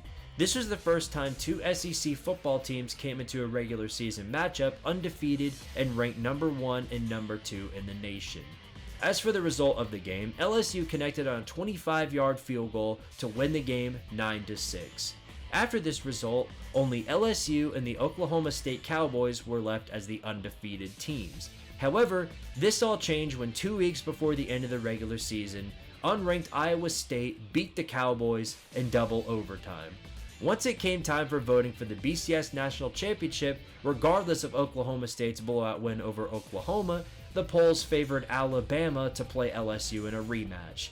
In a turn of events, Alabama knocked off LSU 21-0, resulting in one of the lowest television ratings of any national championship at that point in time. It's more than likely that a playoff system was coming at some point, as there had been significant media push, especially from Utah, who felt they were snubbed all the way back in 2008. However, many feel that the 2011 BCS Championship accelerated this push. Ed Orgeron is a fraud.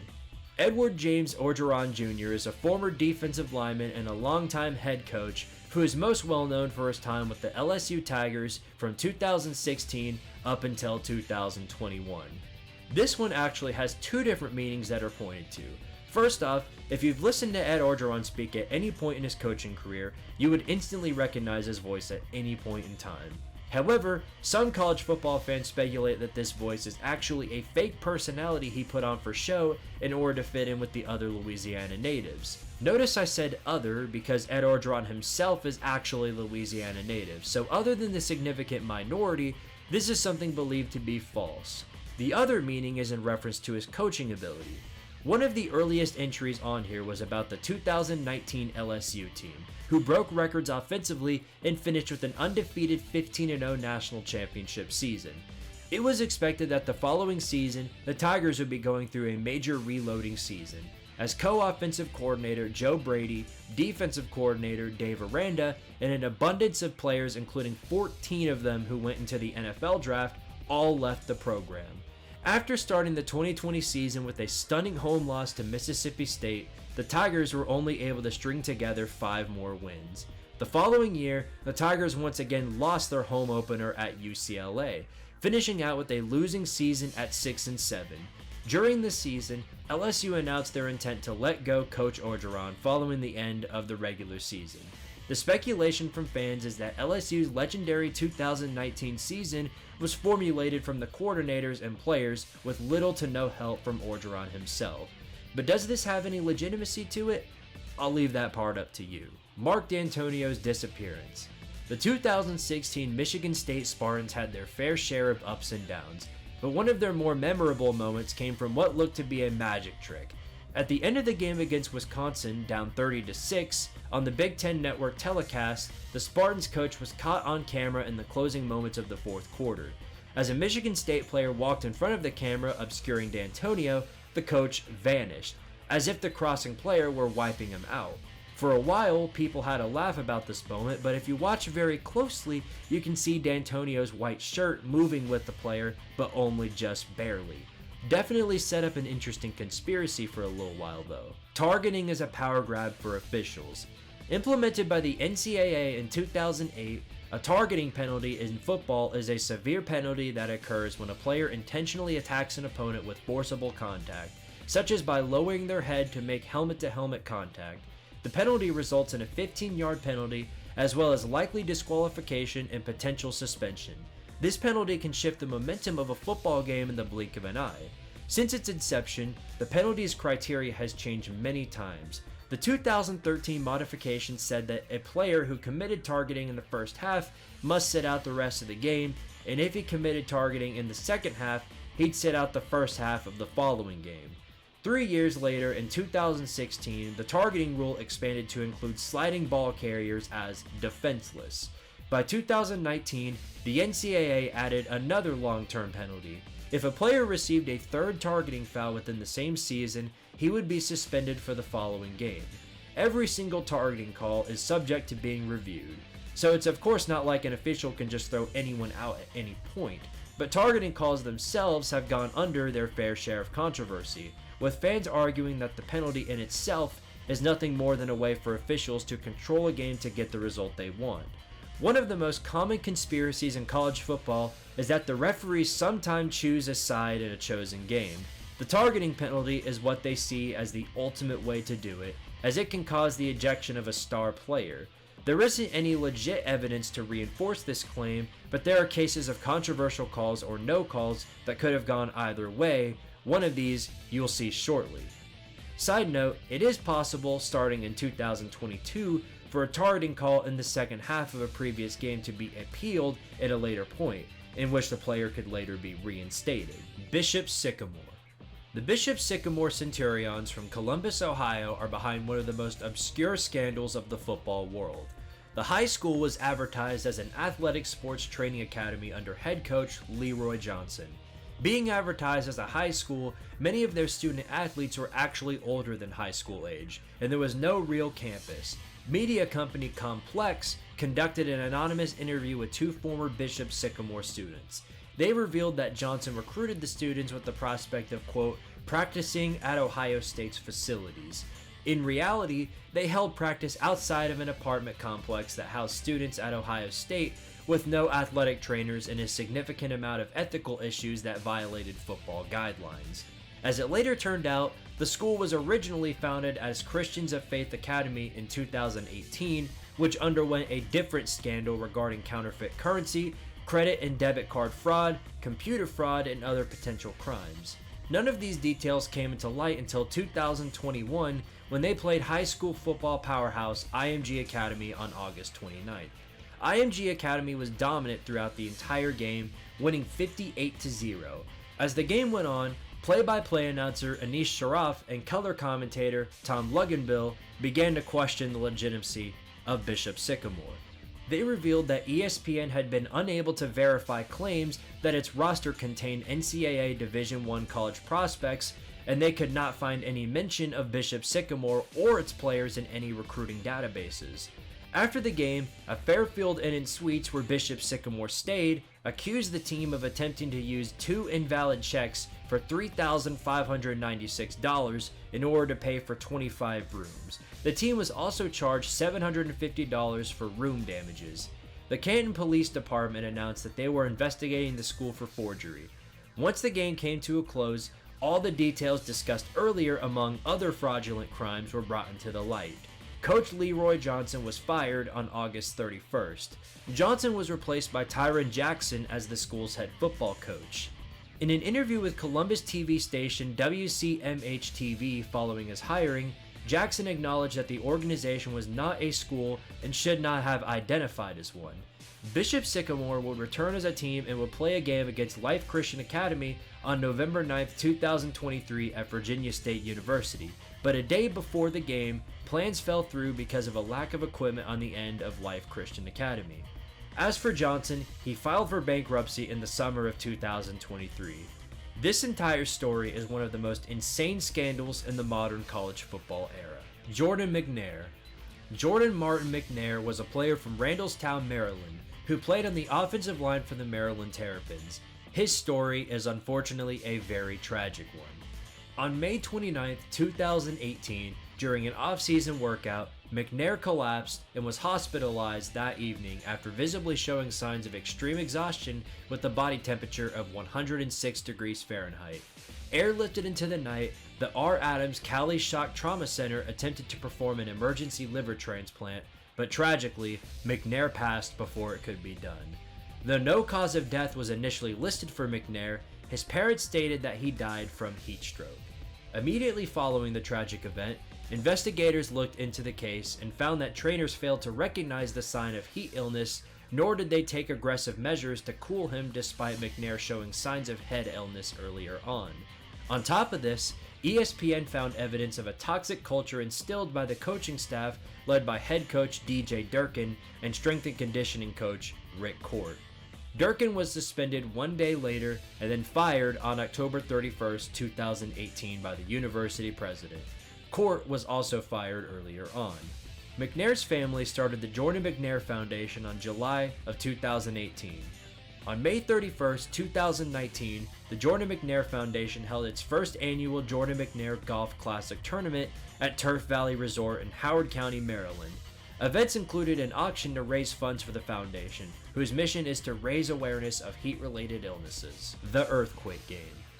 In 1988, the 2-2 LSU Tigers hosted the undefeated 4-0 Auburn Tigers. Along with national rankings, the game also proved to be of great significance of that season's eventual SEC title. The game was dominated by defense. LSU only managed one drive of over 10 yards in the first half.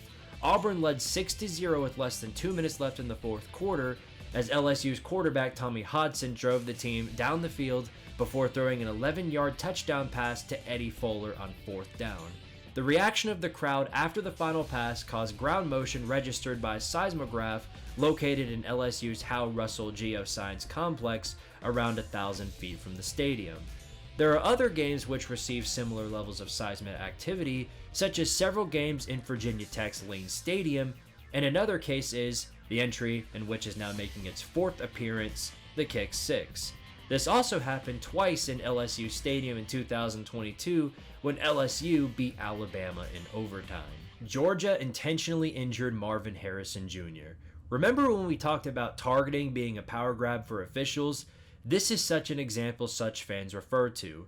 This is in reference to the 2022 Peach Bowl college football playoff semifinal between the Georgia Bulldogs and the Ohio State Buckeyes. Ohio State going into the second half had a 28-24 lead over the Bulldogs. With less than a minute left in the third quarter and up 35-24, Ohio State quarterback CJ Stroud threw an attempted pass to Marvin Harrison Jr. But while attempting to catch the ball, he took a massive hit from Georgia defensive back Javon Bullard in the end zone. This hit left Harrison completely unconscious and unable to play for the remainder of the game. The hit left Ohio State players and coaches wanting a targeting call, but that never happened. Harrison underwent concussion protocol as the game continued. Georgia would climb their way back into the game, taking the lead late and beating Ohio State 42-41. Obviously unhappy with the call, Ohio State head coach Ryan Day went on to say that he made multiple phone calls, including to the Big Ten and the Pac-12 conferences, the latter of which provided the officials for the game. When talking about what head of the officials Steve Shaw said, Day said, quote, "He explained to me that the hit didn't go right to Marvin's head, that it wasn't a shot to his head, it was to the shoulder. I completely disagree with that, but that is the discussion that was made." This made Ohio State fans irate, demanding that the officials be investigated, while also pointing to the conspiracy that Bullard did this intentionally in order to take out Ohio State's strongest offensive weapon. Some fans even said that the officials knew that that should have been a targeting penalty, but favored the SEC in the call for revenue reasons. This is all speculation though, as there isn't any way to prove that this was intentional. Donald D. LaHaye Jr. Donald D. LaHaye Jr. is a former college football kicker who played for UCF from 2015 through 2016. He is also a YouTuber by the name of Destroying with 2 E's.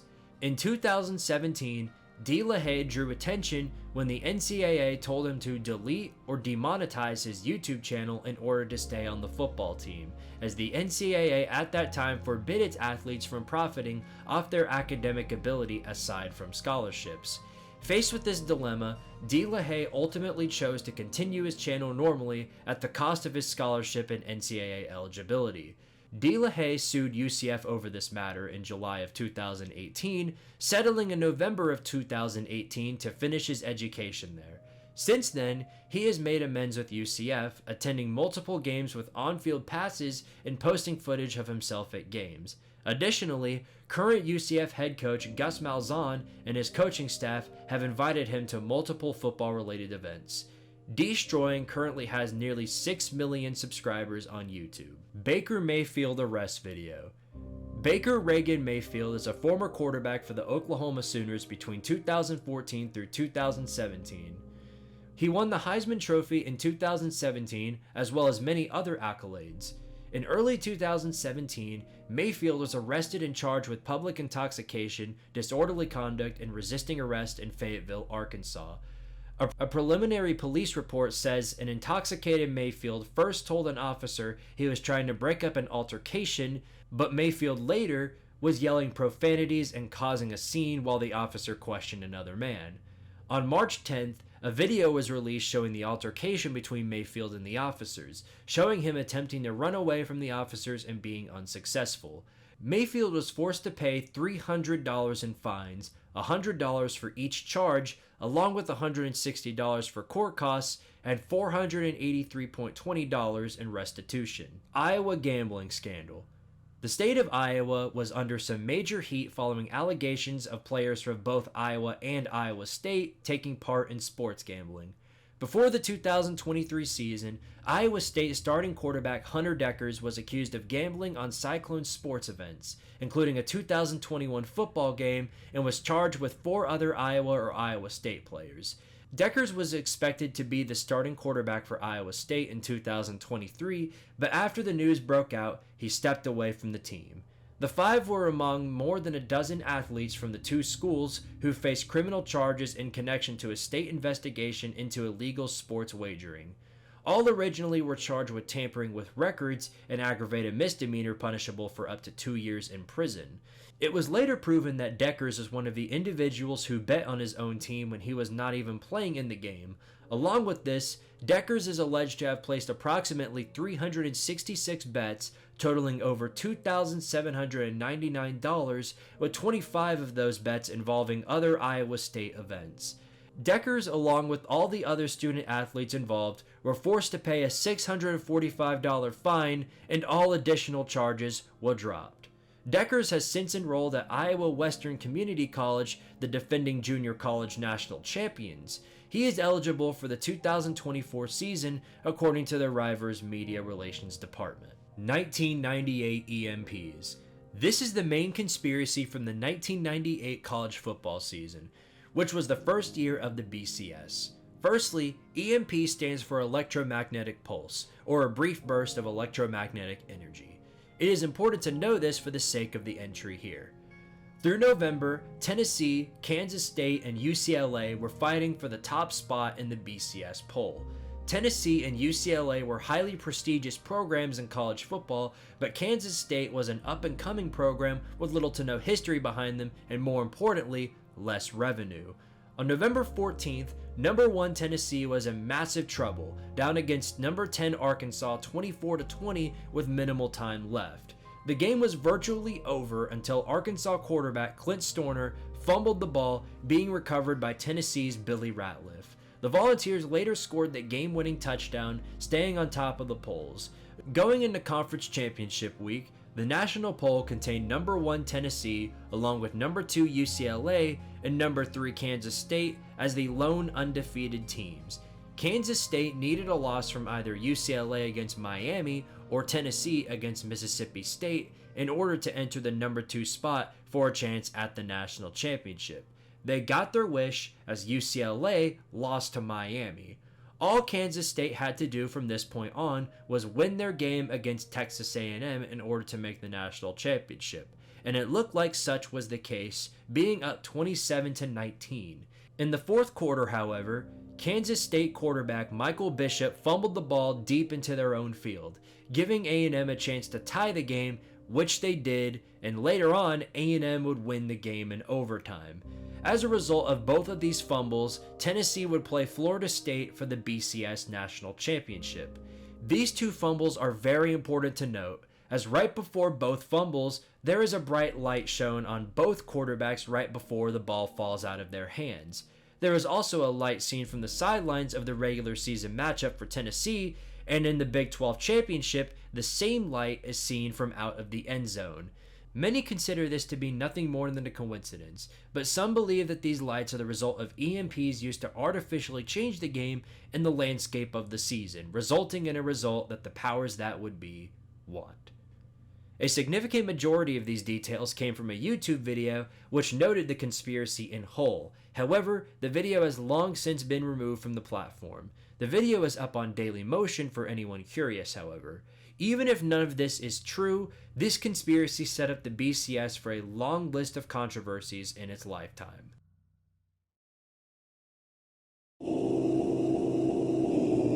I had to do some very heavy-duty searching to find information on these entries. We're reaching a point now to where the information on this stuff is things that college football fans would rather just forget about due to the nature of some of these. I've touched on some entries like these, but many of these entries carry some graphic detail for the sake of information that I have to inform you of. Just be aware of that as we dive into the deepest parts of this iceberg. Also, many of these topics have hours worth of information on it that you can find through other videos about these certain topics that I didn't cover. Nonetheless, I did cover at least the ground level of all these entries, so with all that being said, let's begin. Jim Harbaugh's slumber party. Starting off with a real interesting one, we've discussed before who Jim Harbaugh is, as he's a former Michigan football head coach who's most recently won a national championship in 2023.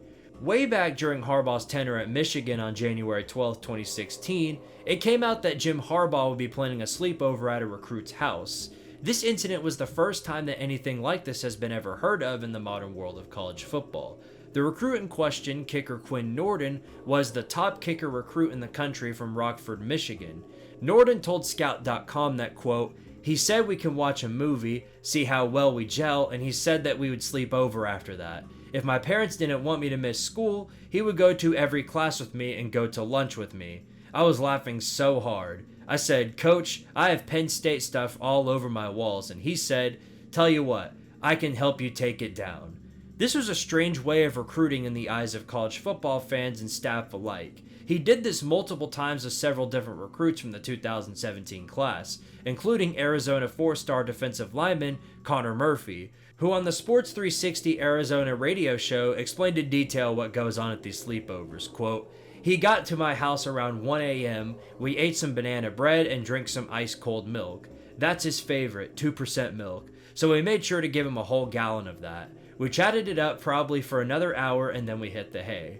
This was seen as one of the most bizarre ways to recruit. Murphy would commit to the USC Trojans, however, Nordin would spend his career in college at Michigan, seemingly influenced by the sleepover. Schiano Sunday. Greg Schiano is a former Bucknell linebacker and a current college football coach. Schiano spent many years as the head coach of the Rutgers Scarlet Knights, where he carried Rutgers to an 11-2 season and a win in the Texas Bowl against Kansas State, the first bowl win in school history. Through 2016, Schiano served as the assistant head coach and defensive coordinator of the Ohio State Buckeyes. One thing to take into account is that Schiano was an assistant and defensive back coach for Penn State from 1990 through 1995, notably during the time frame of the Jerry Sandusky child scandal. In 2016, a Philadelphia court released documents in relation to the scandal, revealing testimony from Mike McQueary stating that Schiano was aware of the abuse, saw it happen in real time, and chose to avoid telling law enforcement. These allegations will come to the forefront shortly. Meanwhile, over in Knoxville, Tennessee, towards the closing games of the 2017 season after a 50-17 loss to Missouri, head coach Butch Jones was fired. Tennessee Athletic Director John Currie was quick on the hunt to find a replacement. First, he tried Dan Mullen of Mississippi State, which didn't work due to his interest in Florida, which came to the forefront when Central Florida coach Scott Frost denied interest in taking the Gators' job. With Mullen out of the picture for the Vols, Currie got on a plane at the Gatlinburg Pigeon Forge Airport bound for Ohio, intending to hire, you guessed it, Greg Schiano.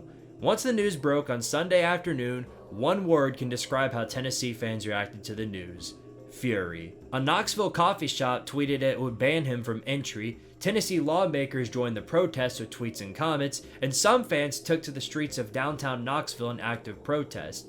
Though Currie and Schiano were close to finalizing the deal, they ultimately confirmed around 8 p.m. Eastern Standard Time that the deal was off. Tennessee Chancellor Beverly Davenport issued a statement saying, "I deeply regret the events of yesterday for everyone involved." Davenport added that the university remains steadfast in its commitment to excellence, and I look forward to John Currie continuing the search for a new coach. This event was a spectacle for outsiders looking in, believing that Tennessee right now was a complete and utter joke. This led to a fumbled attempt at a coaching search and the eventual firing of athletic director John Currie. Schiano's legacy would be continued at Rutgers, where he would once again become the head coach of the team. As for Tennessee, they would eventually bring in former championship-winning coach of the Vols, Philip Fulmer, as their new athletic director.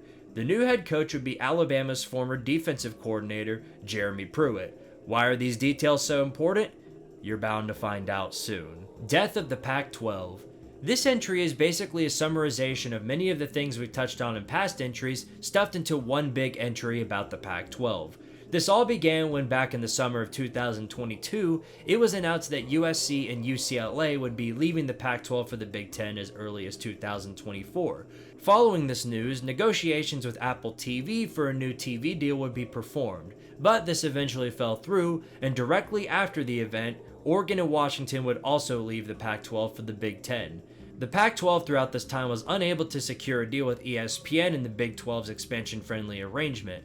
As for the Big 12 after this, they took 4 teams from the Pac-12's remaining roster, including Arizona, Arizona State, Colorado, and Utah. The ACC also sapped away California and Stanford from the conference. As of now, Oregon State and Washington State are the only 2 schools that remain in the Pac-12 for the 2024 through 25 academic year. At the end of June, the Pac-12 network shut down, illustrating the end of the Pac-12 conference. The studio in San Ramon, California will remain open to serve the 2 remaining schools, but for how long will this last? 2020 was a simulation. There wasn't much information I could find about this particularly, but some fans out there believe that the 2020 college football season was an advanced simulation with a fixed game result for the important games of the season.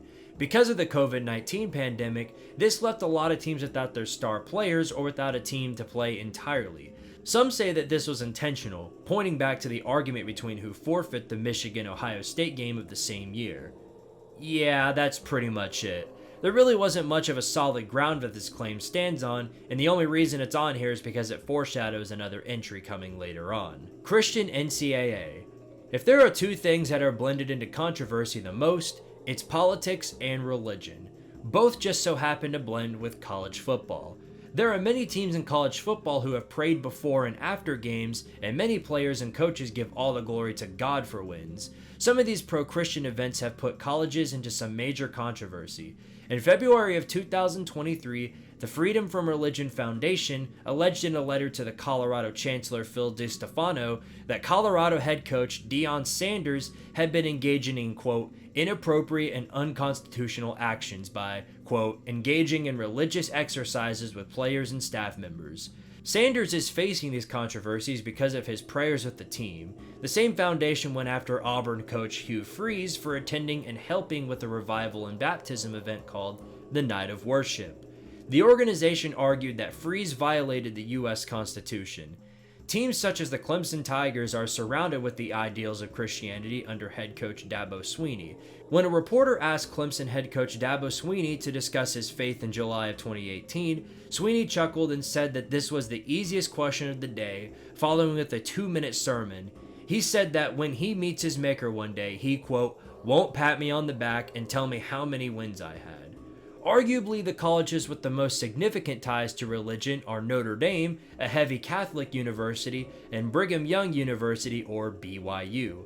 BYU was founded to instill in students the value of the Church of Latter-day Saints, or Mormon, and to promote leading lives rooted in learning and service.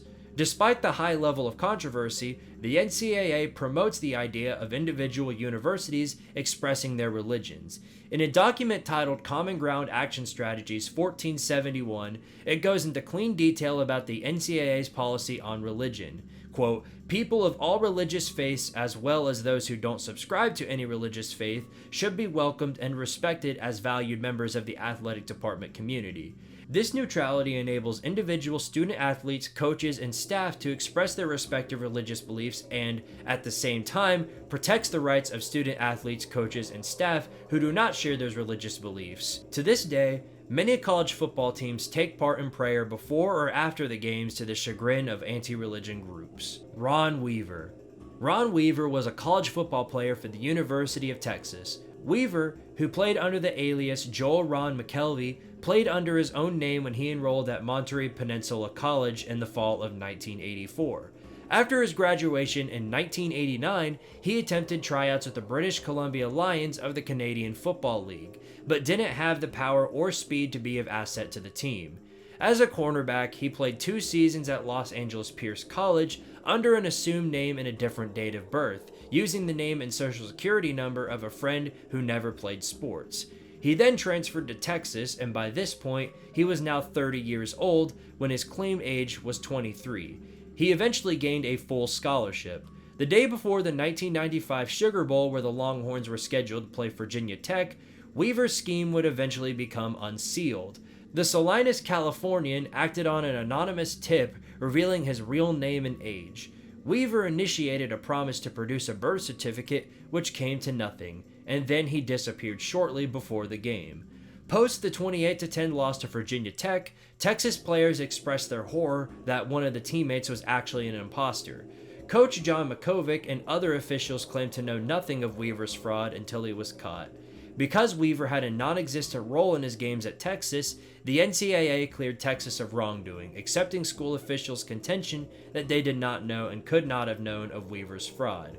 Weaver ultimately pleaded guilty in a California federal court to misusing a social security number. He did not serve any jail time. This has been the only case of this kind of fraud occurring. Clemson spies. Before Connor Stallions made it cool to do it, there were many other allegations thrown out that several other teams in college football were stealing signs. The Clemson Tigers were supposedly a victim and a suspect of this. In December of 2017, number 1 Clemson was preparing for the Sugar Bowl college football playoff semifinal against Alabama. Instead of training in the Sugar Bowl Superdome, they instead practiced outdoors at Tulane's home field. Clemson linebacker Dorian O'Daniel was asked about this decision, where he said, quote, "Maybe because it's a dome and there might be some spies sitting around in the bleachers." This actually came from an allegation thrown out in 2007 by Oklahoma coach Bob Stoops when referring to the 2003 national title game against LSU. Speaking with ESPN, Stoops said the Sooners, quote, "may have made a mistake by practicing in the dome." Head coach of Clemson, Dabo Swinney, was asked about this as well, where he said that the decision was because he wanted a smaller environment. Clemson ended up losing the game 24-6. Later on, during the 2020 season, Miami offensive coordinator Rhett Lashley was asked on a Zoom call about Clemson's reputation for stealing an opponent's offensive signals that are used to relay play calls from the sidelines, where he said, quote, "Clemson is known well for doing it." These details came to the forefront from an article from Sports Illustrated writer Pat Forday, claiming that these details are true, calling the Tigers masters of the art of the steal. He referenced Clemson's massive staff and resources in their football program as reasons why they could get away with it. But my question is, if only teams with elite staff and resources could do it, why didn't other teams do the same thing? There are several other teams with equal resources, but what do you think? Do you believe Pat Forday here? Mex the dog. Dogs are a very common mascot in college football, as a lot of teams in all kinds of sports use them as their mascot. Very rarely, though, do these mascots ever change, but such was the case of the Oklahoma Sooners and their dog mascot, Mex. Mex the dog was a brindle bulldog who served as the mascot for Oklahoma's football team from 1915 until his death in 1928. Mex was among a litter of abandoned puppies in Mexico during the Mexican Revolution found by Mott Keyes, an Army Field Hospital medic and a future Oklahoma student. Keyes adopted Mex and brought him to the university, where he learned tricks and became very popular at the university. As the team's mascot, Mex was known for his loud staccato bark at football games and his victory woof at baseball games. He wore a red sweater with a big red O on the side and was a guardian to help stray dogs off the field during games. When Mex eventually passed, he was buried under the 4 elm trees at the north end of the field. His funeral procession included medical students, the band, a eulogy by the fraternity president, and Keyes, who had the last word. He was buried in a small casket under Section 18 of Oklahoma Memorial Stadium. Of course, now we know Oklahoma's mascot as Boomer and Sooner, 2 brown-eyed horses, but Mex will and has always remained a major part of Oklahoma culture. McDonald's at the White House. Following Clemson's national championship win over Alabama in January of 2019, as a tradition, they were welcomed to the White House by the President of the United States. The president at the time, Donald Trump, served the team burgers, pizza, and fries from some of America's most storied fast food chains. The resulting buffet included hamburgers, fries, salads, and fish sandwiches from McDonald's, Burger King, and Wendy's alongside Domino's Pizza. This was seen as a strange supper, especially since the dining room was particularly for traditional formal meals. At the time of this event, The government was undergoing a partial shutdown, which was also the longest in US history, which was supposedly briefed as the reason behind the food presented. Despite this, the decision was met with backlash by some media outlets. However, some of the players and coaches showed their support for the meal they got. Quarterback Trevor Lawrence said that the trip was awesome. 75 other players attended the feast, according to a university spokesperson. However, the rest of the 119 players on the roster denied the invitation due to disagreements with President Trump's policies. None of the players that went complained about the meal or the environment that they were in. All that needs to be known is that this event was a very interesting moment in college football history. Lauren Luther Wade. Before the 2005 college football season, Lauren Luther Wade was expected to be the starting running back for Arizona State University. However, this wouldn't be the case for long. Back in March of 2005, late at night outside of a Scottsdale nightclub, Wade came to the nightclub to pick up his girlfriend. Upon arrival, he saw his girlfriend talking with a former player, 25-year-old Brandon Faulkner. He confronted Faulkner, and after an altercation ensued, Wade fatally shot Faulkner while he was sitting in his car.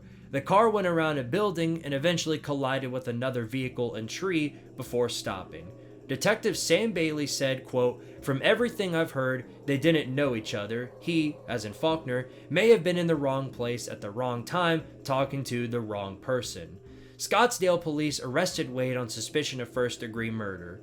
Wade was convicted of second-degree murder on June 7, 2007, and was sentenced to 20 years in prison. He is scheduled to be released from prison in March of 2025. Jeremy Pruitt was framed. Remember how I foreshadowed this name after the Shiano Sunday entry? Well, here you go. Jeremy Pruitt was the head coach of the Tennessee Volunteers from 2018 through 2020. He had his fair shares of ups and downs at Tennessee, specifically downwards during the 2020 season. Where he started 2-0, he then proceeded to go 1-7 in the last 8 games, finishing out 3-7. After the end of the 2020 season, detailed allegations came out about Jeremy Pruitt allegedly breaking NCAA rules. As it turned out, Pruitt, his wife, and several members of his football staff provided around $60,000 of impermissible benefits and recruiting inducements to more than 24 recruits and their families during his 3 years as head coach. In December, the NCAA began an official investigation into the allegations after UT informed both it and the Southeastern Conference about the findings following reports of violations from Tennessee Chancellor Donde Plowman. Tennessee would suspend Pruitt without pay until his contract was officially terminated, which took place on Tuesday, January 19th at 5 p.m. Eastern Standard Time. Along with this, several other coaches were fired, and Philip Fulmer, the athletic director, would resign from his position. For the penalties, Tennessee received 5 years of probation, a reduction of 36 football scholarships over the term of probation, 40 reduced weeks of visits, and among the rest of the penalties, Pruitt was handed a 6-year show cause order for his role in providing impermissible benefits, effective until July 13, 2029. If Pruitt is hired by another NCAA member school during this time, he will be suspended for the entire first season of his return. The conspiracy here is that Pruitt never actually did anything wrong, and that the school threw him under the bus due to his poor performance on the field. The main citation for this conspiracy is that the allegations were self-reported by Plowman in Tennessee before anything else was discovered. However, despite this being true, the conspiracy itself is likely false. Pruitt himself admitted to these allegations, saying that he broke NCAA guidelines due to the racial disputes occurring in 2020 as the main reason why. As of currently, Pruitt resides as a PE teacher in Plainsville, Alabama. John Karkoska. The 1990 Baylor Bears were exposed to heartbreak before their game against Texas Tech on September 29, 1990. On September 13th, redshirt freshman offensive lineman John Karkoska collapsed during a workout and unfortunately never regained consciousness again. He passed just 10 minutes away from the game against Sam Houston State the week afterwards on September 22nd. When investigators looked into the cause of the death, they uncovered that it came from kidney and liver failure, or what they called a total system failure, which is when multiple organs fail at once. Baylor team physician Dr. R.W. Covington said that the condition possibly came from an infection or virus and not a heat stroke. Many media outlets disagreed. The funeral, 4 days before the game against Texas Tech, was met with buses full of the Baylor team. In reference to the Tech game afterwards, offensive guard Monty Jones said, quote, "We were all fresh because we didn't practice that whole week. We just went down there and took it out on them." This seemed to be true as Texas Tech was defeated by Baylor 21-15. Following this game, Deringer Cade, a 20-year-old Northeast Missouri State player, also unfortunately passed after collapsing on the sidelines during Saturday's game against Southwest Baptist in Boulevard, Missouri. Northeast Missouri State officials said this came from an abnormally high level of glucose in his system, which is a side effect of an undiagnosed case of diabetes. Deaths like this one have been the forefront of controversy regarding pregame conditioning before football games. Nonetheless, rest in peace to these two young men. Manti Te'o's girlfriend. Manti Te'o was a linebacker for the Notre Dame Fighting Irish from 2009 through 2012. In 2012, he won the Maxwell, Walter Camp, and Chuck Bednarik Awards, among others. In his senior year, he learned of the unfortunate passing of his grandmother and his girlfriend on the same day. The girlfriend in question, Lene Kakua, was a student of Stanford University who had been injured in a car and while under treatment learned she had leukemia. Or so we thought. As it turns out, after receiving an anonymous email tip in January of 2013, reporters Timothy Burke and Jack Dickey of the sports blog Deadspin conducted an investigation into Kakua's identity. On January 16th, they published an article alleging Kakua did not exist and pointed to a man named Ranaya Naya Tuiasosopo. Following this investigation, Notre Dame issued their own statement which basically confirmed the myth to be true. Te'o's relationship with Kakua was, quote, exclusively an online relationship, so it would be difficult to tell that it wasn't a catfish or a fake account pretending to be somebody else. This hoax seemed to be much more believable because Te'o said that the girl was someone he met in person, according to family accounts. However, Te'o admitted in an interview with sports journalist Jeremy Schaap that this was a lie as well. In a January 24, 2013 interview on Katie with Katie Couric, Te'o played 3 voicemails left by Kakua and said the voice, quote, sounds like a girl. In an appearance on Dr. Phil on January 31st and February 1st, Tuiasosopo confessed to the hoax and admitted to falling in love with Te'o and using the Kakua identity. Tuiasosopo also recreated the female voice behind a privacy screen. Te'o's experience was the subject of a Netflix documentary called Untold, The Girlfriend Who Didn't Exist, which was released on August of 2022. Let this be a lesson for anyone who is using dating apps in today's modern world. Declan Sullivan. On a windy day, October 27, 2010, Notre Dame student filmmaker Declan Sullivan was on a hydraulic lift 40 feet into the air. Sullivan expressed displeasure about filming outside when the wind was up to 50 miles per hour and even tweeted about it, calling it, quote, terrifying weather. He wrote, quote, gust of winds up to 60 miles per hour today will be fun at work. I guess I've lived long enough. Considering what would occur half an hour later, these comments were spine-chilling. After a sudden wind gust up to 53 miles per hour hit the lift, the pressure caused it to collapse. This sent the lift, and by extension Sullivan, downwards to the ground, instantly taking his life. Investigators, including University Vice President John Affleck Graves, concluded that this accident was the cause of lack of knowledge from the staff the lift used, which was more susceptible to tipping over, and the height that Sullivan was at when it occurred. These details were released as the Indiana Occupational Safety and Health Administration fined Notre Dame $77,500 for 6 safety violations tied to Sullivan's death, including knowingly putting its employees in an unsafe situation.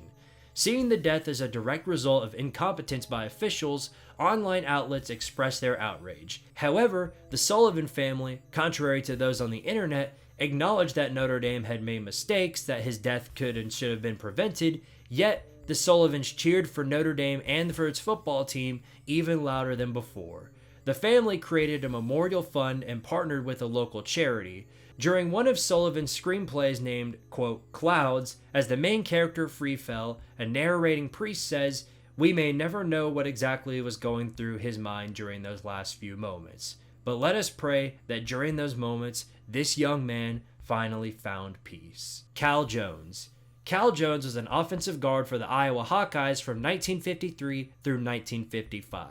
He was a two-time consensus All-American, and he was an All-Big Ten member each year he played.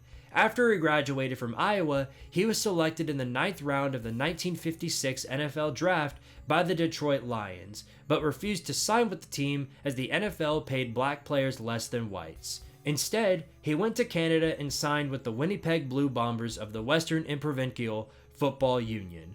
Following the All-Stars game, Jones was scheduled to fly to the 1957 Rose Bowl to watch Iowa play Oregon State. On December 9th, 1956, Jones overslept his scheduled morning flight from Vancouver, so he scheduled an afternoon flight to stop at Calgary and then travel to Winnipeg. Cal Jones' flight on TransCanada Airlines Flight 810 from Vancouver to Calgary crashed at Slezy Mountain, killing all 62 people aboard. The Iowa Hawkeye team heard of Jones' death as they prepared for the Rose Bowl, and the team dedicated Iowa's first Rose Bowl appearance to Cal's memory and won the game 35-19. The team sent the game ball to Talitha Jones, Cal's mother in Steubenville. Cremated remains at Jordan Hare.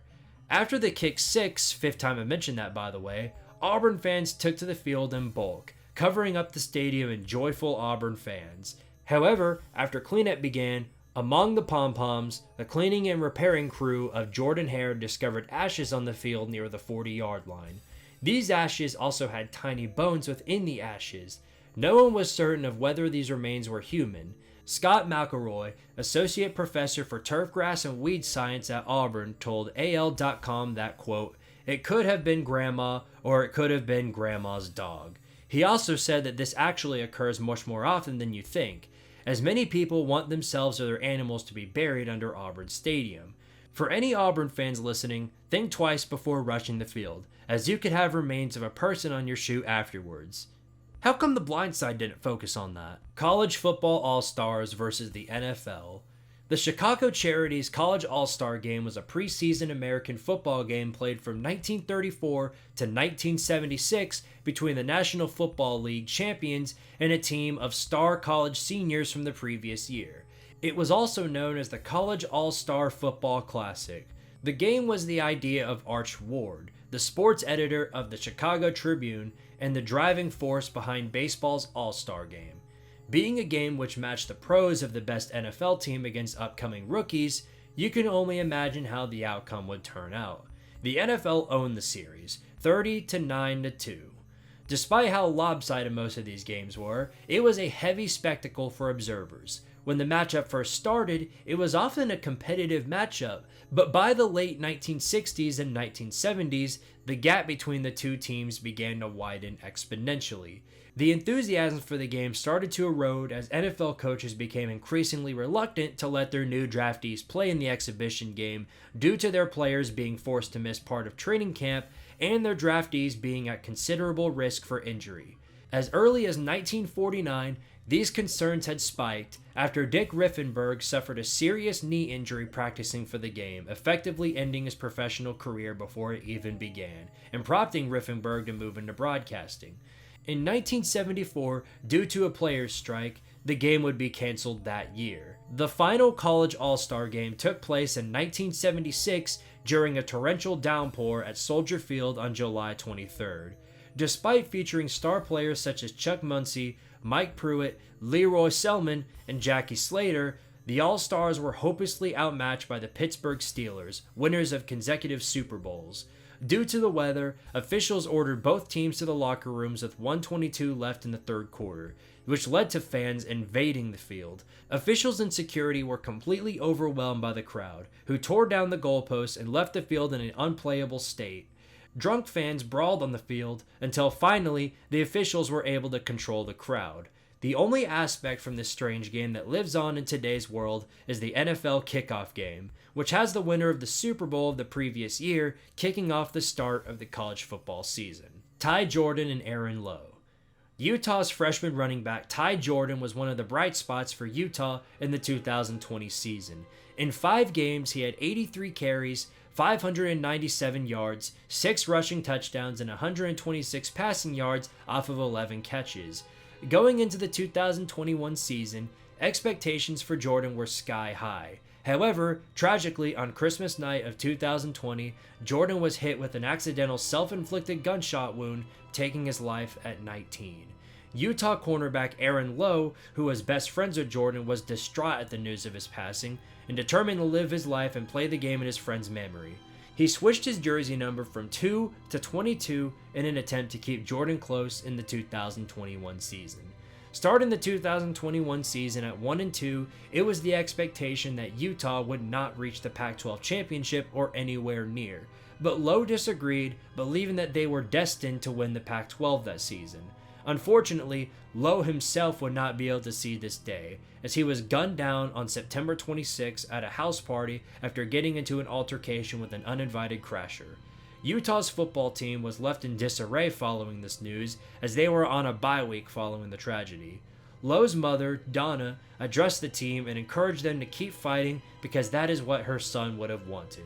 Utah's team responded by beating USC at their home stadium for the first time in 105 years. They went on to win the Pac-12 championship over the Oregon Ducks. This season revolved around the number 22. In Jordan's last game against Washington State, he carried the ball 22 times, and he was also named Pac-12 Freshman of the Year on December 22, 2020.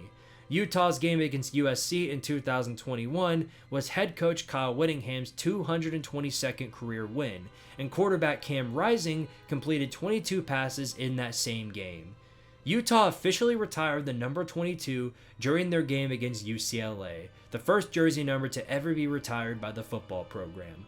The Utes made their first Rose Bowl appearance on the same day of the year 2022, which also marked the start of the 100-year-long celebration of the iconic stadium that was built in 1922. Utah also went on to win the Pac-12 again in 2022. This was all the culmination of a tribute to both Ty Jordan and Aaron Lowe. Johnny Bright. Johnny Bright was a fullback and linebacker who played for Drake from 1949 through 1951. Though these were his most prominent positions, he also played running back and quarterback. Bright's participation in Drake against Oklahoma A&M on October 20th, 1951 was controversial, as it was the first time a prominent African-American athlete went against Oklahoma A&M in their home stadium. Jim Crow laws were still very prominent in Stillwater, Oklahoma, and this was shown, as Bright had been knocked unconscious 3 times by blows from Oklahoma A&M defensive tackle Will Banks Smith in only the first 7 minutes of the game. Despite his jaw being broken by Smith's elbow, Bright was able to complete a 61-yard touchdown to halfback Kim Pilkington before leaving the game. Despite Oklahoma A&M winning the game 27-14, this game caught national attention after photographs were captured by Des Moines Register cameramen Donald Tang and John Robinson. The photos showed the jaw-breaking blow Bright received, among others. Bright, despite his limited effectiveness for the remainder of the season, was named a first-team All-American and finished 5th in the balloting for the 1951 Heisman Trophy. Bright was also awarded with the Nils V. Swede Nelson Sportsmanship Award. This moment in history, also known as the Johnny Bright Incident as it became widely known, eventually provoked changes in NCAA football rules regarding illegal blocking and mandated the use of more protective helmets with face guards. NCAA Football 15. As you all are probably aware, before the drop of EA College Football 25, EA Sports' last college football game was NCAA Football 14. But as it turns out, NCAA Football 15 was actually in development. They were believed to be building a game with the power to be played on a newer generation console, that being the Xbox One and the PlayStation 4. However, once the lawsuits for name, image, and likeness came in, they were unable to finish this project. This evidence is backed up from blueprints that were shown of another EA Sports game in development titled EA NASCAR 10. If EA Sports College Football 15 was released, would you have bought it? Theft of Smokey. Starting in 1953, Tennessee's blue tick hound, Smokey, officially served as the mascot for the University of Tennessee. On the day of the matchup against the Florida Gators in Gainesville, Rev. Bill Brooks, the owner of Smokey, was called by a, quote, University of Tennessee student saying that he had permission to take Smokey for a photo shoot. Expecting nothing nefarious, Brooks gave up the dog, not realizing that the person he gave the dog to just so happened to be a Kentucky student. Kentucky students were angry after Tennessee fans stole the rivalry's trophy, quote, the barrel. And with the rivalry between the two teams coming up, now was a perfect time to get revenge. The scheme by Beauchamp Brogan started a week of insanity. Tennessee students drove to Lexington and vandalized Memorial Coliseum. Another group tried to bombard a fraternity house where they believed Smokey was being kept. They were met with the sound of barking dogs and howls that were made by the fraternity brothers. After reports of Kentucky fans reportedly planning a Knoxville raid came in, roadblocks were set up by students and a carload was taken hostage in exchange for Smokey, a request which fell on deaf ears. As the response to the stolen mascot, Tennessee students took Kentucky's live mascot, Colonel the Wildcat. Once the two teams met on Stoll Field, the two mascots were exchanged, with Smokey wearing a Kentucky-themed jacket. The Wildcats won this game, 23-0. The night the barn burned. On September 21st, 1996, the Auburn Tigers hosted the LSU Tigers in Jordan-Hare. Both of these teams were ranked, so the expectation was that this game was going to be a significant one in the conference and across the country. This turned out to be true, but not in the expected format. Early in the first quarter, smoke appeared in one of the corners of the stadium, which grew rapidly larger as time went on. As it turns out, the old Auburn Sports Arena was up in flames. The building, nicknamed The Barn, was the former home of Auburn basketball from 1956 until 1969, when the program eventually moved away. By this point, the arena was scheduled for demolition, but they never got to it. Instead, nature did. The 85,214 people in attendance were left in awe at the fire. While public address announcements assuring fans the fire was outside played over the stadium speakers, Auburn and LSU continued the game without stoppage. Commentators and those who were not aware of the announcements were left in shock and concern as the fire went on, thinking that it could possibly be in the stadium. Fortunately, nobody was hurt by the fire, but maybe Auburn fans' hearts were hurt as Auburn lost to LSU 19-15. Gamblers poisoned Oklahoma's football team.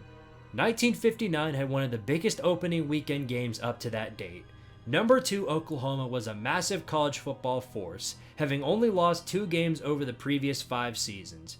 The Sooners were heading to Evanston for a match against number 10 Northwestern. Oklahoma arrived in Illinois earlier than usual, flying on Wednesday night instead of Thursday. The team stayed in the Orrington Hotel and held a secret workout session Thursday afternoon. After practice, they headed to the Ches Paris in downtown Chicago. While most of the coaching staff did not attend, all of the players except starters Predstitz Gatt and Edward Woohoo McDaniel made the trek to the nightclub. The players who attended were served fruit salad among many other items. But after 15 to 20 minutes, the players started to feel violently ill. Oklahoma players were suffering from vomiting, diarrhea, and nausea. 8 players, along with assistant coach Jimmy Harris, spent time at the hospital. Though many of the players returned in time for the game, the atmosphere in the locker room was completely different, and it showed on the field on Saturday. Northwestern walloped Oklahoma 45-13 in a monsoon. Investigating the cause of the mass poisoning, they immediately pointed to the Ches Paris as the main cause. Oklahoma's team physician wanted to do more tests on evidence secured at the hospital, but the hospital said that they lost the files. Even without the files, Oklahoma officials reached the conclusion that the players received food poisoning from the apomorphine in the fruit salad, and the team also came to the conclusion that gamblers and/or the mob poisoned them, which would account for the point spread dropping the day of the poisoning. The game seemed to have an everlasting impact on the college football world, ending Oklahoma's dynasty and putting Northwestern on the map. NIL ended the dynasty. It has been an interesting discussion between fans regarding the effects on NIL and college football. Since its inception, it can be argued that it has done more for certain teams than others. More money equals more payment to players, equals better players, equals more wins. In the case of Nick Saban and Alabama, who are known to have a massive dynasty before the inclusion of NIL, fans believe that NIL is the direct force behind the end of the dynasty and the retirement of Nick Saban. This discussion spiked because of the recent seeming decline of Alabama, as they have not won a national championship since 2020, while also taking losses to eventual national champions Georgia and Michigan. Despite this, the question cannot be answered yet. Alabama is still a very formidable force in college football, even making the playoffs last season. Though they did lose Nick Saban, their new coach, Kalen DeBoer, carried his former team, the Washington Huskies, all the way to the national championship despite having less resources. What can be certainly argued is that Alabama's 2024 season will play a massive part in this claim. Jason Carter. Ending off this part on a wholesome note, Jason Carter is the name of the shortest college football player in history. Carter comes in at 4 feet 9 inches. He got his collegiate debut versus Utah, gaining 1 yard on his first career carry. The video of his carry garnered over 500,000 views, and he was awarded a helmet sticker by ESPN's College Football Final. He also appeared on SportsCenter and the Jim Rome radio show. What a win by Rice here.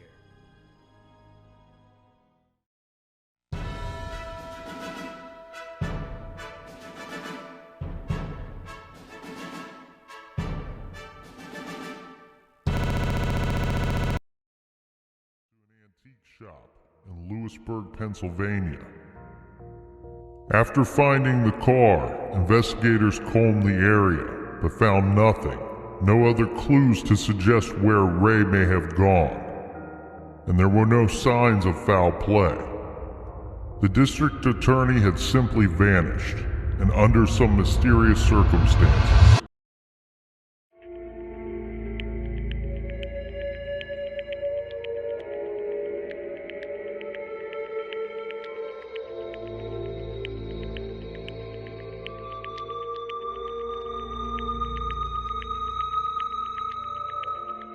Brooke Berringer.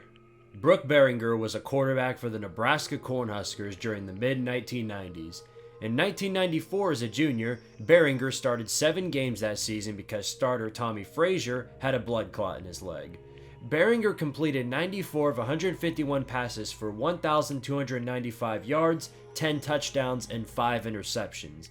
Though he remained as backup quarterback for his senior year, he would get playing time in 9 games, including the end of the Fiesta Bowl against the Florida Gators. Despite having spent most of his college career as a backup, Berringer had shown enough promise that he was expected to be selected for the 1996 NFL Draft. However, before the draft could take place, Berringer was the unfortunate victim in an accident.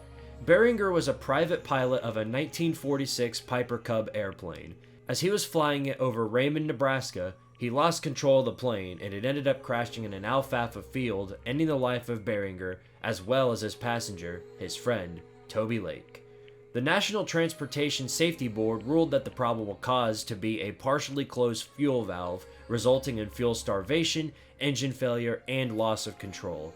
A memorial service for Berringer was held before a crowd of 48,659 on April 20th, 1996 at Memorial Stadium before the start of the annual Red and White Spring football game. As an omen to his legacy, in 2006, the University of Nebraska erected a life-size bronze statue of Berringer with Hall of Fame coach Tom Osborne. NCAA has no power. The NCAA actually having no power in the world of college football is a growing conspiracy due to the shift of the college football landscape. A 2021 Supreme Court decision forced the NCAA to allow college athletes to be compensated by businesses for the use of their name and likeness. ESPN analyst Kirk Herbstreit believed the NCAA has lost power in college football due to NIL and has suggested that conferences may break away from the NCAA. The NCAA has also lost almost every single court case it has fought on NIL grounds. In January of 2024, the state of Tennessee and the Commonwealth of Virginia mutually filed lawsuits against the NCAA for violating federal antitrust laws with its anti-competitive restrictions on the ability of current and future student athletes to benefit from NIL.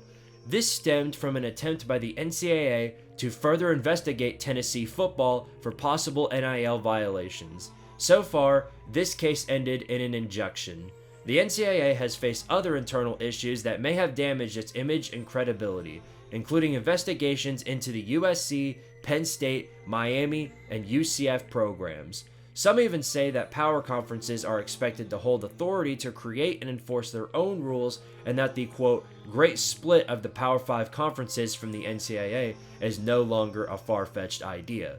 Though there is no confirmation that the NCAA is actually losing any jurisdiction over college football, there are some definite questions being raised. Gardner Dow. Gardner Dow was a college football player who played for the Connecticut Aggies varsity team in 1919. His first game was the season opener against New Hampshire State College on Saturday, September 27, 1919. Dow had injured his ankle and was not expected to play, but he ended up traveling with his teammates and chose to play the game. Partway through the game's third quarter, tragedy struck. New Hampshire right halfback Earl Farmer took possession and charged down the field. Connecticut Aggies right defensive end Eddie Voorhees tripped him, but Farmer regained his feet and continued down the field. Dow came in and launched a high-flying tackle, and both players came down with a crash. Farmer was uninjured, but Dow had been knocked unconscious when his head struck Farmer's knee. Witnesses described the blow as, quote, entirely accidental. As Dow laid unconscious, he was moved from the field to the athletic director's office. After the game, Dow was moved again, this time to the Alpha Tau Omega fraternity house. He exhibited no visual signs of injury, and initially it was thought that he had been kneed in the solar plexus until the doctor eventually noticed a bump on his head. The ambulance was called to take him to the Dover Hospital, but before its arrival at approximately 8 o'clock p.m., Dow passed on. Dow's passing was attributed to traumatic brain injury, which contemporary accounts described as, quote, concussion of the brain. On the afternoon of October 1st, 1919, at the same time Dow's funeral was taking place in New Haven, the college canceled classes and closed offices. The Aggies team voted to continue the 1919 season and finished 2-6, winning their two final games against Boston University and Rhode Island. On October 6th, Connecticut Agricultural Colleges Athletic Association named the college's athletic field the Gardner Dow Field, which despite ceasing existence by the 1970s due to construction, a commemorative plaque on the field was hung at the Hawley Armory, where it currently remains. Oregon steals Lee Corso's head. Coming up on the final college game day of the 2010 regular season, the game day crew would be traveling to Corvallis, Oregon, where Oregon State would host their rival, the Oregon Ducks. Along with the crew were giant masks of the game day crew, reflecting the Lee Corso tradition of wearing the mascot's mask, along with the pick of the game in question. However, after the game in which Oregon won 37-20, ESPN workers clearing the set of game day noticed that Lee Corso's head was missing. ESPN host and reporter Aaron Andrews tweeted via Sports by Brooks Live about the incident and persuaded some help in finding it. Later, SB Nation Detroit shared this picture that they found on a message board of someone with an Oregon sweatshirt wearing Corso's head. On the morning of December 6th, the head was recovered near an Oregon State University employee's car at his Harrisburg home. University police cited former Oregon students August Cuneo and Alexander Westerberg as the culprits behind the theft. Because the mask was valued at $5,000, it resulted in felony theft charges for both men due to the head being over $1,000. The two former students were given no jail time, but were given 40 hours of community service and were forced to give formal apologies. The Super League. As a direct result of NIL and conference realignment in college football, many college football media outlets have suggested the idea of college football moving to a plan of having a super conference in college football. Using the NFL's AFC and NFC as a reference for this plan, several college presidents and some of sports' top executives have devised a plan dubbed by outsiders as the, quote, Super League. This new system would replace the NCAA and the college football playoff and potentially provide a solution for the hurricane of current and future lawsuits aimed at the business of the sport. It would also put an end to any controversy regarding NIL and transfer portal issues. Proposed by College Sports Tomorrow, this new 70-team league would have 8 divisions, with 10 additional teams being promoted or relegated based on performance on the field. Along with this pitch, each team would receive even shares of revenue by a, quote, player pool from TV money. Along with this would be transfer and roster caps to counter the overuse of NIL. The plan is written for a college sports league that would launch in 2027. There's many more details to this, but this is the basic rundown at a possible super league that could be pushed in the future. However, there is currently no guarantee that this will ever happen in the college football world. 2013 Vanderbilt essay. On June 23, 2013, 4 Vanderbilt Commodores football team players, Brandon Vandenberg, Corey Lamont Beatty, Brandon E. Banks, and Jaborian, Tip McKenzie, carried an unconscious 21-year-old female student into a dorm room in the school's Gillette House dorm. Once in the dorm room, they did many heinous things to the girl.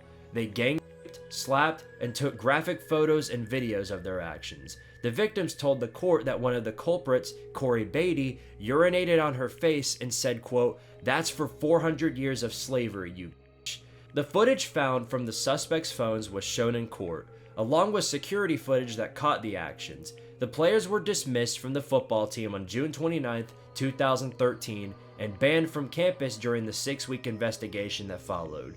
On August 9, 2013, they were arrested and all 4 men were charged with 5 counts of aggravated rape and 2 counts of aggravated sexual battery. A few years later, in separate court cases, each player was given a hefty prison sentence of at least 15 years, with the exception of McKenzie, who accepted a plea deal in which included 10 years probation and a lifetime registration as a sex offender. The other 3 suspects will also be required to be listed on the sex offender registry.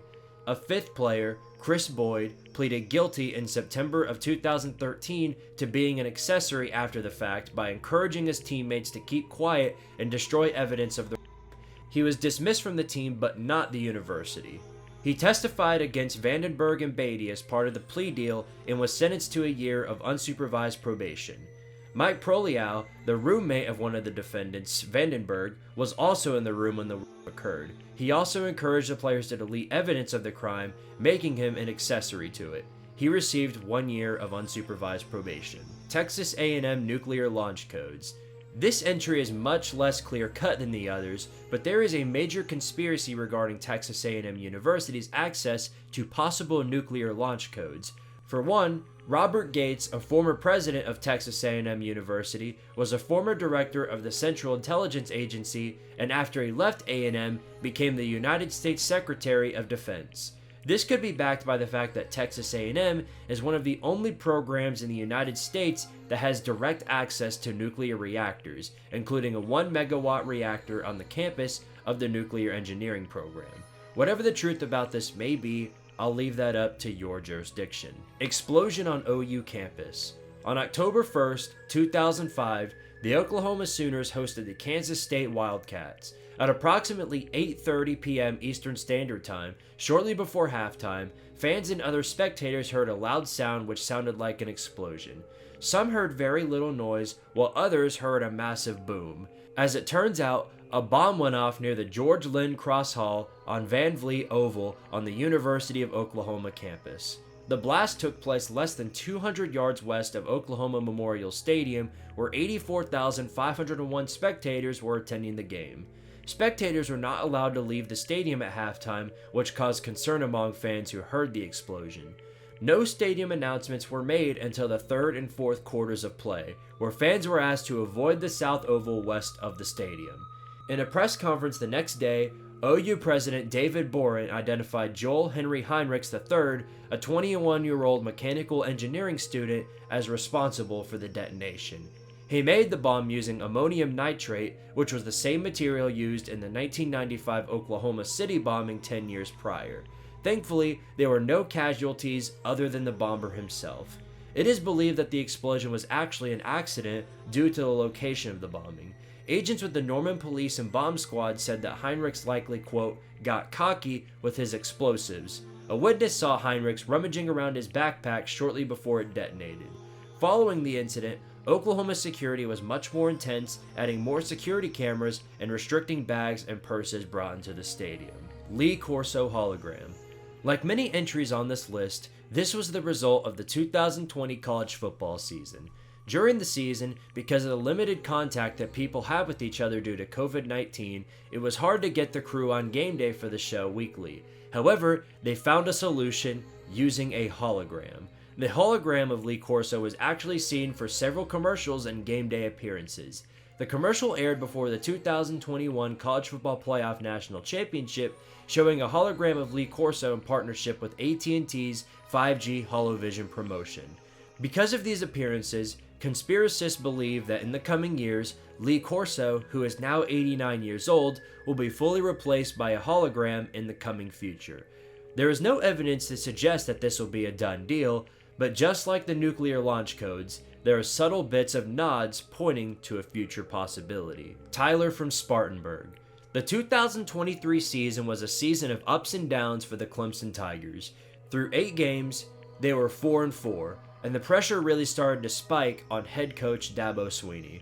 On Dabo Swinney's Monday night show called Tiger Calls, fans could call in and ask questions directly to Swinney. One fan in particular, Tyler from Spartanburg, is a Clemson fan and contributor to The Collins Show. Tyler is known for being critical of the coach, his assistants, and the team. One October night, he called into the show asking him about his $11.5 million salary and the 4-4 season in particular. The question left Swinney less than amused. In fact, he was quite angry at the question, causing him to rant to the fan. Hey Tyler, I've listened to enough of you, Tyler. Listen, you can have all your opinions that you want. All right, I don't know how old you are. Don't really care. All right, but let me tell you something. We won 11 games last year, and you're part of the problem, to be honest with you, because that is part of the problem. It's people like you that do that. All you do is the appreciation, the expectation is greater than the appreciation, and that's the problem. He continued his rant for 5 minutes before hanging up on Tyler. He also notably called Tyler a kid. Tyler was actually a 29-year-old Marine Corps veteran and a lifelong Clemson football fan. The rant from Swinney put him in deeper water, but the water became much more shallow in the coming week as Clemson knocked off number 12 Notre Dame at home. Cotton Palace Riot. Baylor and Texas A&M were 2 teams that were big rivals in the early era of college football, much more recently being given the nickname Battle of the Brazos. One of the most significant games of the 1926 battle between the 2 programs, but not for the reason that you would expect. Years prior to the matchup would set up the event. In 1922, a riot broke out after the game and was broken up by fire hoses. In 1924, another riot erupted after the Aggies lost, and both male and female students were allegedly assaulted until the Waco police dispelled the violence. When the 1926 game rolled around, Baylor had law enforcement ready for any post-game shenanigans, but to everyone's surprise, the violence came long before the game ended. Normally, the A&M cadets would perform at halftime and show off their military calisthenics. This year, the entire corps did not come to the game, so with only 400 cadets in attendance, they decided not to perform. However, dressed as fake cadets, some Baylor men took to the field and made fun of the military routine of their rivals. This caused blood to boil among the Aggie attendees. Then, to make matters worse, a Ford vehicle full of Baylor women came out onto the field touting signs with previous Baylor football scores on them. 2 cadets, later identified as W.L. Lee and G.L. Hart, hopped onto the field and sprinted towards the moving vehicle. Lee dove into the car window and grabbed the steering wheel, jostling the car and causing one of the women to fall off the back. The Baylor men took to the field to protect their women, and that's when mayhem ensued. Not only were punches thrown, but parts of wooden chairs were used as weapons. One cadet, Charles Milo Sessoms, was struck by a chair on the left side of his head near midfield, falling flat to the ground. Cadet William Moores Jr. carried him to the first aid station, where the band quelled the riot by playing the Star-Spangled Banner. Charles Sessoms was taken to the Providence Sanitarium. The doctors detected a skull fracture, but medicine had little to offer Charles. Unfortunately, due to a blood clot, he sadly passed the following day. Despite an investigation by a national detective agency, the man who struck the fatal blow was never found. Relations between the 2 schools soured in the wake of these events, especially after the Baylor and A&M presidents released a joint statement sharing the blame for the incident. Baylor and A&M would not compete in any capacity for 5 years after this tragic event. Author T.G. Webb captured the full story and outlined the suspects in his book, Battle of the Brazos, a Texas football rivalry, a riot, and a murder. Side note, Baylor won that game, 20-9. Fire at Toomer's Corner. As mentioned in the Harvey Updike entry, his crime was not the only attack on Toomer's Corner. Following Auburn's win over LSU in 2016, Joachim Wiest, a 29-year-old German man, was seen setting one of the trees on Toomer's Corner ablaze through the toilet paper hanging off of the tree. Though some fans tried to catch Wiest, he managed to get away, but not for long as he was quickly apprehended by police. Witnesses reported that Wiest was heavily intoxicated and might have not even been a college football fan. He entered a guilty plea to felony first-degree criminal mischief in Lee County Circuit Court. When asked if he had any comments, he simply said, "I'm sorry." Peruna's dark past. Peruna is the name of the mascot of the Southern Methodist University Mustangs, or SMU for short. In October of 1934, Peruna I was taken up to New York for SMU's contest against Fordham. When the two mascots of the teams were put together, the Fordham Ram got too close and Peruna gave it a swift kick, instantly unaliving the ram. This has been the one and only cause of a mascot unaliving another mascot in all of college history. Peruna has one of the most violent track records of any mascot. It attempted to mount the Texas Tech horse mascot multiple times and kicked Bevo, the Texas mascot, sending it to the ground. It even delayed a game in 2022 by defecating on the playing field. Crab legs. Before getting to this story, it's important to know the story behind Florida State quarterback Jameis Winston. Playing from 2012 through 2014, his most prestigious college season came in 2013, where he threw for 4,000 yards and scored 40 touchdowns. He led the Seminoles to the national championship and a perfect 14-0 season after beating Auburn. Along with this, he would be given the Heisman Trophy along with many other accolades. He was also a baseball player for the Seminoles during this time. During the offseason before the 2014 season, Winston was highlighted in some legal troubles when he was cited for allegedly taking seafood from a Tallahassee grocery store without paying, specifically $32 worth of crab legs and crawfish. Leon County Sheriff Michael Wood said that 20-year-old Winston ordered the food at a deli in the Tallahassee, Florida area Publix on Tuesday night. After receiving the order, he left the store without paying. Winston, in a signed statement, said that he would take full responsibility for the, quote, unfortunate incident. However, he later claimed that the crab legs were actually given to him for free. However, Publix, the store in question, refuted this claim. As a punishment for his crime, he completed 20 hours of community service and was suspended briefly from the baseball team. LSU party.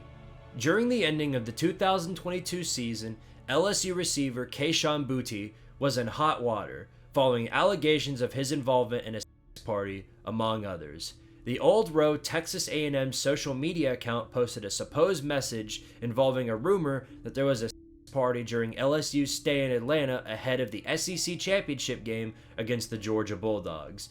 The message said that there were at least 5 participants identified, Boutte being among them. Other rumored participants included members of the coaching staff and recruiting department. Nothing actually came from these rumors, however, and none of the parties in question received any sort of punishment based on these allegations. There really isn't any other layer to these allegations other than what was posted, but sometimes weird things happen when you think with your dick instead of your brain. Regardless, you be the judge. Kansas football money laundering. In the summer of 2010, an independent investigation was launched against athletics of the University of Kansas in regards to a possible massive scam taking place in the sports programs. The investigation, conducted by a Wichita law firm, showed that 5 former Kansas athletics staffers and a consultant sold or used at least 17,609 basketball tickets, 2,181 football tickets, and a number of parking passes and other passes for personal purposes. On November 18, 2010, the 5 employees were indicted on federal charges of conspiring to steal more than $2 million and possibly up to $3 million worth of tickets to Kansas athletic events. Some of the conspirators had some level of authority in the Kansas ticket office. The indictment alleges that in 2005, Charlotte Blueblaw began stealing season tickets for KU athletic events. She gave the tickets to Ben Kirkland, Rodney Jones, Cassie Lubisch, Brandon Simmons, and Jason Jeffries to sell at third parties. As a result, the conspirators made $3 million to $5 million. They used various tactics to spread the tickets, including entering false information to computers meant to prevent stolen tickets, paid kickbacks to third parties not connected to the ticket office, and had checks written to third parties not connected to the ticket office. Along with these suspects, 10 more were indicted with at least minor level of involvement in the grand money laundering scheme, including distribution of illegal drugs. The fate of some of the suspects involved is unknown, but many faced up to 20 years in prison for their actions. Some fans speculate that by the will of the football gods, these actions caused a collapse of Kansas football. But again, I'll leave that to your jurisdiction. Hook'em is a sign of Satan. The Hook'em sign, also known as the horns or devil's horns, has been associated with Satan in a few different ways. In 2005, President George W. Bush performed the Hook'em sign with his right hand. In Norway, raising the index and pinky fingers while holding up the right hand is a gesture that can have satanic connotations. So, some Norwegians thought that President George W. Bush was saluting Satan. The same factor came into play 20 years earlier, as in 1985, 5 Americans were arrested for dancing and making the Hook'em sign in front of the Vatican due to its satanic connotations. Many metal bands use the hand sign known as the sign of the horns. It is most well known with Black Sabbath, but many other bands use this during concerts. Of course, we know the Texas Longhorns use this sign as a hand signal to employ a greeting consisting of the phrase Hook'em or Hook'em horns. The gesture is meant to approximate the shape of the head and horns of the Texas mascot, the Texas Longhorn Bevo. The lone exception is rival fan bases such as the Oklahoma Sooners use the horns down signal to mock the hand signal. Despite this, the signal has undergone significant levels of controversy and has been seen as offensive in some cultures and religions. No significant movements have been made to change the sign or ban it from Texas football events. However, this isn't the case for horns down, as it has been pushed to be penalized by officials in the SEC. Time will tell if something else happens along these lines. Ray Grykar.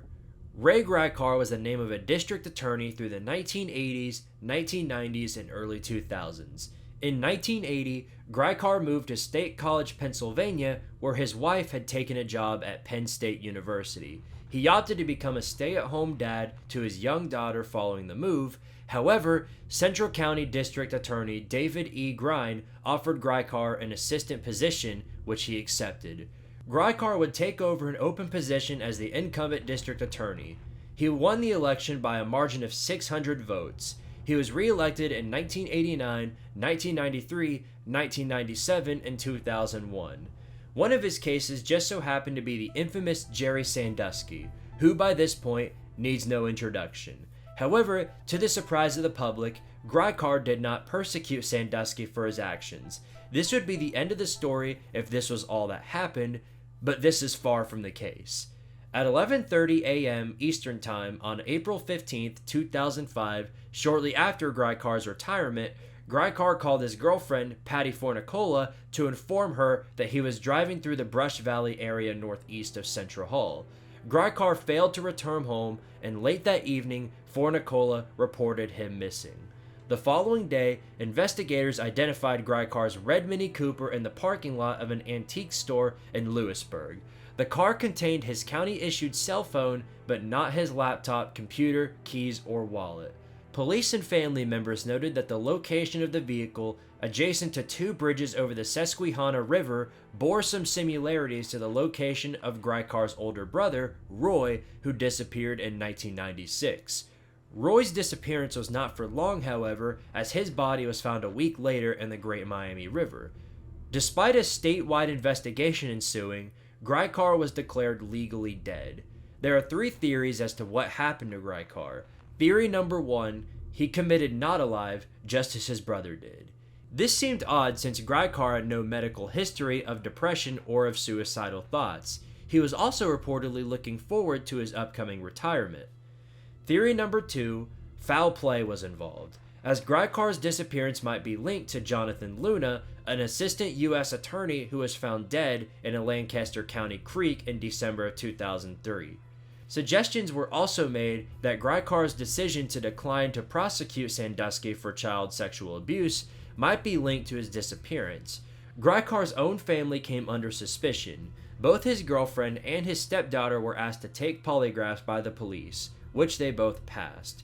Theory number 3, Grykar faked his not alive and chose to start a new life using an elaborate plan.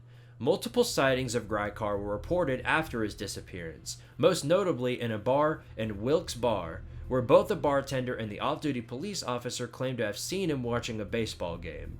It has also been suggested that Grykar may have taken off to Central Europe, as he is semi-fluent in Russian and fluent in Slovenian. There has been no evidence of any of these things being true, and Grykar has been currently missing over 19 years. Haney Catchings.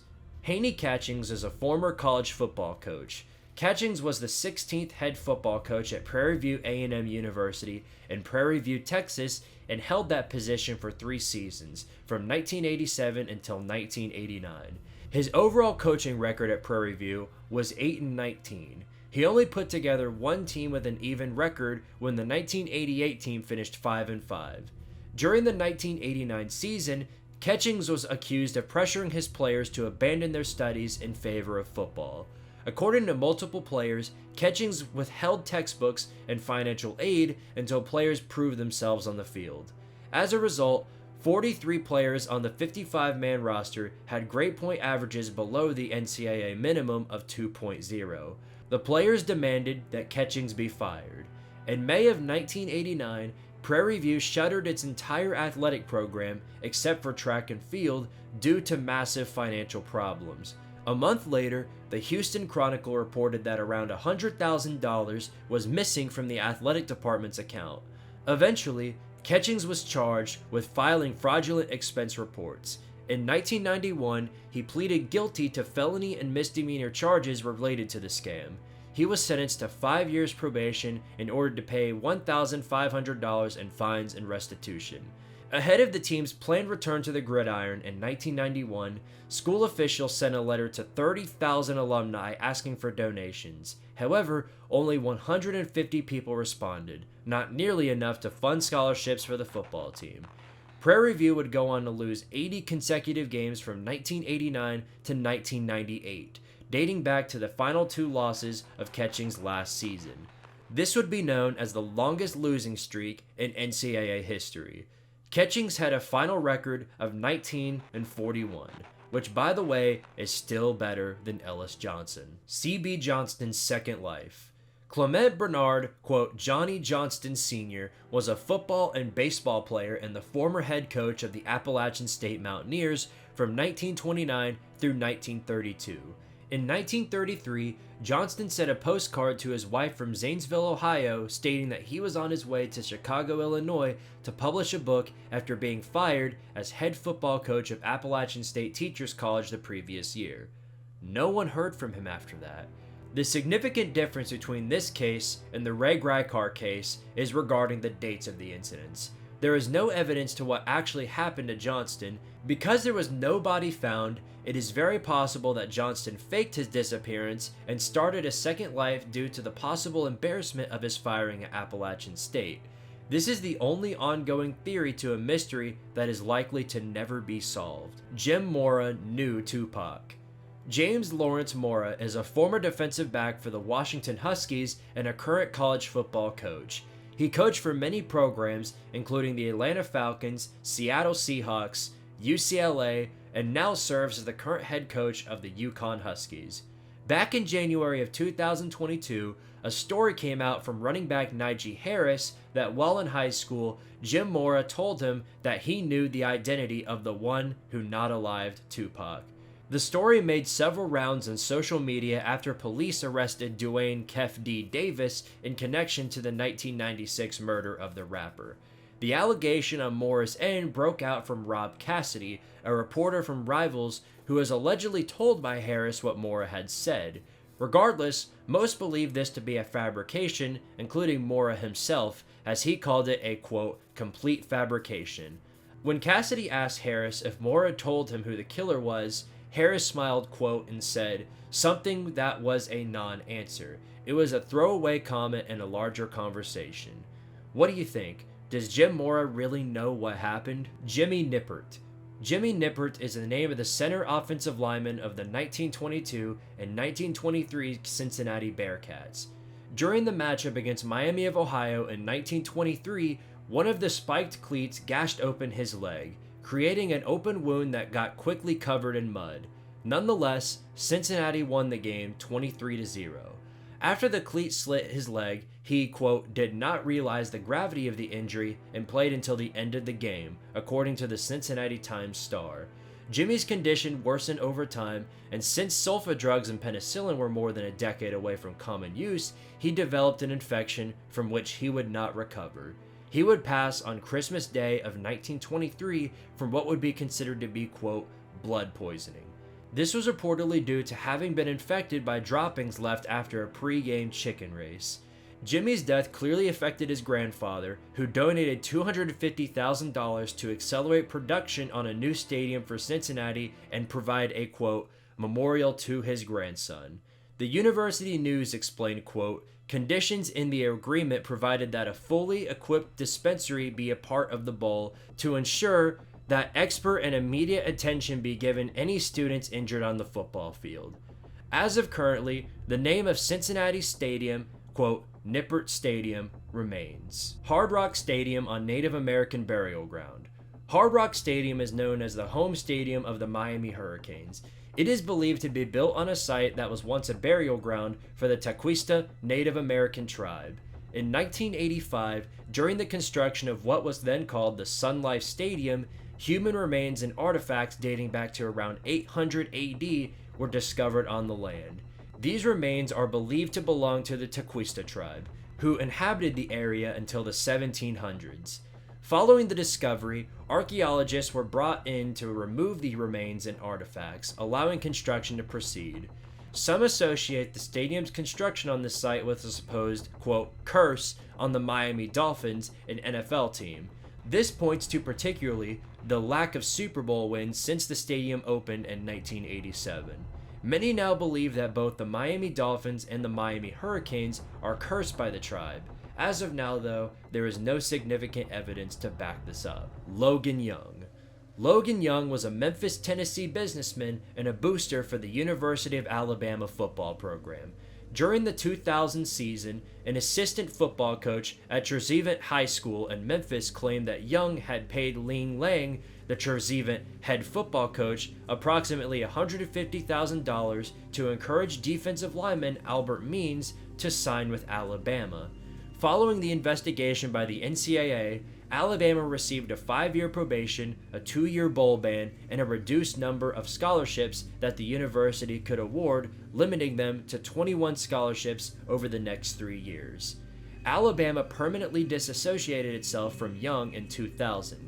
Alabama not only banned him from any involvement with the athletic program, but stripped him of his $40,000 luxury box at Bryant-Denny Stadium and canceled an insurance policy that would have paid $500,000 towards the Paul Bear Bryant Museum on campus upon Young's death. In 2005, Young was found guilty on his scheme, and he was sentenced to 6 months in jail, but continued to plead that he was not guilty. On April 11, 2006, Young was found not alive in his home in Memphis. Originally thought to be a homicide due to the large amount of blood found throughout the house, local police concluded that Young's death was accidental. According to Homicide Lieutenant Joe Scott in a press conference, Young tripped while carrying a salad and soft drink up a set of stairs and hit his head on an iron railing. The fall onto the railing opened a large gash across the top of Young's head, causing him to drop to the floor, bleeding profusely. After lying on the floor for some time, Young got up and walked bleeding through the several rooms of the house before ending up in his second-floor bathroom. According to Scott, Young walked past several telephones but didn't place an emergency call. Some say because of the seemingly odd frame of events that this was a setup and the passing of Young was actually a homicide initiated by Alabama executives themselves to keep him quiet. No actual evidence has been presented to fortify this claim, but some still believe that this was indeed intentional. The SEC is the dynasty. Many college football fans are aware of the dynasty during Nick Saban's long stay at Alabama. However, some are going as far to say that the SEC in itself is the dynasty that will control college football. In fact, It has been for the longest time.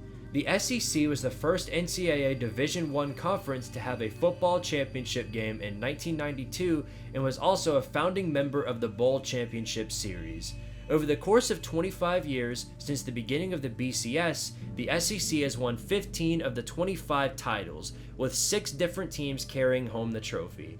Tennessee in 1998, LSU in 2003, 2007, and 2019, Florida in 2006 and 2008, Alabama in 2009, 2011, 2012, 2015, 2017, and 2020, Auburn in 2010, and finally, Georgia in 2021 and 2022. Throughout the 21st century, the SEC has been a prime focus in sports media, with growing allegations of favoritism from committees who decide who goes to play for the national championship.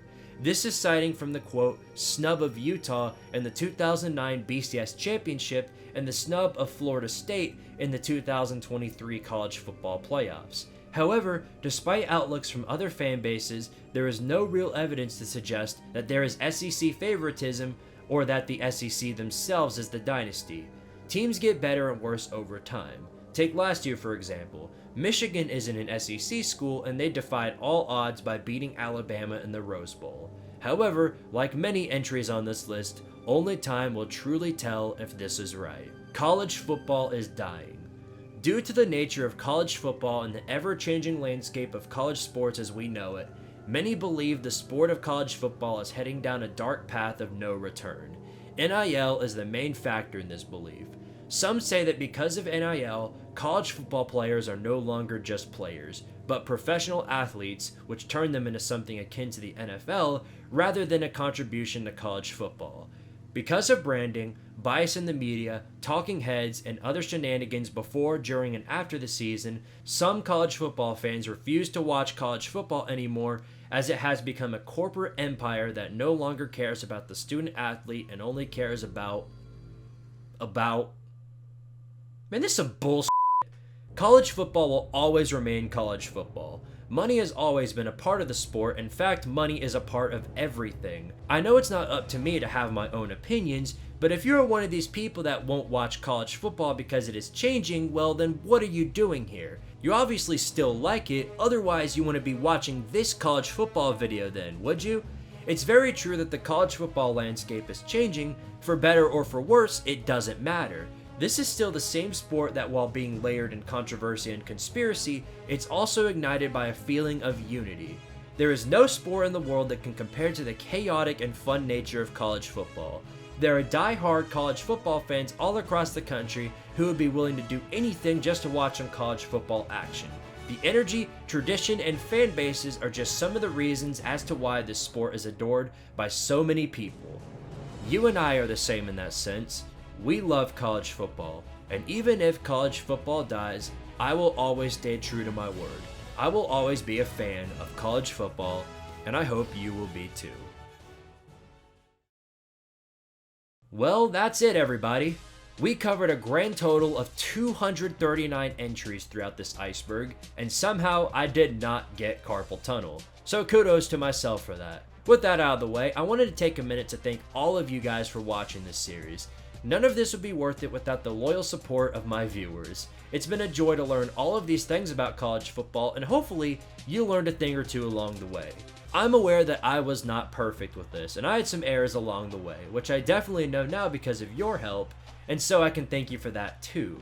I hope you stick around for the 2024 college football season, as I'll be covering the season as it goes, giving my thoughts as well as providing entertaining, funny, and maybe rage-filled videos throughout the fall. So do me a solid if you can, and support the channel by hitting the like and subscribe buttons. Each one goes a long way in moving this channel forward. So until the next video, whenever that may be, thank you all for watching the College Football Iceberg.